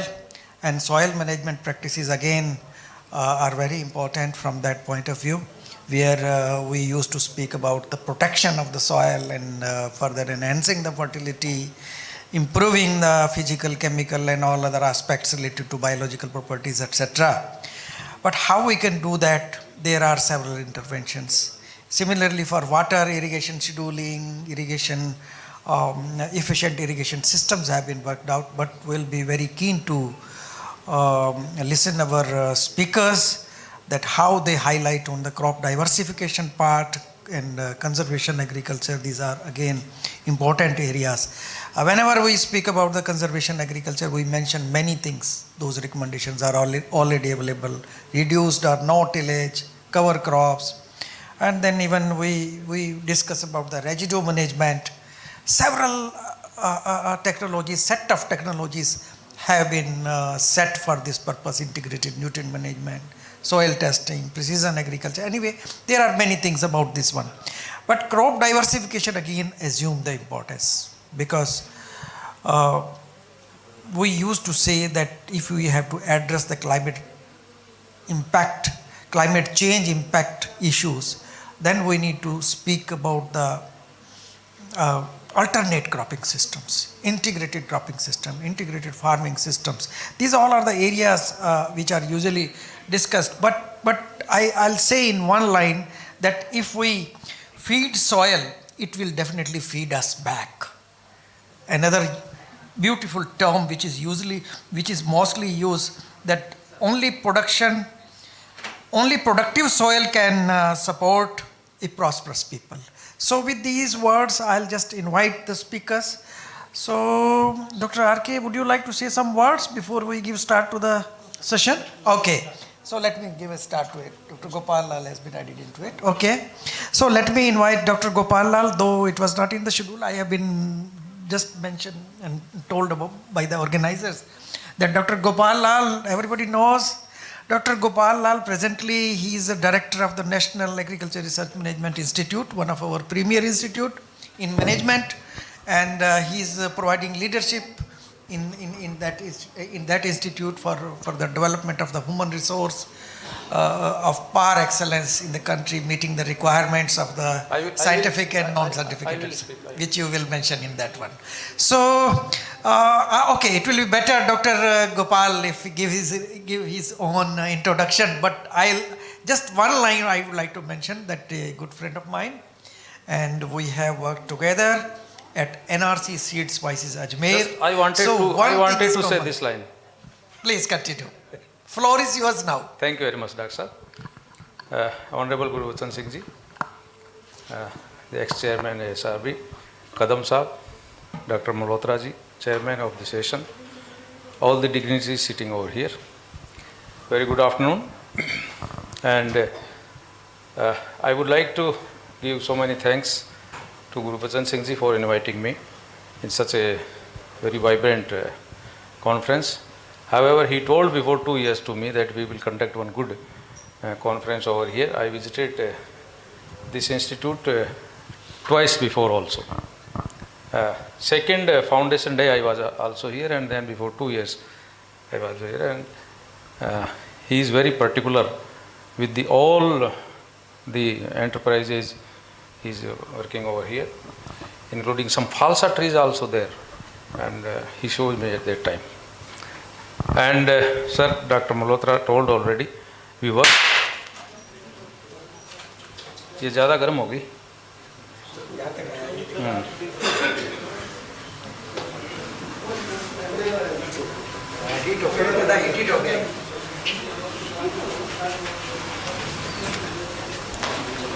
We work together in Ajmer, sir, and नहीं वो एक दो piece इधर आए थे, मैंने ख़त्म कर दिया उनको.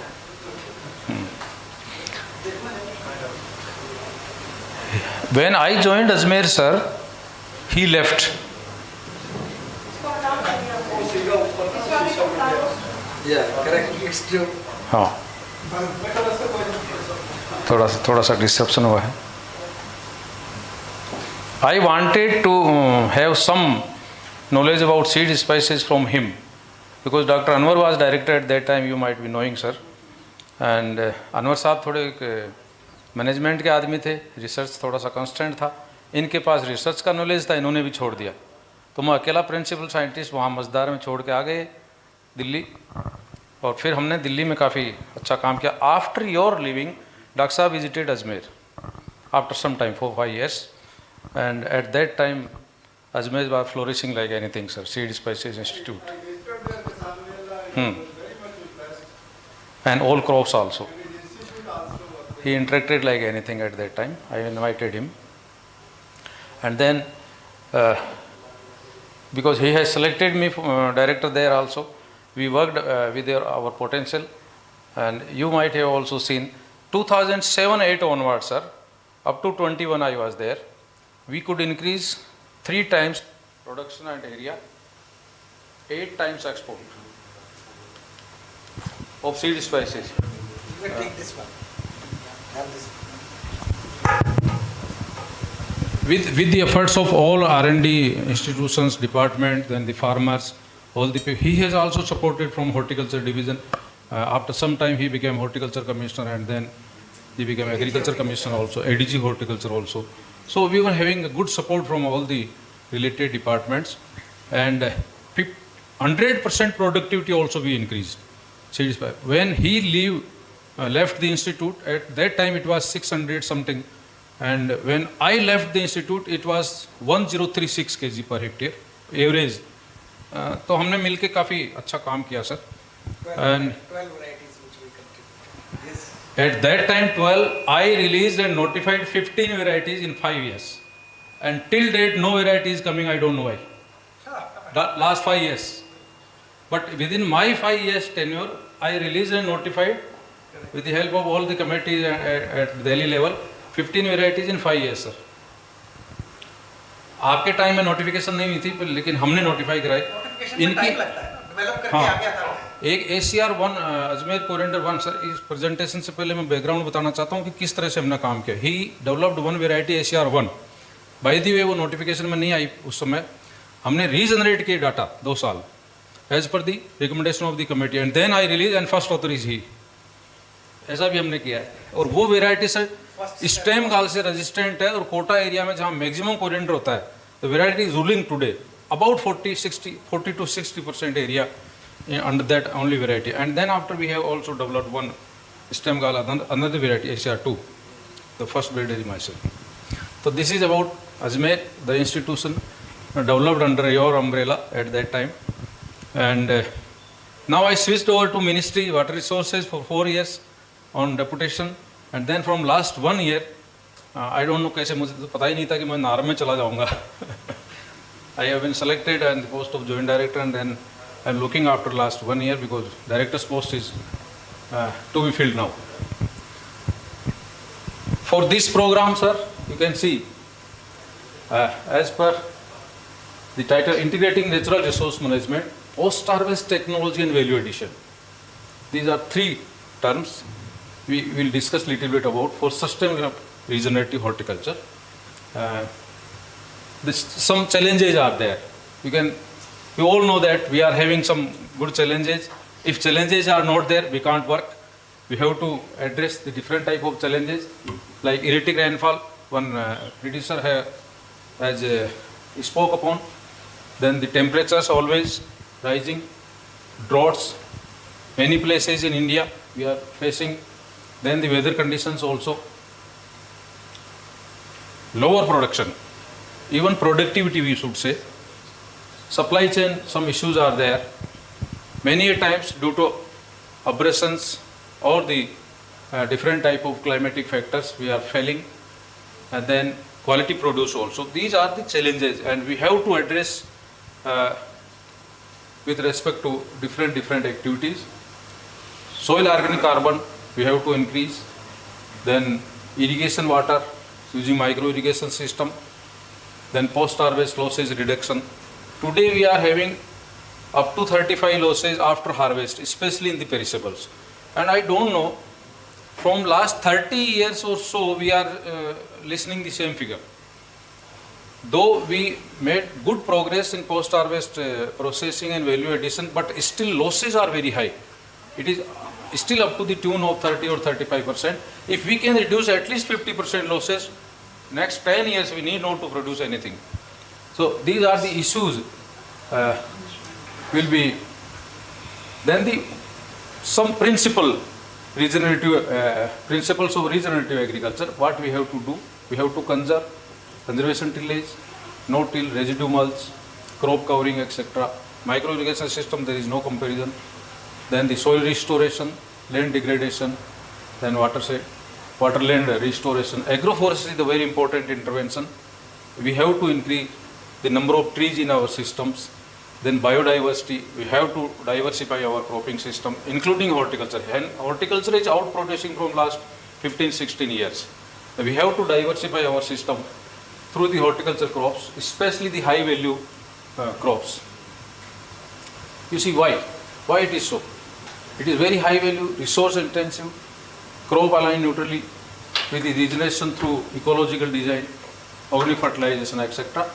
And one example I have quoted here, the mango and citrus enables long-term soil building unlike annual crops.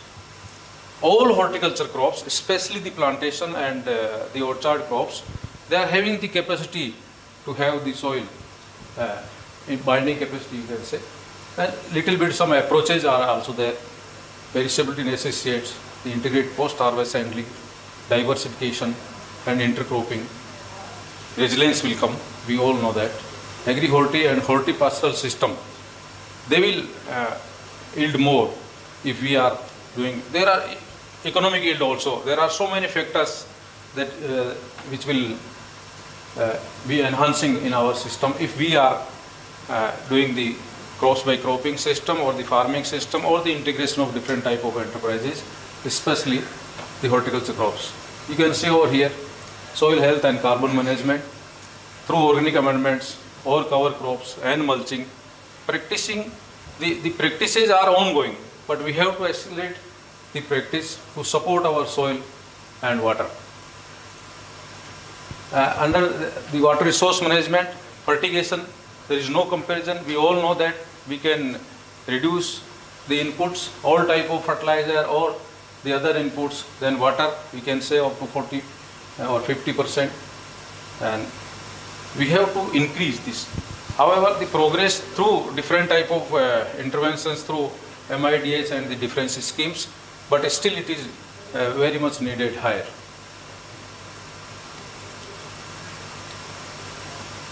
Biodiversity and climate resilience. We all know the value of biodiversity. You can see the diversification through fruits, vegetables, livestock, by which we can enhance the resilience of the system. Protected cultivation, again, this is a very good scope in India. Vast scope is there too.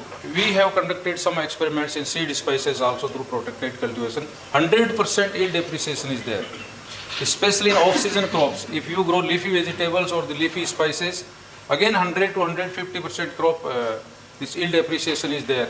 If we can compare with the China, lot of scope is there in this area to work upon these aspects, and so many good examples are there at different places. Now, so Jaipur district has been converted like anything in Rajasthan, especially in protected culture. Dr. Malhotra is knowing very well. So he has sponsored a lot of programs there. Then climate strategies, integration of agriculture, horticulture, livestock, aquaculture, agroforestry, even fisheries. Lot of work is going on in India. India is second fisheries production country after China, and we have to integrate the system. Now we are launching one pond system in also. We have to increase the inland ponds in fisheries. Lot of scope is there. Recently, our agriculture minister launched one program from Churu. So if we can, Churu district, if we can produce fishes with the help of these farm ponds and the other activities, so integration is very much required and beneficial also. Then you can see the post-harvest losses. I was discussing earlier slides. Quantitative losses I told about, from 25 to 35 or 30 or 30, nearly 30% you can say about. Then the quality. Lot of quality losses is also there during the post-harvest handling, storage and the other activities. Nutrient, in fact, if quality losses are there, flavor, texture, then nutrition will also be at the stake. And supply channel, though during last 10 years we made lot of progress in supply and logistic management, but still lot of gaps are there, including packaging. I can tell you, we are packing in the recycled bags still, in spite of having a lot of progress in the sector. So some gaps to be looked into or bridged. So what we can do? पता नहीं ये मेरे instructions को follow कम कर रहा है. Pre-cooling, we all know that it is very much required and very much beneficial. At farm level, very less number of farmers are doing pre-cooling. If somebody is doing, I think this is the best practice. Then solar drying, again, we are making good progress, but still lot of scope is there. At Research Institute, we are doing these practices, but awareness among the farming community and then scaling up is very much required. Then minimum processing is also at farm level very less. Farmers are not doing any processing except few. If somebody is doing at marketplace, some people are doing, some cold storage places, some people are doing. If somebody is having good factories, they are doing. But handling and processing the small scale at the farm level, we are not doing anything. Lot of scope is there. Then the retention of nutrition and quality. If we can do these activities, processing at farm level, the blanching of the vegetables especially, then the different type of combination, if we can do at that place, especially we did some experimentation in arid zone vegetables and fruits like Kair, Sangri. I worked in Kazri also, sir. When you were director of CSIR, I was senior scientist in Kazri. In Kazri, I was doing arid horticulture research, and the blanching save color, nutrition and shelf life. Blanching is very important task if we can do, but at farm level very less people are doing, though in some area they are doing, and some people are exporting also gunda fruit, this your cordia mixa. From Pali district many farmers are exporting after blanching and drying, but the numbers again is very less. So if we can scale up, 20-30 farmers are doing this business.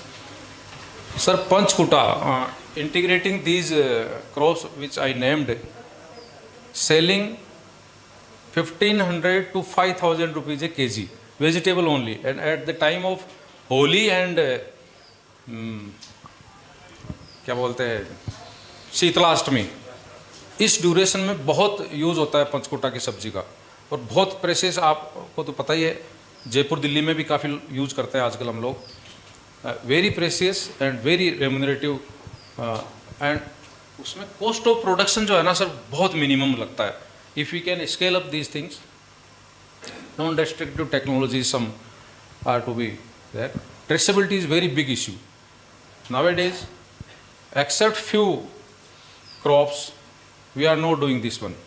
If mango is from Konkan area, we can trace through the chain also. But suppose I am producing bear in Rajasthan, or cumin in Rajasthan, or some other commodity in Rajasthan, nobody can see that from where it is coming, how it is going, and who is transporting, who is packaging. This is very big issue, and we did lot of work with the help of government and the other agencies, but still lot of work is there. Then AI sorting, you see, hyperspectral imaging provides 90% accuracy in sorting, grading. Even at farm level grading, even it is not under the practice. Maybe 2-3% people, if they are doing, if they do, they will have maximum returns. And we all know the importance of grading, sorting, and the related things. Then the logistic management, it is a very big task nowadays, and we also doing some capacity building program on the logistic and supply chain management and the value chain management. These all are very important as far as the quality and the other things are concerned. Value addition, sustainable value chain, it transforms perishable horticulture produce into stable high value products.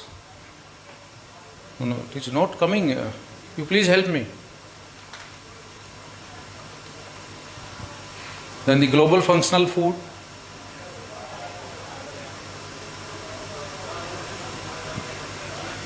Market for probiotic ingredients. Probiotics are having their own importance. We all know that. If we can do something in this sector. Then one more important thing we are also doing at NARM, sir. NARM is an incubation center, a very big incubation center. We trained 381 or 82 startups in different activities. And one more important information I would like to share with you.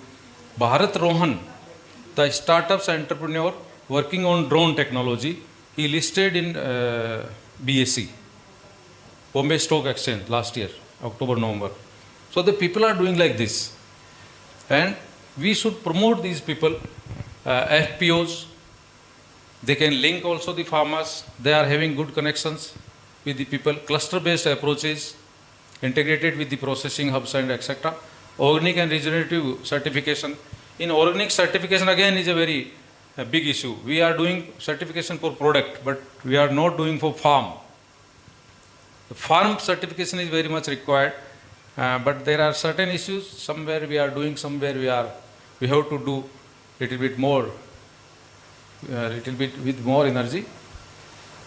Then waste valorization, recycling of waste material. Lot of things can be done. We did in cumin and ajwain, Dr. Sahab. after harvest, some stocks are there in the field, and you can extract some oils, essential oils, and you can earn like anything. We distillate and synthesize that oil from after harvest stocks, and through these activities you can see the peels and seed in different type of horticulture and the other crops. We can synthesize so many products, the bioenergy also, then composting, many people are doing also, and the concept is zero waste. We should not waste actually from the farm. We should recycle, utilize it, and then again, a lot of horticulture produce. Just I was crossing Azadpur Mandi today, and you all know about Mandi. This is not only one. There are so many examples. When uploading of banana from Jalgaon, we can see how much we are losing. So there are so many issues to be taken into consideration. Then through intelligence and digital platforms, we can do a lot of the things. The real-time data management we can do. E-marketing platforms are playing good role nowadays. And then again, the traceability through QR codes and the different type of activities. These are the very important things we have to look into. Just one small model I would like to show you. The upstream natural resource management things we can do. The soil, water and biodiversity management for resilience. Then under the midstream post-harvest, cold chain, AI and different type of activities, we can address some issues. Then under downstream, value addition processing market access with the help of FPO or entrepreneurs or the different type of people who are working in the field. And we can do something more if we can adopt this type of small modules. Some future directions with respect to the different type of gaps or challenges. Infrastructure we have to improve a lot in our country, though we make good progress during last 10, 12, 15 years. Capacity building, awareness among the farming community and the in-between stakeholders also, it is very much required in different domain. Then the digital technology nowadays is playing its own role, and it helps the people in different aspects, all type of agriculture aspects. And then some policy alignment is also there, though nowadays Government of India is supporting like anything to the stakeholders, all type of stakeholders. There are so many schemes, but still we have to do some more work for the benefit of the stakeholders, especially the farmers. Nowadays, Drone Didi and Lakpati Didi, these are the very important programs launched by Government of India, and we are working upon these things. And the women empowerment through these schemes is playing a very positive pivotal role for them. Otherwise, ladies के पास कहाँ पैसा होता था farm ladies के पास? आज आपके पास 1 लाख रुपया है कम से कम काम करने के लिए. If you can have 20-30% benefit or the out of that money, you will do lot of the things. So in conclusion, I would like to say that by integrating natural resource management, post-harvest technology and management, value addition, these are the essential for sustainable regenerative horticulture. Despite the challenges, different challenges with respect to climate change and the market fluctuations, etc. Enhancement in soil organic carbon, improved water use efficiency, biodiversity promotion and climate resilient strategies make regenerative horticulture sustainable for substantial productivity gains. And the integrated production, processing, marketing model creates a regenerative loop where resource efficiency, reduce losses, enhance incomes and carbon sequestration. The climate smart post-harvest technology, circular economy approaches, digital innovations including blockchain, traceability, IoT logistics and predictive analytics promotes the transparency, fair pricing and financial inclusions. So by integration of all different things, we can help our the farming community, our different type of stakeholders, and we are always advocating that we should minimize by use of this, especially the IoTs and the other digital technologies. Little bit if we can do, we should minimize the in-between people who are playing the role in between production and then consumption. If we can reduce the middleman in the supply chain, I think we will be able to support our farmers like anything. And the conservation agriculture is very important as far as sustainability is concerned. Thank you very much for listening. Nice. Thank you so much, Dr. Gopal, for an excellent presentation. You have given an insight about the integrated natural resource management, post-harvest technologies, value addition, these all things you discussed. But yes, I can link it with the post-harvest losses in particular, post-harvest management, etc., which you highlighted. I will just link it with the environmental security. We need to reduce the losses, and we need to further address the losses part. So, quick questions we can take, one or two. Any question from the audience? Okay, let me just give and add into it an excellent presentation. Thank you very much. Where I would like to mention that yes, infrastructure requirement. I agree with Dr. Gopal. Infrastructure requirement is too much. For cold storages, even we have some kind of requirement has been worked out. We, at the moment, we are having capacity for storage of perishables to the tune of 40 million ton. And we need to enhance this to 69 million ton. So a gap is existing. Then again, integrated cold chain is required to be promoted in such cases. Because not only pre-cooling and all other factors which you have mentioned, it's a good one, but integrated cold chain holistically, I think we need to address that part. Then micro irrigation, very appreciably you mentioned micro irrigation. Again, today we have covered about 13.7 million hectare area under micro irrigation system, and an assessment was made that capacity of 69 million hectare area is existing in the country. Huge gap is there. We need to promote micro irrigation system in the northeastern regions. We need to promote this micro irrigation system in the eastern regions where sufficient water is available, even though we need to judicially utilize that water use efficiency is required to be increased. Thank you so much for an excellent presentation. Now, in the same series, I would like to invite Dr. Venkatesan from NARM. He is a principal scientist there.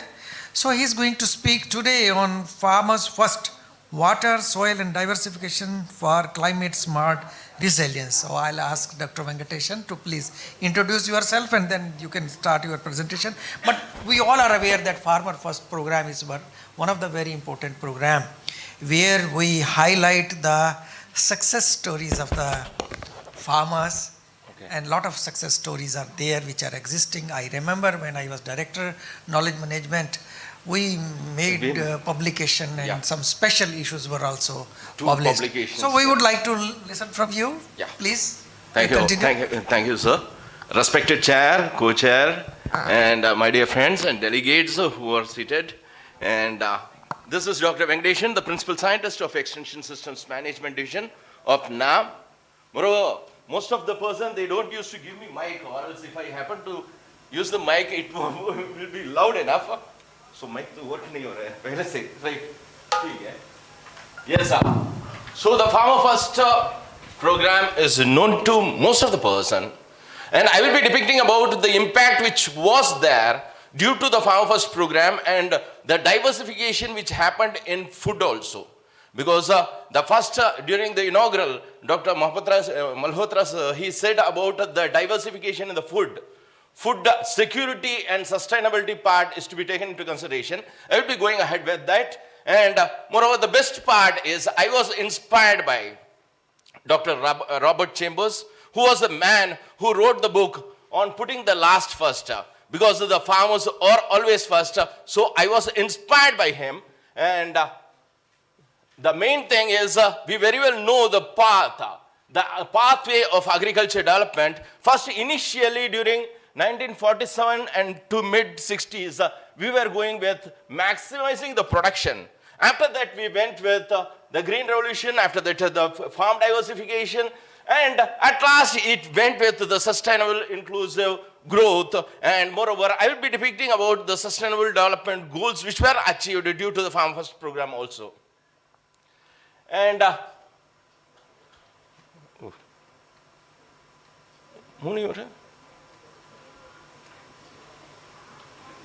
yeah, regarding the frontline extension system, because Dr. Randev Singh sir, he is also there. There had been enough transformation in the frontline extension system because the first, it was with the national demonstration, the operational research, lab to land, institutional village linkage program, and the Krishi Vigyan Kendra. Now there had been enough change due to the implementation of the Farmer First program, but initially it started as a project, now it is a program, and it was launched during 2016 by our Prime Minister. And here it is enriching the knowledge and integrating the technology, because enriching the knowledge in the sense, before me, there was a depiction by our director going ahead with inculcating those knowledges which are with the farmers in the field so that we can come out with. And moreover, the main crux of the Farmer First program is moving beyond the production and the productivity to enhance the scientist-farmers interface, looking with the small stakeholders exactly. The main domain, because I thought of presenting this in this forum, because the main domain of the Farm First program goes ahead with resource management, climate resilient agriculture, and production management, innovation system, and the information system too. And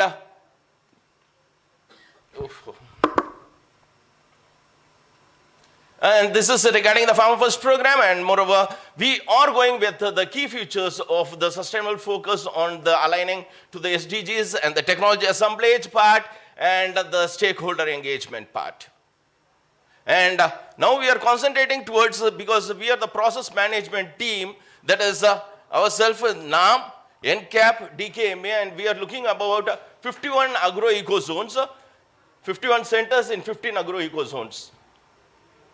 क्या भाई work?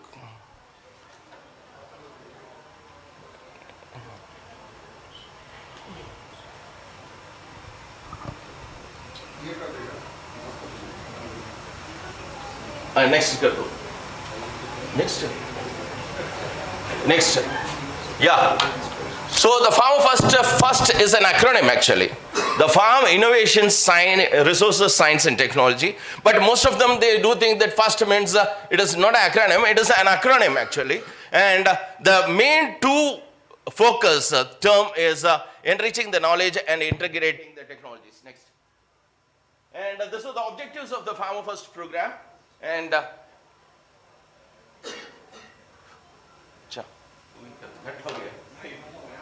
Mikey band ho gaya, right? And moreover, we are going with the socially, economically viable and the socially compatible technologies. And next, bhai, any mic nahi chahiye. Wait, next. Yeah, and moreover, this is the project objectives of our Farm First program. That is, being the process management team looking after the 51 institute, we are going ahead with the delineating and developing the process, because most of the scientists doesn't know what exact to be done. And next is towards the impact assessment of the technologies, because we are going with the crop diversification in all the areas with the integrated farming system also, and designing the dashboard and the database, and after that the capacity building of the researchers who are involved. And the main thanks is to the farmers who are there in 51 locations. About 48,291 farm families are being impacted due to the Farm First program. Next. And these are the change. It is since 2016 how our travel happened to be there. Next. Next. Now also it is persisting with. And here we went with the impact assessment of the Farm First program due to the crop diversification part. And here we went with some techniques. That is, we went with the propensity score matching and the Likert scale. And moreover, we also went with the serial equivalent quotient to find out the change which happened, or the diversification or the food security part also. Next. And this is the location and the households who were taken into consideration. We went with the stakeholders of where the Farm First program is being implemented and where the Farm First program is not being implemented. And these are the 15 agro-eco zones where the Farm First program is being implemented. Next. And this is a nutshell regarding the respondents from whom we have taken. Now, moreover, this year we are going with other areas, other agro-eco zones also, those eco zones which are not being covered, that will be covered in the next year. Next. And these are regarding the interventions which were made with the crop diversification in the crop, field crops, horticulture crops, and NRM activities, and all the aspects. And these are the institutions who are there, and the implementing institutions which are there in south, north, east, west, northeast, and altogether about 48,291 farm families were being privileged due to this Farmer First program. Next. And this is a scenario of change due to the technology assemblage, that is the farm income, cropping intensity, manures, fertilizer usage, because this is the treatment part, and this the above one is the control. If you see, after this, the Farm First program, the usage of fertilizer has reduced. Though it is, because initially, because the previous chairman, he was saying about, the judicious or the irrational use of fertilizers. But here, the fertilizers has reduced a lot because of scientist-farmers interface. And as such, in the pesticide also, the usage of pesticide has reduced, and moreover, the food security has enhanced a lot. Next. And this is regarding how we went with, that is, differences was used here, and we went with the depiction as change, right? Next. And this is the same thing which is depicted in the graphical, right? Next. Now covering to the food security. Next. Food security part is also very much important, not only the nutritional security, as I said. We also concentrated towards the food security part, and with the availability part, accessibility part, utilization part, and the stability part. Next. For knowing about the food availability, we went with what is the change, the percentage, the maximum household usage of the, that is the crop yield change was also depicted in the cereals, oilseeds, pulses, and vegetable crops due to the integrated farming system. Not only due to the integrated farming system, they also went with the, crops which opt for them. Because now we are saying about the climate resilient agriculture also, because the adaptation part is also to be taken into consideration, because India is a country with a great diversification, not only with caste, creed, and color, but also with the edaphic and the climatic factors we ought to go ahead with. So they went with that, and there is a change in the crop yield also. Next. And because the next part is the per capita income change also. The per capita farm income change is being depicted here in percentage. The next, and yes, food diversity, as the chairman of this session who depicted during the inaugural, the diversity in the food is also to be taken into consideration. So we went with the barracks index, the normalized barracks index, and we calculated what is the change which happened due to the food diversity. And moreover, this is the treatment part and the control part. If it happened to be more than 0.1 or 0.01, the diversification is more. So it is being depicted here. Next. And this is the change of the consumption pattern of the food also. First, initially how, because here the blue color depicts the treatment and the red color depicts the control. That is the treatment, because of the treatment, because of the Farm First program, there had been enough change in the consumption pattern because of the Farm First program. There is in cereals, pulses consumption, milk consumption, egg consumption, and meat consumption, fish consumption, because some of the fish-based institutes are also involved in this, and fruit consumption and vegetable consumption part. Next. And this is regarding the status of all the 15 agro-eco zones. though it is being depicted 19, some of the agro-eco zones were not taken into consideration, so the total is 15 actually. Yes, next. Next. And next. So this is a change which happened because we very well know that the NSSO data was there. NSSO data depicted this color, that because of the Farm First program, there had been change, and the dark color do say that there had been a great impact, and the mid-green color shows that a little bit impact, and the light green was still more. If you see this, there had been enough change in the food security after the Farm First program, seeing the NSS data, because now the latest NSS data is not there. Next. And the contribution towards the sustainable development goals also, because of the Farm First program, there had been sustainability part with the no poverty, zero hunger, and good health and well-being, responsible consumption, because now we went with the enough indicators within the sustainable development goals also, and that is, it contributed towards farm income, cropping intensity, usage of manures, and the least usage of fertilizers and pesticides, and the food security part. Next.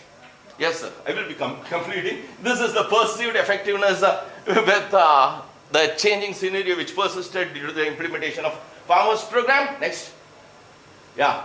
Regarding the conclusion part, here about 50,000, 48,000 plus, so 50,000 farmers went across with the diversified agro-eco zones, with the diversified cropping system also. And the Farm First program improved the productivity and the production part also, and thereby, as the production and the productivity increased, the most of the farmers are bothered about the profitability part, and moreover, small farmers are taken into consideration. Here, the farm income also increased, and as said, in all the 51 institutes, they are going with the integrated farming system based on their ecosystem perspective, and we went with the DID analysis also. This is the policy implication, because ICR NAM, being the policy advocacy division, we ought to go ahead with that. That is, we ought to focus on the low productive regions also, and adopt the farmer-centric model rather than getting the top-down approach, and enhance the farmer-scientist collaboration, which is the crux of our Farmer First program, and maximize the income growth, and encourage crop diversification based on the area. Now also I happen to see in the field visit, the plum crop was there. Plum crop is temperate crop, but however, it is getting adapted here also. The adaptation part is also to be taken into consideration there, and aligning to the food security goals. At last but not the least, if the Farmer First program, the implementation which happened should be going on with the other systems also. Next. These are about 6 certifications which we had from ICA due to the implementation of the Farm First program. Not 6, yeah, 6, yeah, okay. Next. At last, to conclude with, the ultimate goal of farming is not growing of crops, but cultivation and the perfection of the human being. That is utmost needed for each and everyone who are engaged in agriculture or allied field, so that the farmers can improve a lot. Thank you. Yes, sir. Thank you, Dr. Venkatesh. Thank you so much. Yes, sir. Yeah, for a very good presentation, where you highlighted about the farmers' first approach. Many of us may not be knowing. Many of us may not be knowing, but anyway, it's a good one, because it's a farm-centric approach where you clearly highlighted that food security, nutritional security, and then income security. All these aspects are required to be addressed together. Yes, I appreciate the way you mentioned many points, and you highlighted that yes, we need to focus on not only production productivity, but also on many other aspects related to marketing, related to value addition, related to many other areas which we need to. Then certification procedure also you mentioned, and then again you highlighted about crop diversification we need to. Yeah, crop diversification. Yeah, these all are the areas, and then we like the point which you mentioned, that's a 15 agroecological regions, and 2,433 households, those were included. It's one of the very big projects. That is the steady, It was a steady mega which was done, project. sir. Yeah, it was a mega Actually, project. 48,280 farmers are involved in this. Well. So I'll just request the house if anybody wants to ask any question. One quick question we can take. Any question? Okay, thank you so much for an Yes, sir. excellent Thank you, presentation. sir. Well, Thank you. Thank you so much. Well, so now Dr. Sujit. Dr. Sujit is from Goa. So Dr. Sujit Desai, scientist, ICR Central Coastal Agriculture Research Institute. So today he is going to make a presentation on sustainable land and water management for climate resilient agriculture in the coastal regions. Yes. Yeah, please continue. Thank you, sir. Very good afternoon to all. I am Dr. Sujit Desai, working as a scientist at ICR CCRI Goa. So I'll be talking about the coastal ecosystem, as already mentioned by earlier speakers. Like before this session, one of the scientists talked about the Himalayan ecosystem. So I'll be talking about the coastal ecosystem. Respected chairman, co-chairman, convener, honorable chairman of JS Fred Foundation, Dr. Gurbachan Singh sir, and all the delegates.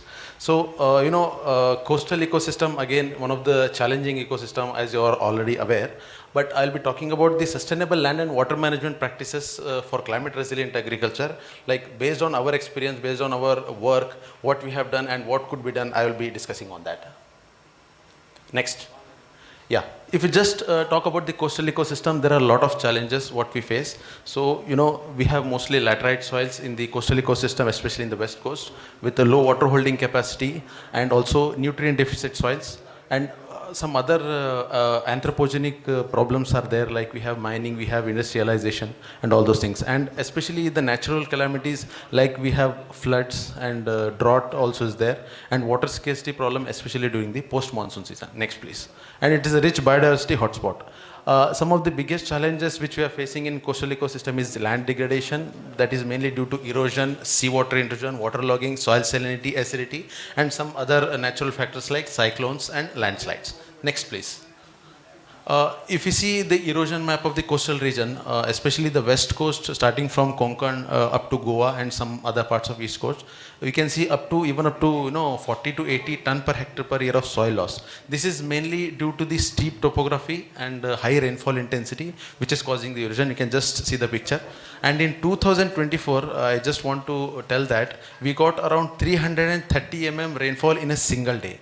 So in 2024, we got around 4,800 mm of rainfall in Goa. You can just imagine what could be the condition of the soil. So most of the fertile soil is lost as a erosion, and again that sedimentation is happening and going into the river system. Next, please.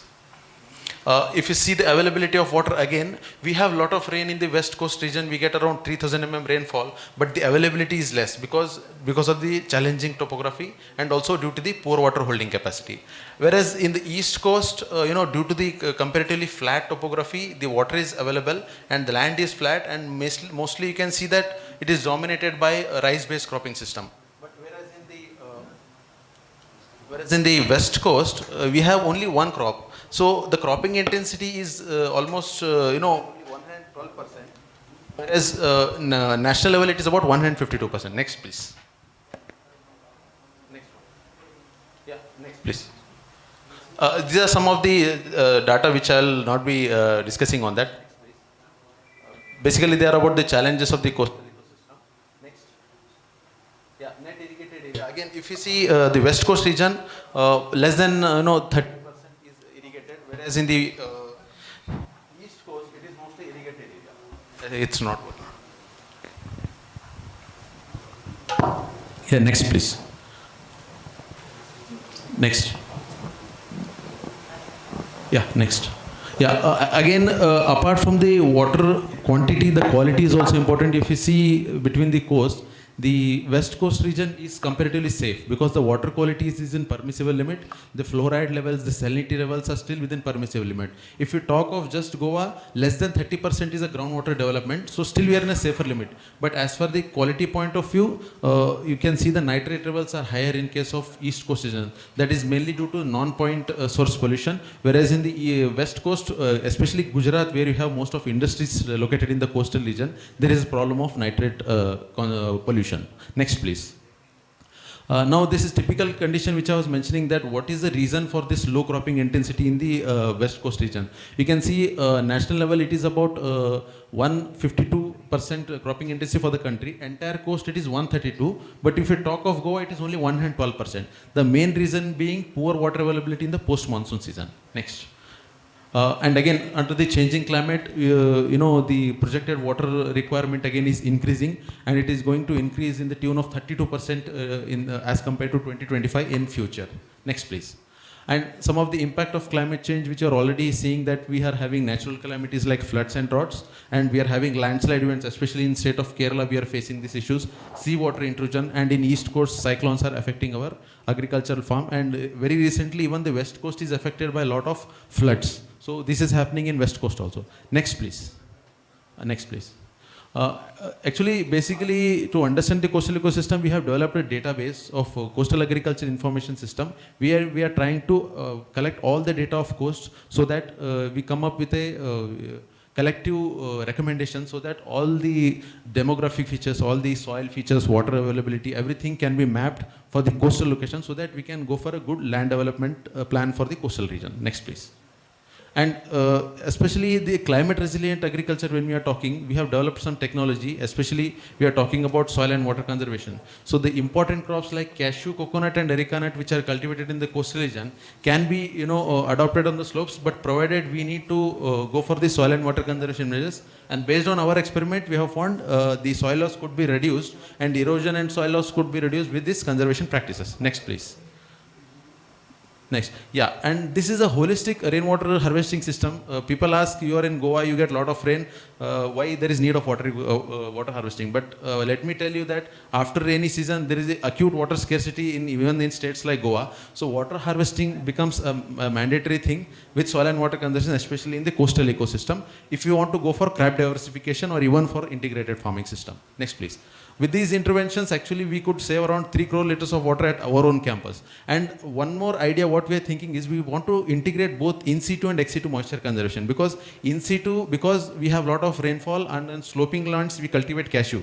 That results in a lot of soil loss. But if you have in situ moisture conservation along with the ex situ conservation of harvesting, then the water harvested can be utilized for the life-saving irrigation, whereas the in situ practices can help in reducing the erosion and soil loss in the agricultural fields. Next, please. And again, we are trying to achieve the resilience with pond-based integrated farming system, where we are integrating our pond with IFS and also the fisheries component, duck-based fish system. This is helping in increasing the resilience, and we are also cultivating horticultural crops, which also already the chairman sir mentioned about carbon sequestration by cultivating these horticultural crops. Next, please.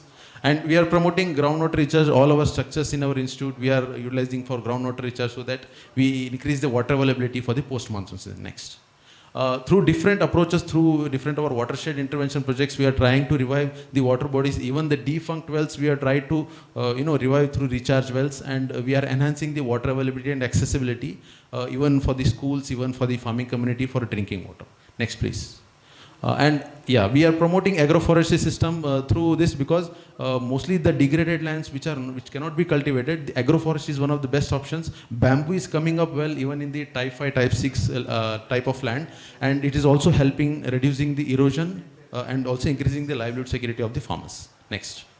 Again, water quality, I was talking about water quality because we have animal component, right? A lot of wastewater is generated from our animal units, but that has to be treated and disposed with a safe, in a safer limit. So what we have done is, one of the technology developed by IRI, that is eco-friendly treatment facility, has been adopted at our institute, and what all the wastewater is generated from our dairy and pig unit is being treated and is being fed to the fodder units. We have fodder also, and that fodder crop we again harvested and fed to our animals, so that our previous speaker was talking about the circular economy. Whatever water is generated is being treated, applied to the fodder, and again fodder is fed to the animals. So we complete that circular economy cycle through these things. And next. We are also working on the salt affected soils because we are promoting land shaping. Already CSSRI Canning Town Center is working, but we are working in the coastal, in the west coast region through land shaping models. Next. And some innovative work we have done in the farmers field by adopting gravity based micro irrigation with the farmers participatory approach, which is helping them in crop diversification along with saving of water. Next. Next, please. Yeah, and some other interventions. Next. Next. Yeah, we have also nominated 2 farmers from our institute who received the Padma Shri award. Recently, one farmer from Goa received. Next, please. And we are also publishing this thing because we are documenting farmers' technology also. Next, please. And I'm proud to share that last year we received the National Water Award in 2024. Our institute was nominated and for the best institute category for water conservation within the campus. And our director received this award from Honorable President. Next, please. Next, our team with Honorable CM and all. So we are promoting all integrated farming system models along with integrated based agroforestry, because agroforestry animal component is also one of the important aspect. We are cultivating fodder in the interspaces of areca nut and cashew. Next, please. And we are also promoting the traditional water harvesting system of the farmers. Next. So finally, I would like to conclude with my following recommendations, that there is need for integration of in situ and ex situ water conservation practices in the agriculture field, especially in the coastal ecosystem. And we need to promote integrated farming system with crop diversification and link that with agro-ecotourism for increasing the farmers' income and also attracting the youth in agriculture. And we need to use land shaping models, especially in the coastal saline affected soils. And more focus should be on using AI or sensor-based irrigation precision irrigation system, along with cultivation of multi-stress tolerant crops. And finally, I would like to conclude by saying that we need to blend the farmers' traditional knowledge also with our own advanced technology, so that we can attain the coastal resilience in the coastal ecosystem. Thanks. Yeah, thank you. Well, thank you so much. So now you mentioned about many things related to this sustainable land and water management, particularly for the coastal ecosystem.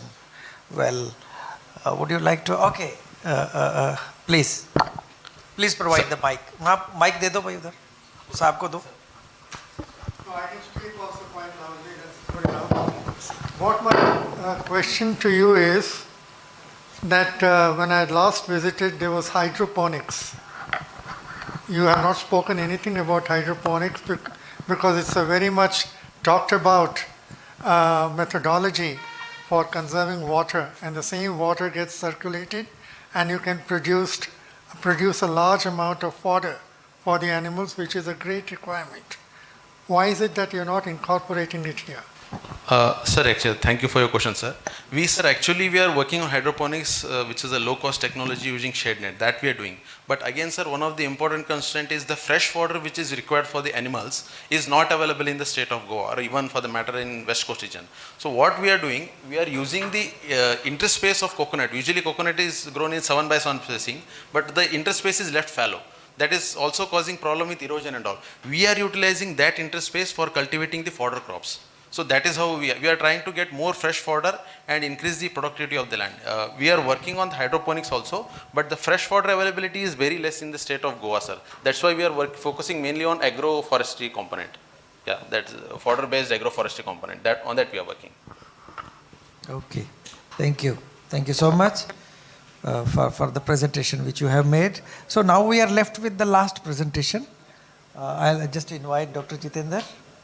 So Dr. Jitendra Kumar, he is working as scientist at CSSRI Karnal, and today he is going to speak about climate smart technology to enhance water productivity. Respected chairman, co-chairman and distinguished scientists present in this session, very good evening. My name is Jitendra Kumar, working as a scientist, ICR CSSRI Karnal. And just I would like to share some of my study I have done. Earlier I was posted in a 7-year experience in hilly regions. I was posted in ICR BPK Salmoda. So some of the study as a success story what I have done in climate smart agriculture there, and will present there. Next. So just as a climate and smart technology, first one is for the most of the area in hilly and arid regions, design of the protected structure and at the site specific basis and based on the altitude. Like in example, if the height altitude is greater than 15 meter height, then the design of the protected structure would be different, and less than the 800 to 1500 meter altitude height, their height will be different for natural ventilated poly houses. And effective design of the rainwater harvesting system. Next. So just one technology we have work for the portable poly house, and this poly house mostly designed for the altitude height greater than 1500 meter, and the design of this poly house I have constructed of the rainwater harvesting arrangement also, so store all the effective utilization of rainwater and use it through gravity based micro irrigation system. Next. And this is the two designs. First one is for the altitude greater than 15 meter height, and second one is the 800 to 1200 meter height. That's the center height is approximately 5 meter. But if the like in this area, Karnal side, we design the poly house, then center height more than 7 meter to 10 meter, and the side height approximately vary based on their slope. Slope should be 25 to 30% slope, and based on these designs we have commercialized the firms. Next. And this is the in hilly regions, this is the terrace cultivation, because in the hilly regions problem is that the most of the terrace length is there, but width of the terrace is maximum 5 to 8 meter, not more than that. And that basis with the effectively designed for the in hilly regions, mostly 100 square meter poly house is suitable for the marginal and small farmer. Next. And these are the some study we have conducted temperature variation in the poly houses, and based on that the recommended. Next. And relative humidity compared to outside and inside with the compared, and approximately 1.8 to 1.9 to 8.2% of the variation compared to outside. Next. And simultaneously in the lux meter and other climatic parameter we have studied. Next. And the soil temperature is also vary with the 1.5 to 0.9 to 1.5 degrees centigrade compared to outside and inside polyhouse temperature. Next.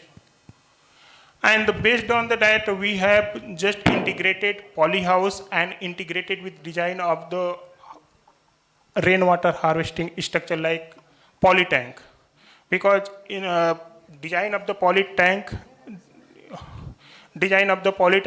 based on the for design of the any cemented tank cost varies 7 to 10 rupees per liter, but if you design the poly tank is cost approximately 60 to 65 paisa per liter, but life of the poly tank is only 5 to 7 years, and we have just standardized it and with brick lining technology, and when you brick line the poly tank then it cost approx 1 rupees to 1 rupees 10 paisa, and this technology we have installed at the farmer field on cluster approach. Next.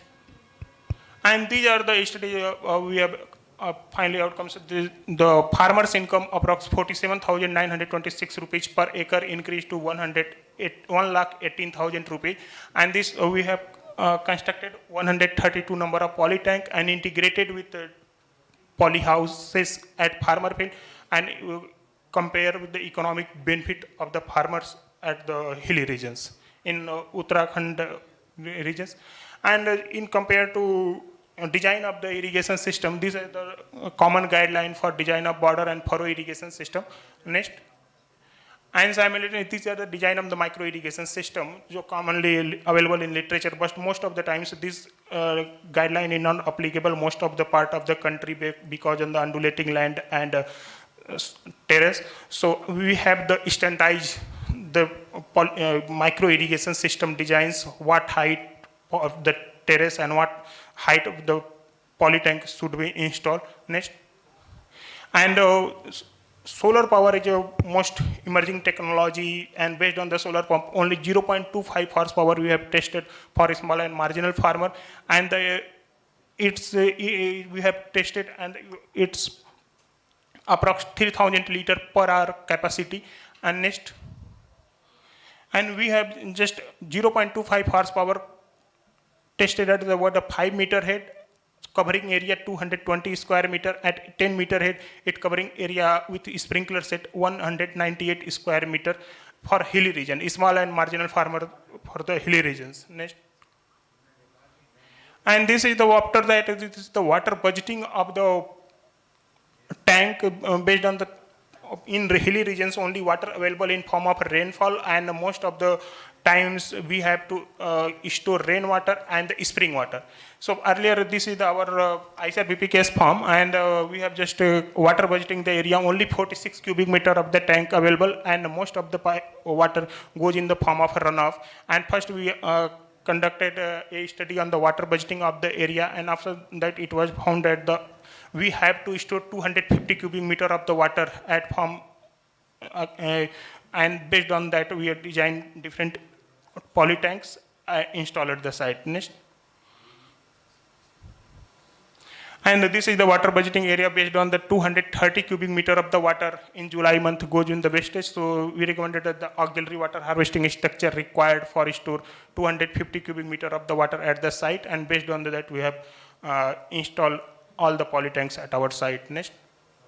And this is the study. Before intervention, we just only irrigate 0.34 hectare area, and after intervention of the water harvesting measures, we irrigated 0.64 hectare area through gravity-based micro irrigation system at site.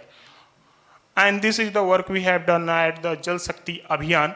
In Jal Shakti Abhiyan, we have constructed this tank at the farmer field, 65 number of the tank, and the Mukteswar area, Dadima village. And the objective is that this work we have done the participatory approach, and the farmer have to digging all the tanks, and we have provide only Cipollin seed and technical knowledge, and based on the enhancing income of approx 39,000 rupees to 76,000 rupees per acre. And this is the most important technology, like the poly tank cost is the 60 to 65 paisa per liter, but if the brick lining of the poly tank, then it cost 1 rupees per liter, and if you compare with the cement based tank, then it cost 7 to 10 rupees per liter cost. And through brick lining of the poly tank, this lifespan of the system is more than 25 years. Next. And we have also studied on the work on the hydraulic use of hydraulic power, river current for lifting up the water for riverbed cultivations. Next. And also working on the micro irrigation system based on the soil moisture, time based, volume based, and soil moisture sensor based. And this work we will have to continue at the CSSRI. Next. And these are some designs we are working earlier, like this is the polyhouse size, and if you install the 100 install solar panel at both sided and use that solar power for effective utilization of the energy requirement of the inside the polyhouses, it may be operated through pump and operating the fogger. Next. And last 2 years, I'm working as a CSSI, and CSSI working on the recharge of the groundwater structures and subsurface drainage technology. And we are just working on for efficient design of the recharge structures and controlled drainage system at our farm. Next. And also CSSI have developed the common guideline for the use of saline and alkaline water for the surface irrigation, and we are working on for design of guideline for micro irrigation using saline and alkali water. Next. And this is the subsurface technology. Our institute are working on it, and we are looking for some automation in that area. Next. So this is some work I have done by CSSRI at farmer field. And next. So only this 2 to 3 year payback period if the salinity level 10 to 42 decibel per meter, and after installation of subsurface drainage based on the spacing, like in Haryana spacing 60 to 70 meter, but in Maharashtra and Vertis Hall area 15 to 30 meter lateral spacing, and only after 2 to 3 year payback period EC concentration at that side are 2 to 5 decibel per meter. Next. So, and just we have some study on the roof water harvesting site of the 300 square meter polyhouses size, and use of saline water. Just we have study on the required water harvesting site for use of saline water and leaching of the salt in that area. So in 300 square meter polyhouses, we required only 1200 cubic meter of the tank, and for 1 year leaching of the salt 10 cubic meter of the size required. So this is all from my side, sir. Thank you. Well, okay. Thank you. Thank you so much.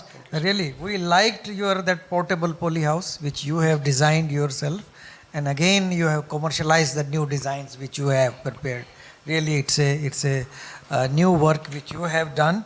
But we really need to work on this area, and we need to further standardize the technologies. But I like that ShedNet also, the ShedNet part, because here there is a lot of demand. Small and marginal farmers, they are asking for such portable kind of poly houses where they can utilize those structures in the different seasons for off-season production of the vegetable crops, as well as for production of the seedlings also for raising the crop at the early stage.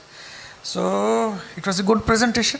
Thank you, sir. I hope that you will be in a position to address one or two queries. Yes. Okay. Thank you. Thank you so much. Thank you. So we would like to learn more related to that automated ShedNet. We will work together with the Maharana Pratap Horticulture University. These are the areas. These are the common areas I think we need to work together. I'll request the director also. Well, thank you. Thank you so much. Please have a seat.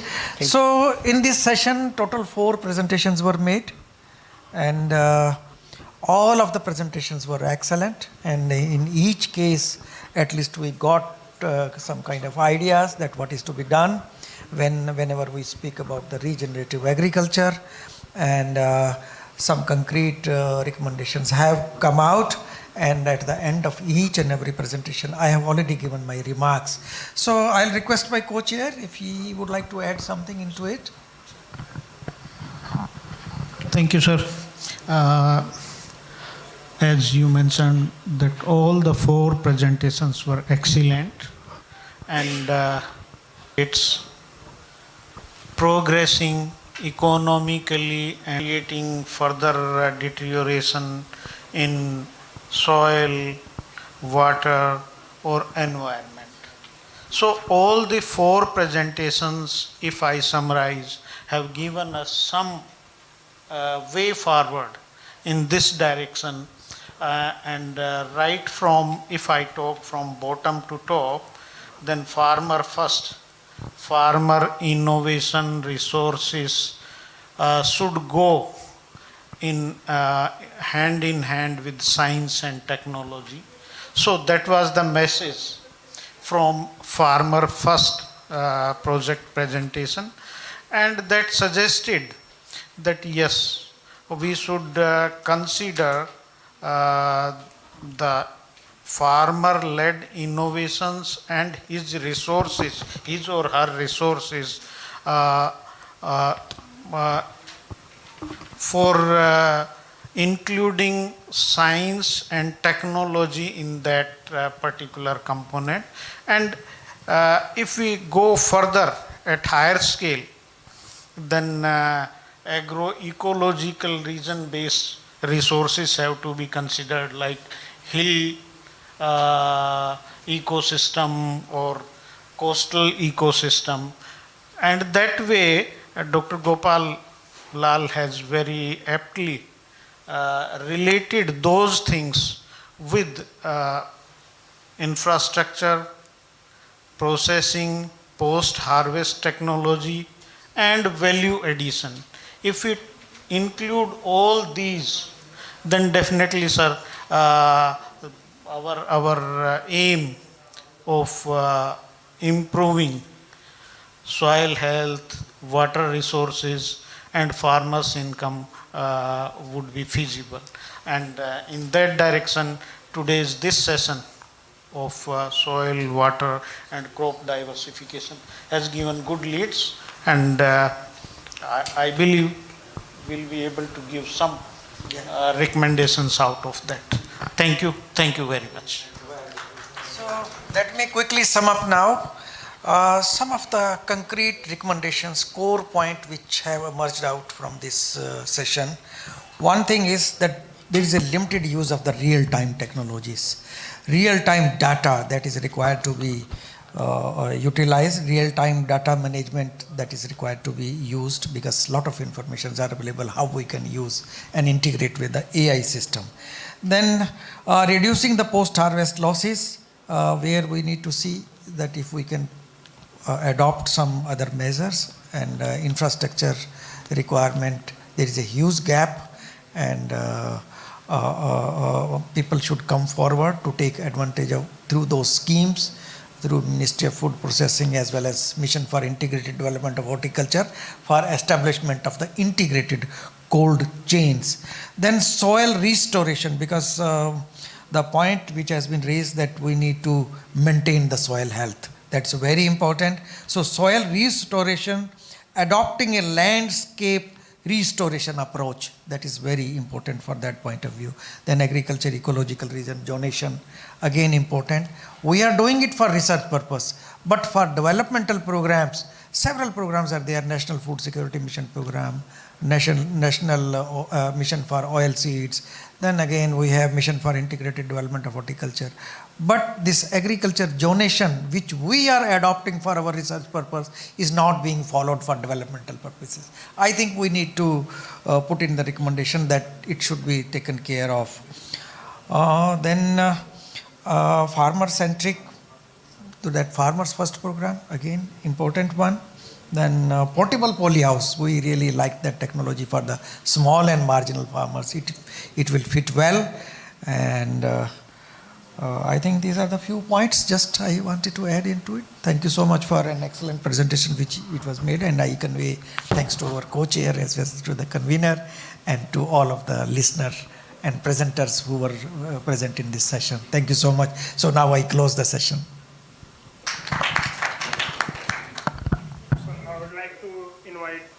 Dr. Gurbachan sir, former chairman SRB, for come on the stage and facilitate our chairman and co-chairman of this session.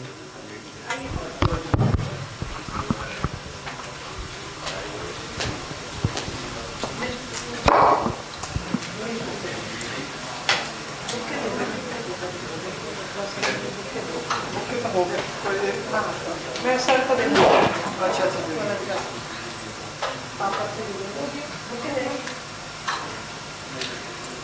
मुझे बहुत अच्छा लगा ये पापा से मिले हुए थे तो मेरे को बहुत अच्छा लगा सुन के, तो मैं आपका वार्म वेलकम करना चाहूँगी. Thank you so much. Thank you. Yes, please.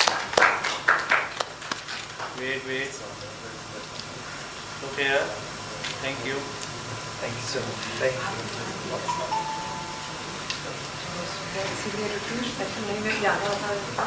सबने डिनर के लिए थ्रोन्स में आना है आज. जितने भी लोग हैं प्लीज़ मैं रिक्वेस्ट कर रही हूँ आपको सभी को, रात को डिनर में हमारा अल्फा में थ्रोन्स है और वहाँ जरूर आना है. और मैं ढूंढूंगी, आप सबको वहाँ होने चाहिए. कैप्चर कर लो कौन कौन है और कौन कौन नहीं होगा, मैं देखूंगी. प्लीज़ आइएगा जरूर है. Thank you. Yes, sir.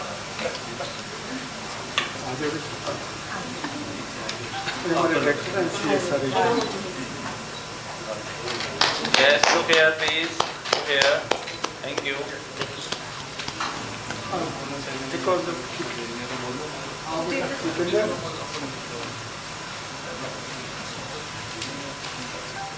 Yes, look here, please.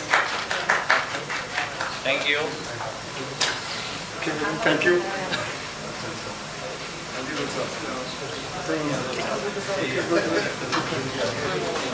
Madam को लेना रात्रि को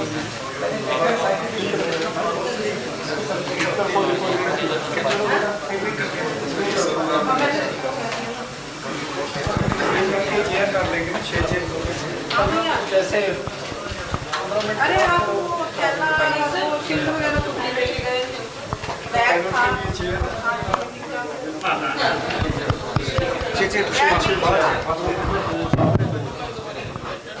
चलो बैग मिला ना. नहीं sir, Madan sir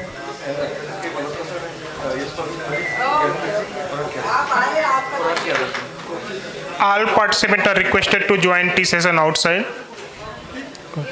So this is the tea break, and after the tea break we will assemble here for next session.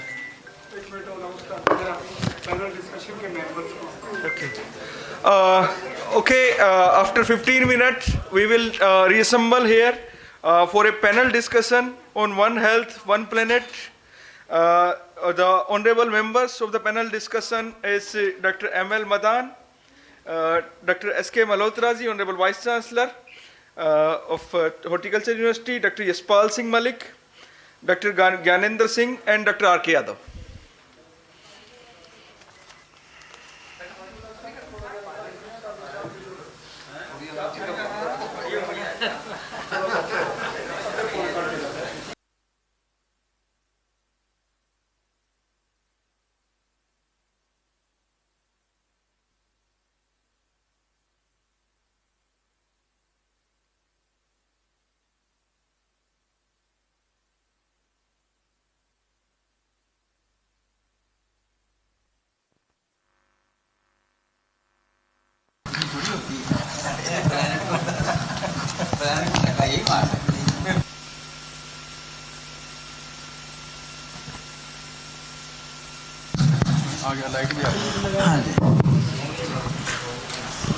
I think it's time that we should get started with this session, the last session for today. And that's a session which goes by the name of panel discussion. And I'm fortunate in having a galaxy of people to sit by my side to be talking about what I would think that each panelist will have his time to answer a specific question which is part of the One Health, One Planet. I would like to decipher the title by saying that we're talking of health and we're talking of planet. Health often is said to be a person who is not diseased. But in fact, health is something which is far ahead from that situation where we say that a person is not diseased. So health is a situation of optimum functioning of a biological material.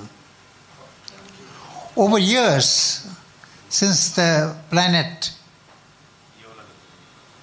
had its existence in terms of bios, health has always been an issue. And this has been chiefly because it is not only the microorganisms or the bacteria. The health is also concerned with welfare. That's exactly the definition of health. So therefore, that when we are addressing One Health, we are talking of the welfare of all. Welfare of plants, animals, birds. As a matter of fact, a common term for this is the welfare of the ecosystem. That the system in which we are. And why I'm saying this ecosystem, we have got here panelists who are specialized in various parts and various systems, ecosystems. And therefore, that it will be opportune for us to be requesting them to be addressing themselves to that particular ecosystem which they have been handling. Firstly, in terms of the definition which I talked of health, that is the welfare. And the second is this word planet. I remember about 3 years back, we had an international panel discussion in Ontario, in which I was supposed to be representing India. And in that, the question came about that how do we satisfy the food needs? Because food is connected with health. That if the food is not enough, we often see that there is what we call ill health. which does not necessarily mean disease. A person who is not in its proper age and weight as a growing child, he may not be diseased, but he is not in health. So this portion, this definition, I remember at that time having put forth that when we are talking of planet, there is such variability in various countries and people within the country that where we need to go. The country itself has talked that as part of this planet, that we should be talking of zero hunger, we should be talking of having health for all. But this looks sometimes utopian. Utopian because our direction in which we are going may not necessarily lead us very early to such a situation. And therefore let us be pragmatic and talk pragmatically that what needs to be done so that we will have the welfare. That's why we'll talk of people in health in this part of the planet. To begin with, I think that we have 5 to 7 minutes per every speaker. We'll have 5 minutes in the beginning, and then subsequently in the second round, we'll have 2 minutes of conclusions from each of the speakers. I would like to start with Dr. Samra, who will be talking about health and planet. And he will address himself to what he has been talking since the morning and what he is specialized about, and at the same time make an extension towards what we need to do to get into a situation of zero hunger and getting ourselves out of the poverty line, so that we are talking of health for all. Dr. Samra. Thank you, sir. Thank you, sir. I will talk about the planet in terms of the pollution of air and environment, because it has very serious implications. There is one organization which always monitor air pollution in terms of human health, mortality, everything. They do it. And when we talk about the air pollution, it's all over the planet, because if something wrong goes in India, it goes through air to Pakistan, it goes by air to China, because it does not require any passport or any visa. So our environment, at least at the planet level, it's really, it works at the planet level also. And nowadays, they are connecting and relating air pollution with the mortality rate, with many indices of health. These are not the viral diseases, they are not the pathogen diseases. This is the disease which is basically due to the pollution of the environment and especially air.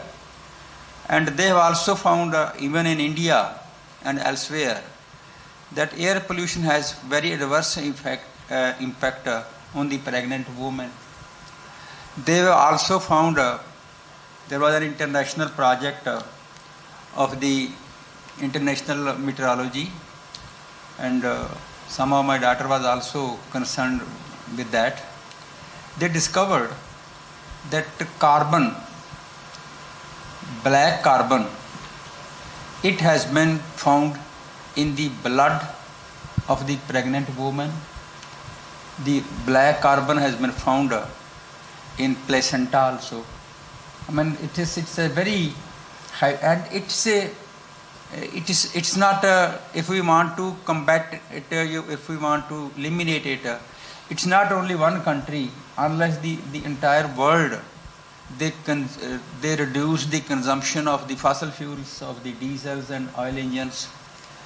And when I see bombing nowadays, which is there in Iran war, I don't know how much pollution is being produced in that.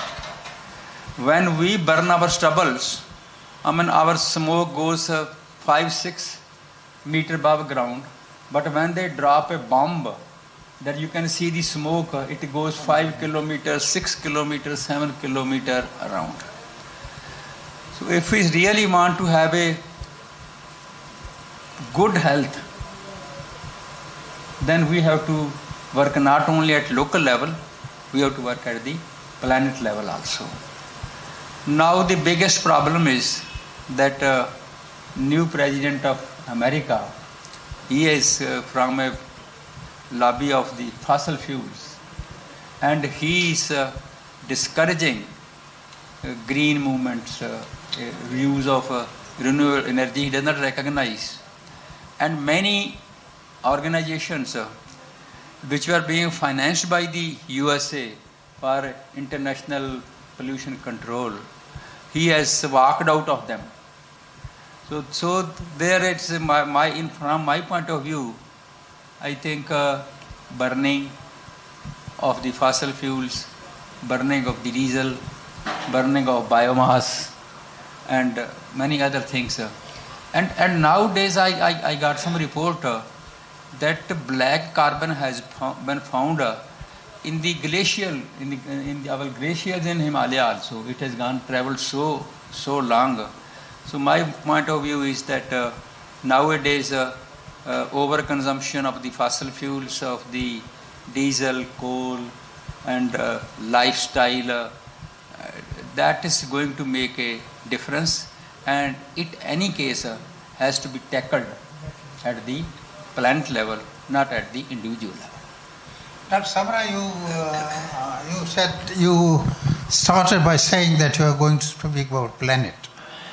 That what is really important is when we are talking of planet, we have to refer ourselves to plants, we have to refer ourselves to the livestock, we have to refer ourselves to the environment in itself. So I think that you might throw some light as what is needed to be done so that we can get over into a situation where we have welfare, that is health for them all.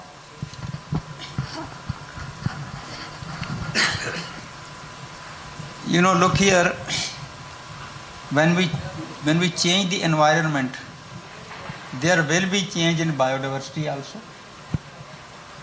There will be change in the human diversity also. And diseases also. It is a whole spectrum. The only solution is mitigation. We have to mitigate the sources of planet pollution. And mitigation has to be in all kind of activities. Whether it's a human being, whether it's agriculture, whether it's lifestyle, anything. But the mitigation lies in the whole spectrum of the biodiversity and of the human beings and of the activities. Because even if somebody is constructing a house, if he does not take care of the environment, that also a source of mitigation. So the solution is the mitigation, and mitigation is not in one activity, in all kind of the activities, and then only it can be resolved, it can be taken care of. And of course, if you see the plants, they also respond. They change their species. They change their physiology. After all, there's always evolution process is there already there. If we change the environment, the evolution process at large scale, they also get modified. It's a very dynamic situation, very dynamic equilibrium. In all walks of life, in all activities, if we want to do mitigation, then we have to look everywhere, not only one factor or two factor or three factors. It has to be at every level, at every stage. That's my point. Thank you. I now request my colleague, Dr. Malhotra. I think that he is one who is directly connected with the agricultural part, where we're today seeing there has been a resurgence in this country. Not only resurgence, but it's a reaffirmation of the fact that we can be self-sufficient in terms of vegetables, in terms of fruits, something which is supposed to be supportive to health. Health in real means we express that we are capable and we have capacity to make good use of vegetables and fruits. As a matter of fact, there's a transformation. In earlier years, if you would see some of your relation carrying a fruit, it used to be an indication that somebody is not well in home. Why are you carrying the fruit? Is everybody okay? But today the situation is different. Now that difference brings us to the situation of health, and let us see that how this can be extended over into, not only do we talk of health of human beings, but we talk of the health of the plants itself, of the vegetables itself, because that's also a matter of great concern. So I leave it to Dr. Malhotra to take this issue further. Thank you very much, sir. In fact, the point is very much relevant when we speak about food security, nutritional security, and health security, because these all are the aspects which are interconnected. And when, no doubt about it, that we are self-sufficient so far as food production is concerned, we are also self-sufficient for fruits and vegetable production, and nutritional requirement is well met. But health aspect is directly related with it. It is believed that food, medicine from the food, health from the food, health from the nutritious food. These all are the interconnected aspects, but I would like to connect it with the one planet and one health aspect, because in the planet so many living organisms are there, but in particular we used to mention the human being, people, animals, our ecology, environment, and all other points are there. That here we need to balance and optimize the health of all these concerned, whether it's human being or animals or our ecological health also. So how that could be maintained, that is the point. So here, if I connect with agriculture, if you remember, earlier streptocycline, tetracycline, these all antibiotics were used for control of bacterial diseases in plants, but now those have been banned. Why? Because of the antibiotic resistance that was coming into it. So this is again an international problem. It was happening at the international level at several places, that streptocycline or tetracycline used in plants, that may further go and travel into the system of the plant, edible part, and that edible portion again consumed by the farmers, by the people. Once it is consumed by the people, it may bring a kind of antibiotic resistance. That's again a very big issue. So that has been banned now, and some kind of treaty has also been signed that this should not be used in plants. Another point which relates to food safety. Again, food safety has its great concern with the health of the human being, health of the animals also, because there are many products in the food chain which come from the animal side also for protein, maybe eggs, maybe milk, and other products are also there. They are the part of our food system, food cycle. So food safety is again an important issue, which has its great concern with our health.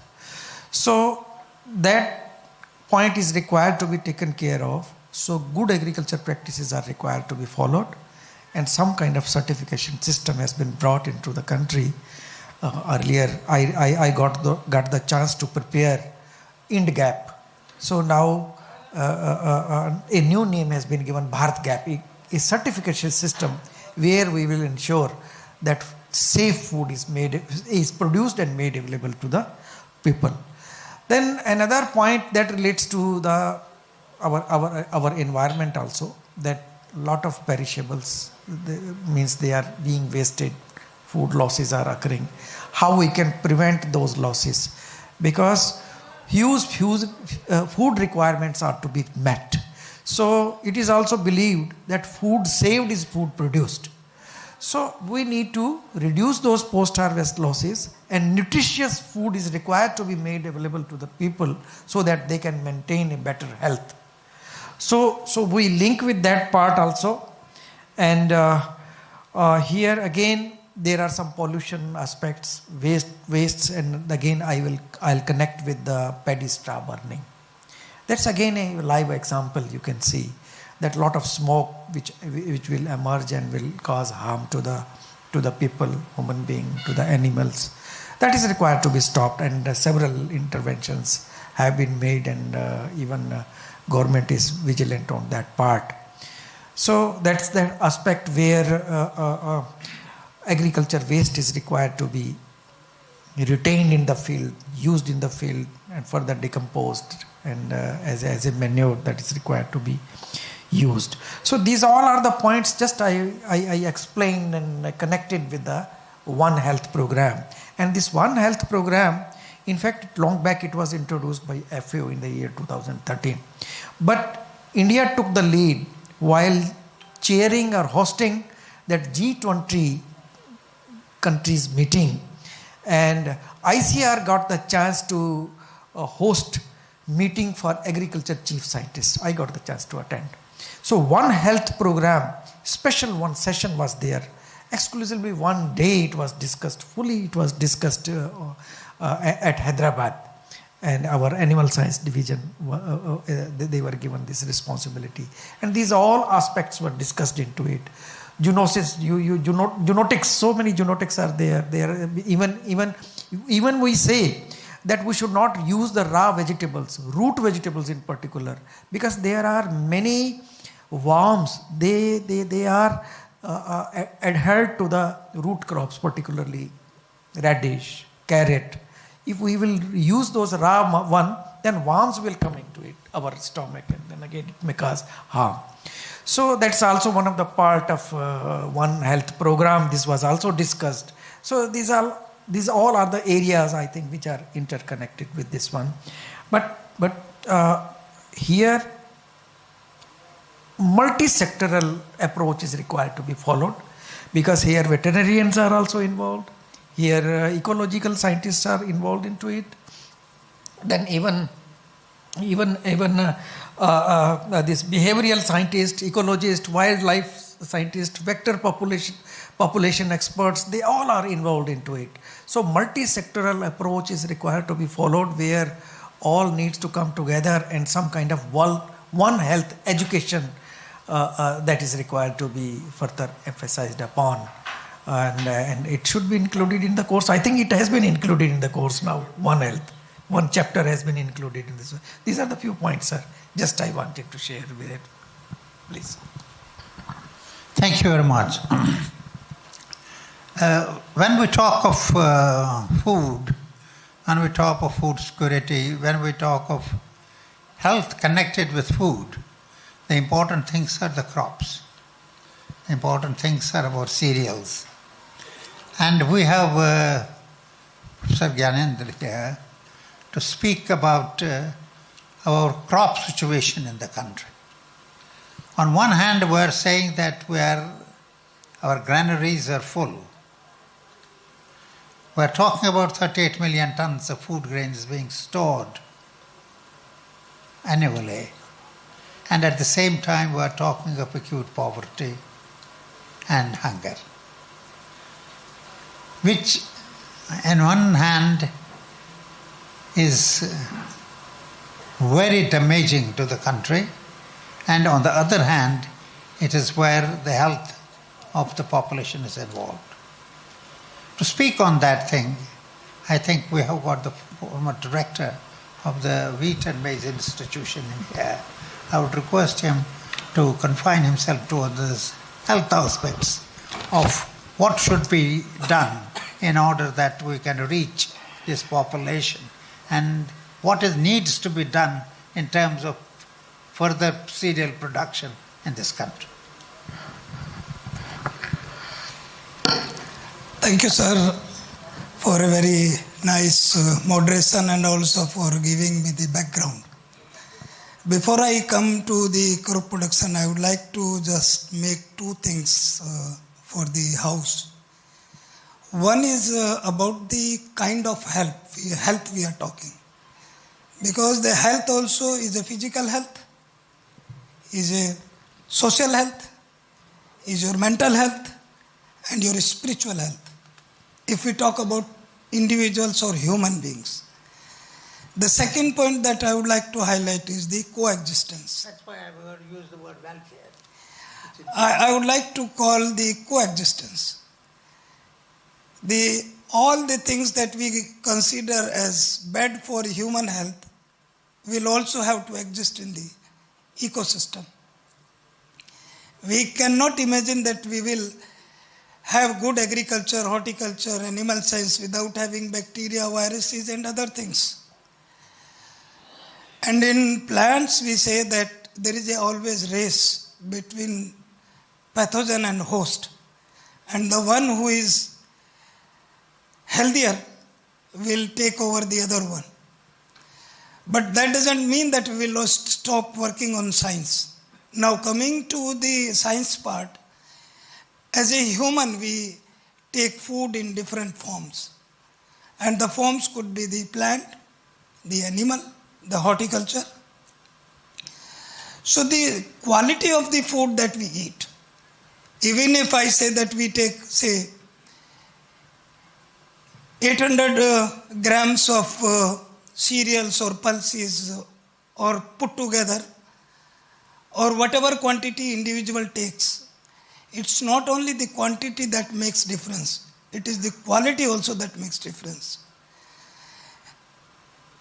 This undoubtedly, I would say that the land races that India used to grow were much richer in nutrition than what we have today. Why we lost it? Because we needed the quantity. The Green Revolution came, rice wheat system production gave us the food security, and we published a paper which we call shortage to surplus. We were dependent on PL 480, we all know it. Now we are self-dependent and we even export. But we are exporting wheat and rice at what cost? That cost has to be accounted for in terms of water, in terms of soil health, in terms of the human health, and in terms of the treasury that we got from the predecessors and we are going to inherit to our next generation.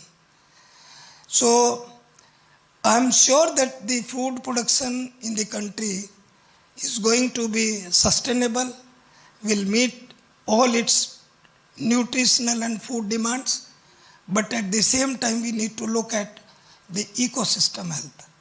Food alone will not make the ecosystem health. It is the combination. There was discussion in the morning. Animal husbandry and plants were the integral part of the agriculture.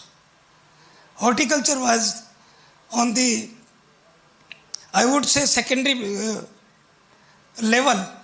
As you very rightly said, a person carrying fruits will have doubts somebody is ill in family. But that's not the case now. Food habits have changed. But at the same time, we need to look at food produced at what cost, with what resources. 1 kg of wheat or 1 kg of rice, how much water we are going? and from where that water will come. So coming to the food crops, I would say the cereals, pulses, oil seeds, horticulture crops, we have to make a blend. Otherwise we will say that this is International Year of Millets. Next time we will have International Year of Barley, something like that. But we need to have a blending, and blending will make the system, the health, the planet very safe and healthy. Thank you. I was thinking that you will throw some light that what should be the approach with which we should go in order that we are able to get to a situation of where there will not be hunger, in spite of the fact that we have so much of food in store in the country. What should be the approach for that, and how should we go towards eliminating this type of what we talk of hunger in the country? If you can address that for a minute. Sir, to me it's not the question of production, it is the question of utilization. Somebody in the morning said that we are losing about close to 15 to 20% after we make the production very successful. So taking account of that, we are losing in post-harvest procedures. That is also equally important. Number two is which I consider myself very prominent, is that we need to make soil health as our priority. Unless we have healthy soil, you cannot expect healthy food. And unfortunately, in last few years, the soil health has been on the last priority. We will be able to sustain the production, rather increase the production, only with two things: climate resilience and soil health. Climate resilience we can do with two means. One is the genetic manipulation, as you very rightly said. The other one is the agronomic interventions. The soil health will come only when we integrate all four components of agriculture to make soil healthy and make planet healthy. Thank you. Hope I could answer that. Okay, thank you. You see, when we are talking of health, and we talk health over in the planet, very interesting thing has happened during the last century. We are today talking of almost 60 to 70% of the disease which comes into the human population comes from animals. So this is a very interesting situation where the disease is traveling from in the planet from one species to the another species. And livestock is often considered to be the culprits for that. Culprits which are diseases which are coming de novo, and diseases which are being spread by the wild animals, diseases which are coming from one area of the world to the other area through birds, through transmission. And therefore, the dominant issue which comes over into the health is the health of the animal first, which will lead to health of the man also. On this issue, particularly when we are trying to be using as much drugs, as much antibiotics onto the human population and onto the animals, which in fact subsequently reflects onto the human population, we have got Dr. Malik to speak to us today. Let Dr. Malik take on this issue. Thank you very much, sir, for such a wonderful start. And undoubtedly what you said, animals plays a very important role. And that was well taken, I think, nearly 175 years back when the history of One Health started. It was started as a one medicine. Rudolf Virchow, 1850, and later on Swabe. These are the two legendary people who started the concept of One Health. Simply they said, there is no line between the animals or human treatment. That was the start.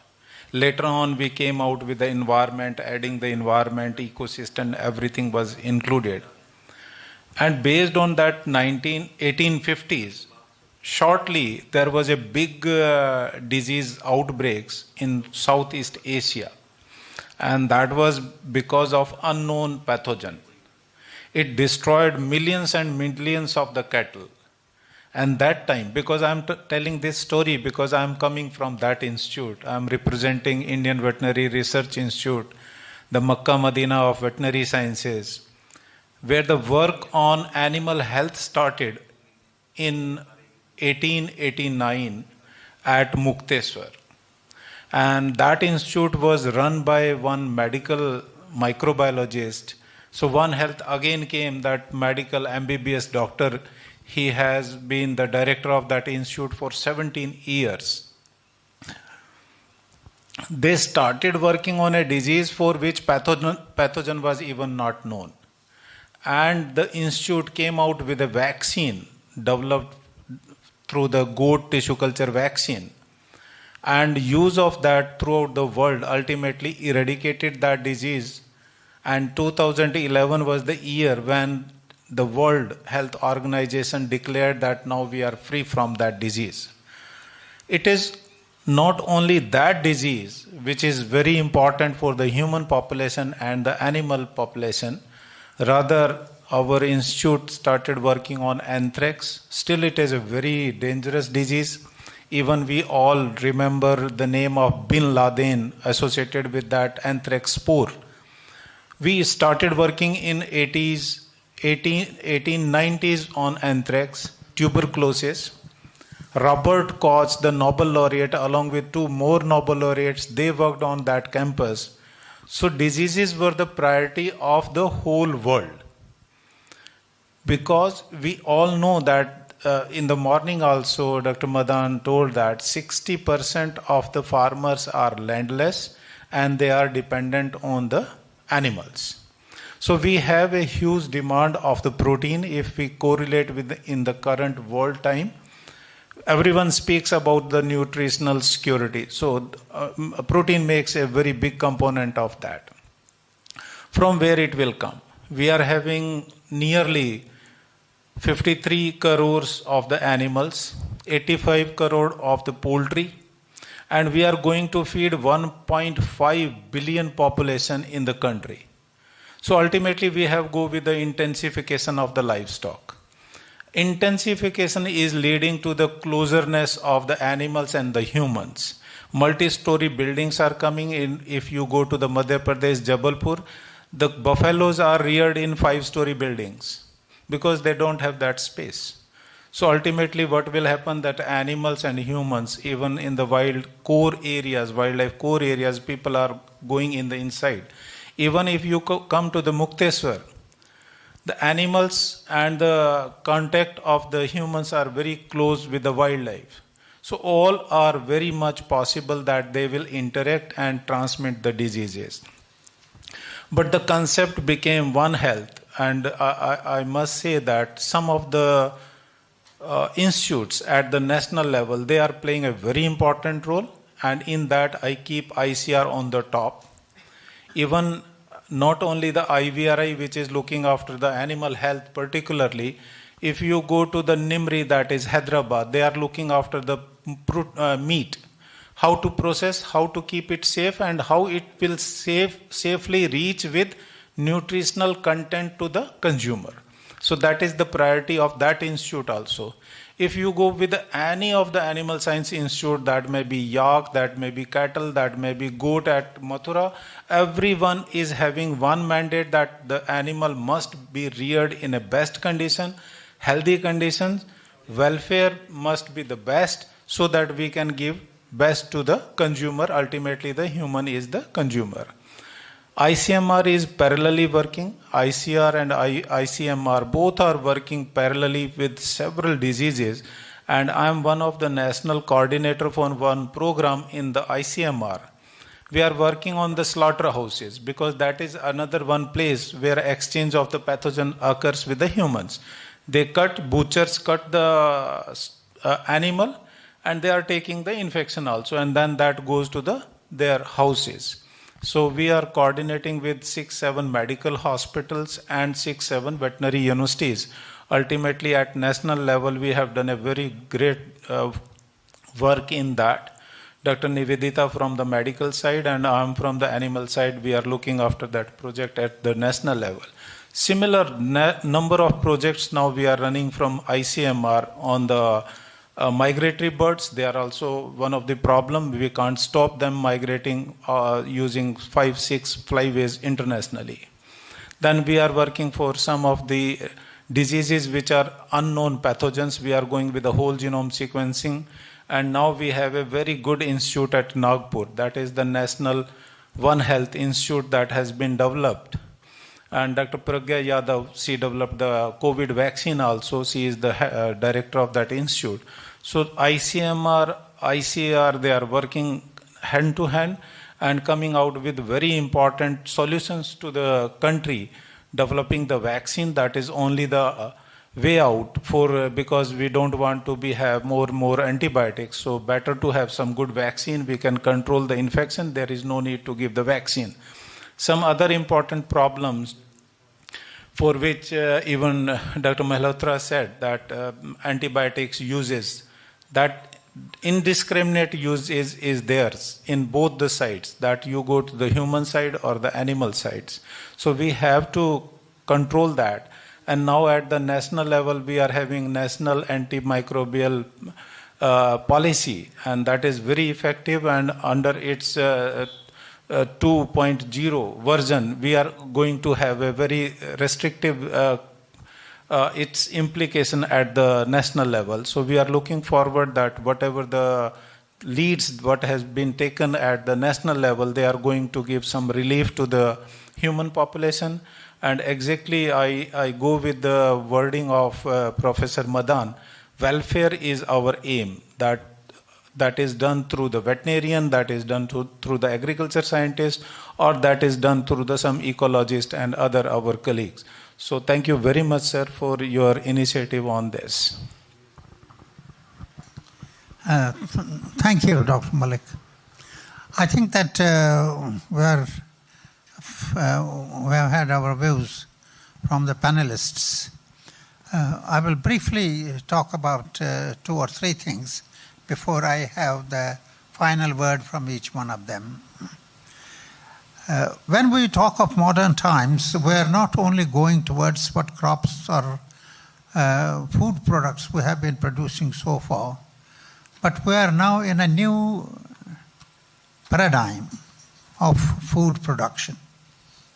Whether it is rice or it is wheat, we are trying to change the genetics in there so that we are able to supplement it with those things which are very critical for the health.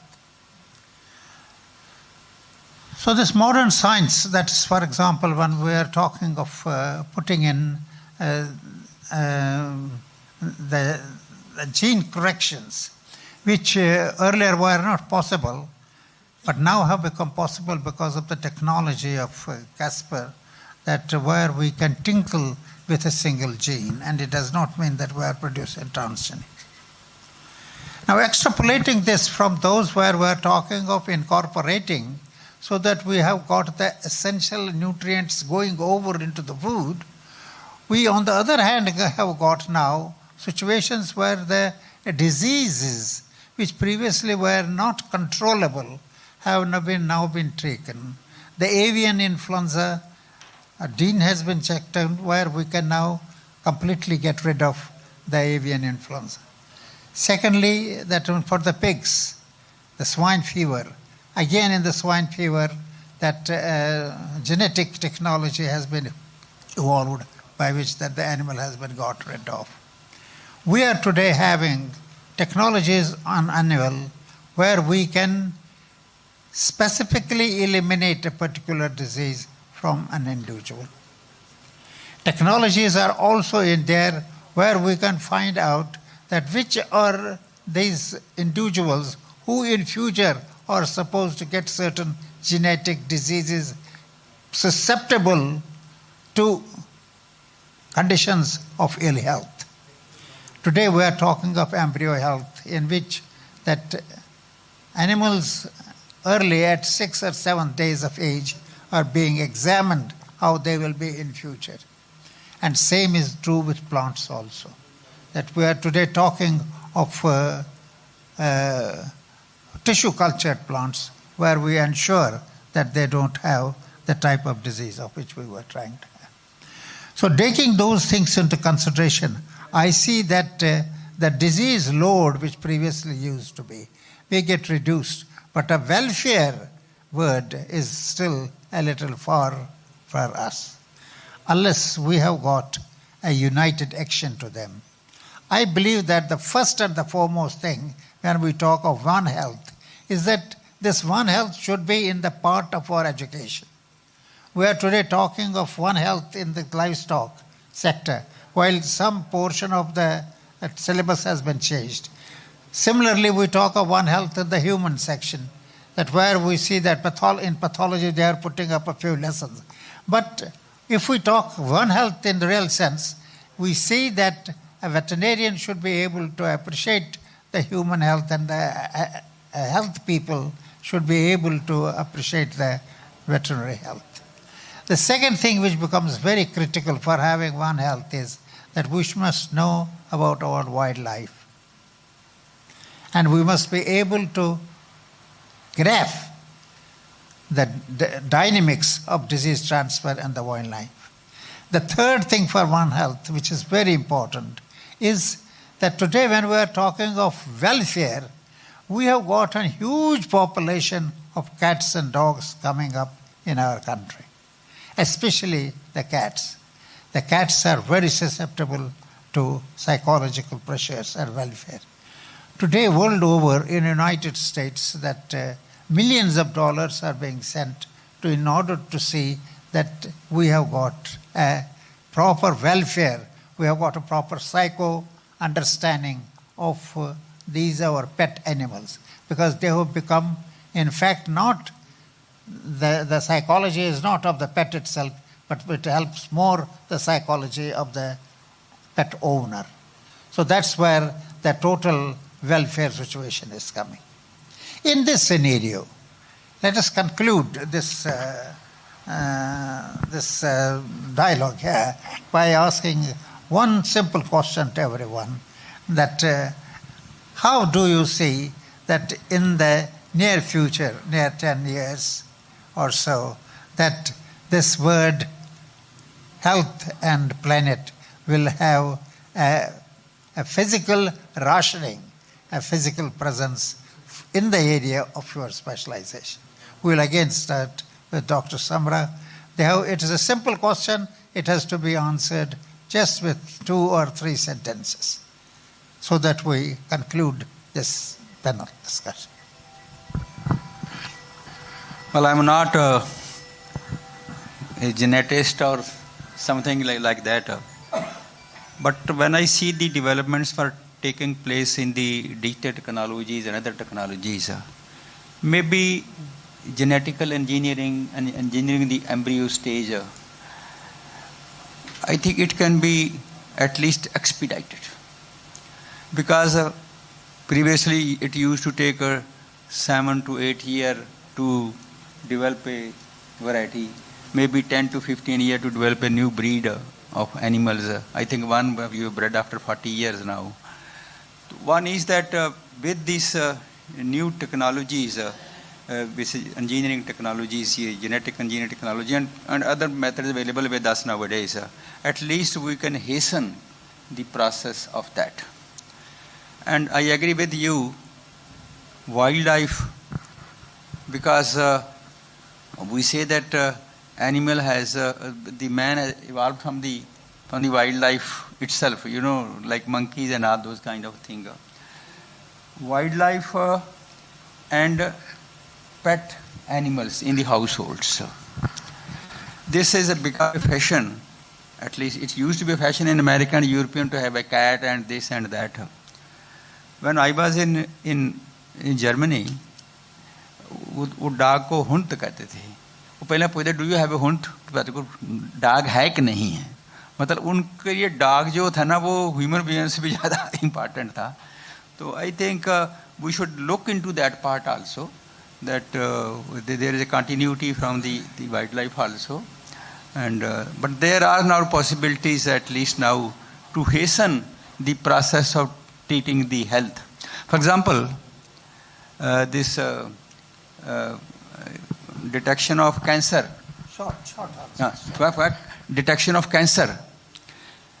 It has now become possible at much early stage, and its basic reason was the data-based massive data available on cancer from the that institute, Data Institute kya hai.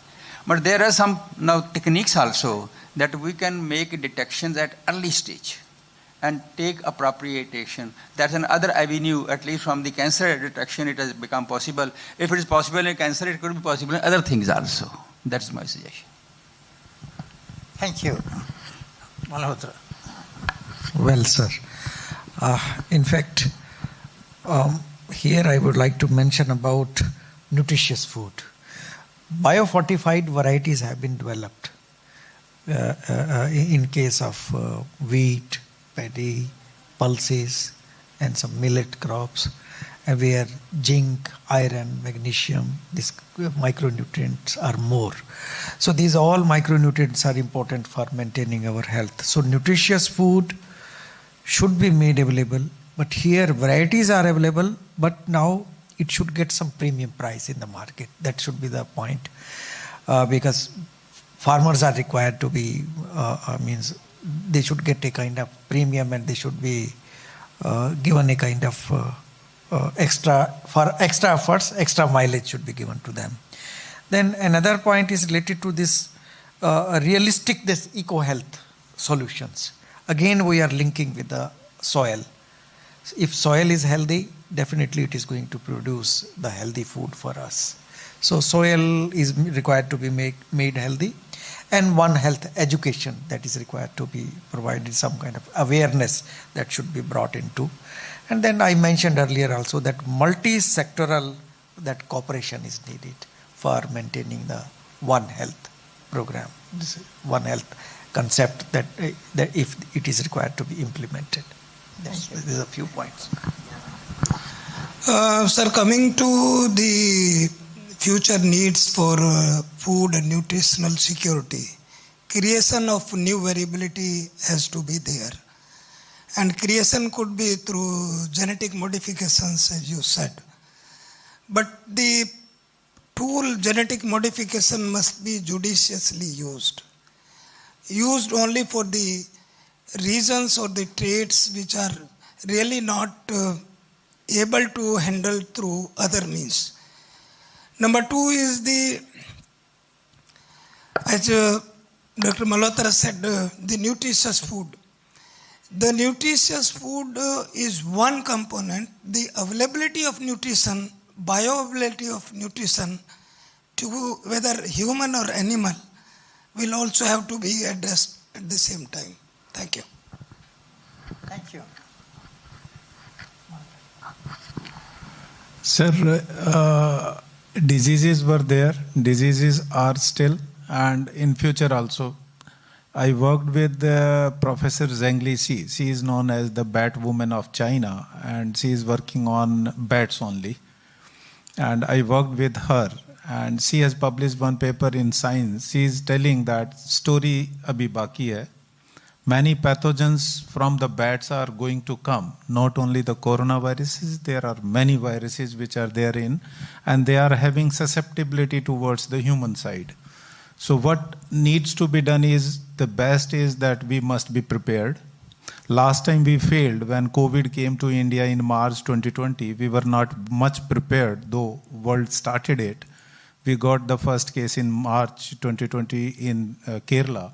And within a few months, it was the problem of the whole India. So we must be prepared when such diseases comes. And then the best thing in preparedness comes that we must have our arsenals. We must have the good vaccines with us, futuristic vaccines. We have the futuristic programs where we can predict what kind of the pathogen is going to come. We have an institute in ICR that is in the Bangalore. Dr. Gulati is leading that. That is the disease informatics. That can tell what strain will be the next. So we must be prepared with a good vaccine. We must be having a good diagnostic that can be done at doorstep rather than you will come to the hospital. Hospital will reach to you and within a minute it can tell you are infected, please isolate. So those strategies can work in decreasing the disease prevalence or the effect of the disease. So we hope that now country is in a very good shape because I'm in some of the bodies which are working on particularly BSL-4. Country is making it and it is available for both veterinarians and the medicos. So both can use that facility. Such of things will be very helpful in times to come. Thank you, sir. Thank you very much. What a pleasure it was I think that there are two hands up in here. Before I close. Congratulations, all panelists. It was nice discussion, nice insights.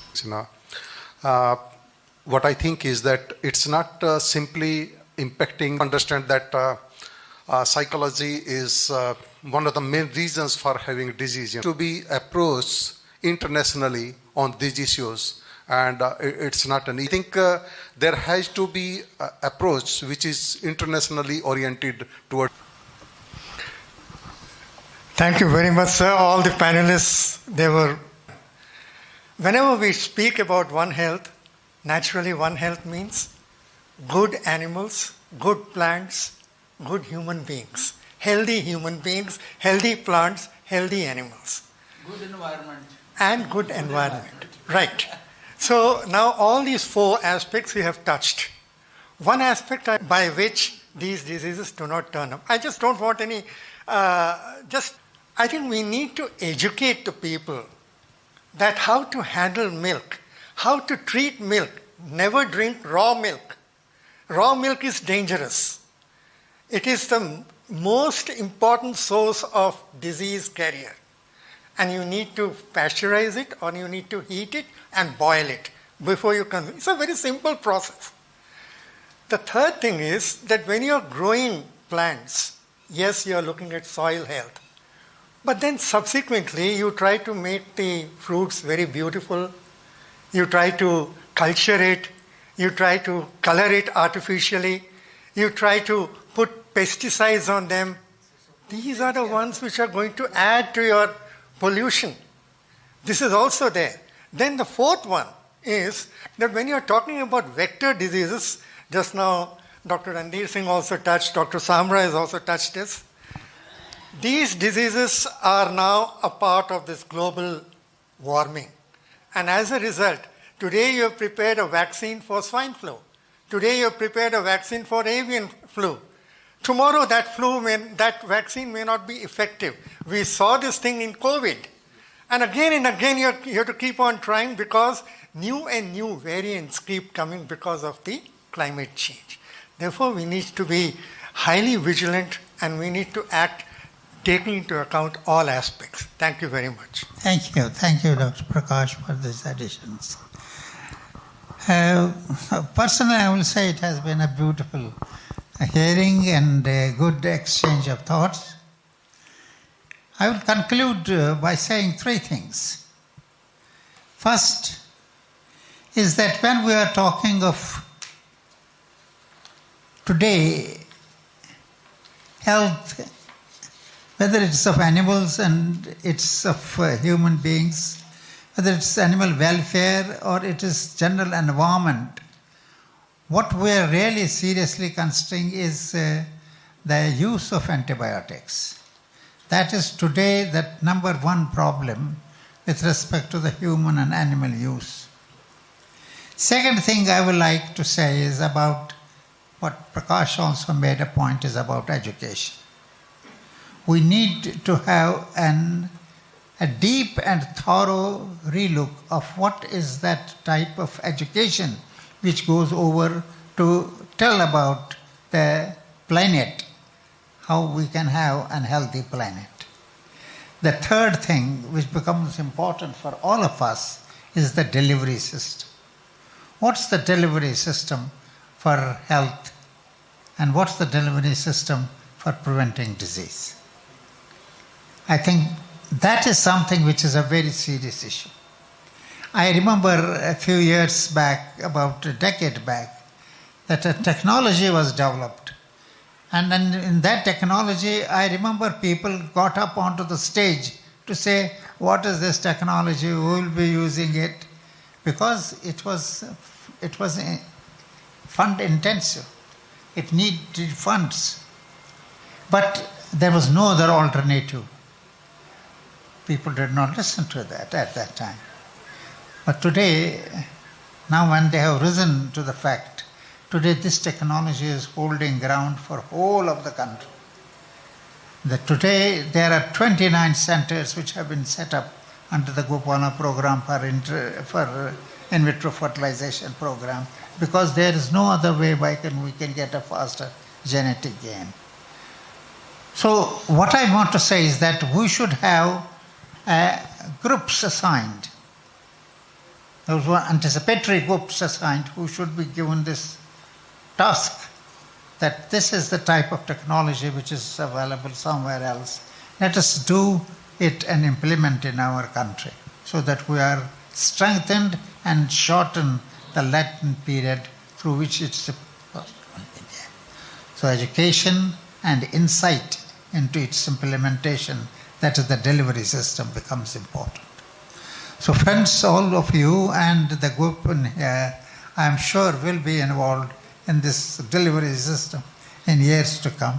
And we feel thankful to the foundation who has organized this this evening discussion and has also allowed us to make expression of this. Thank you very much, Dr. Gurbachan, for this.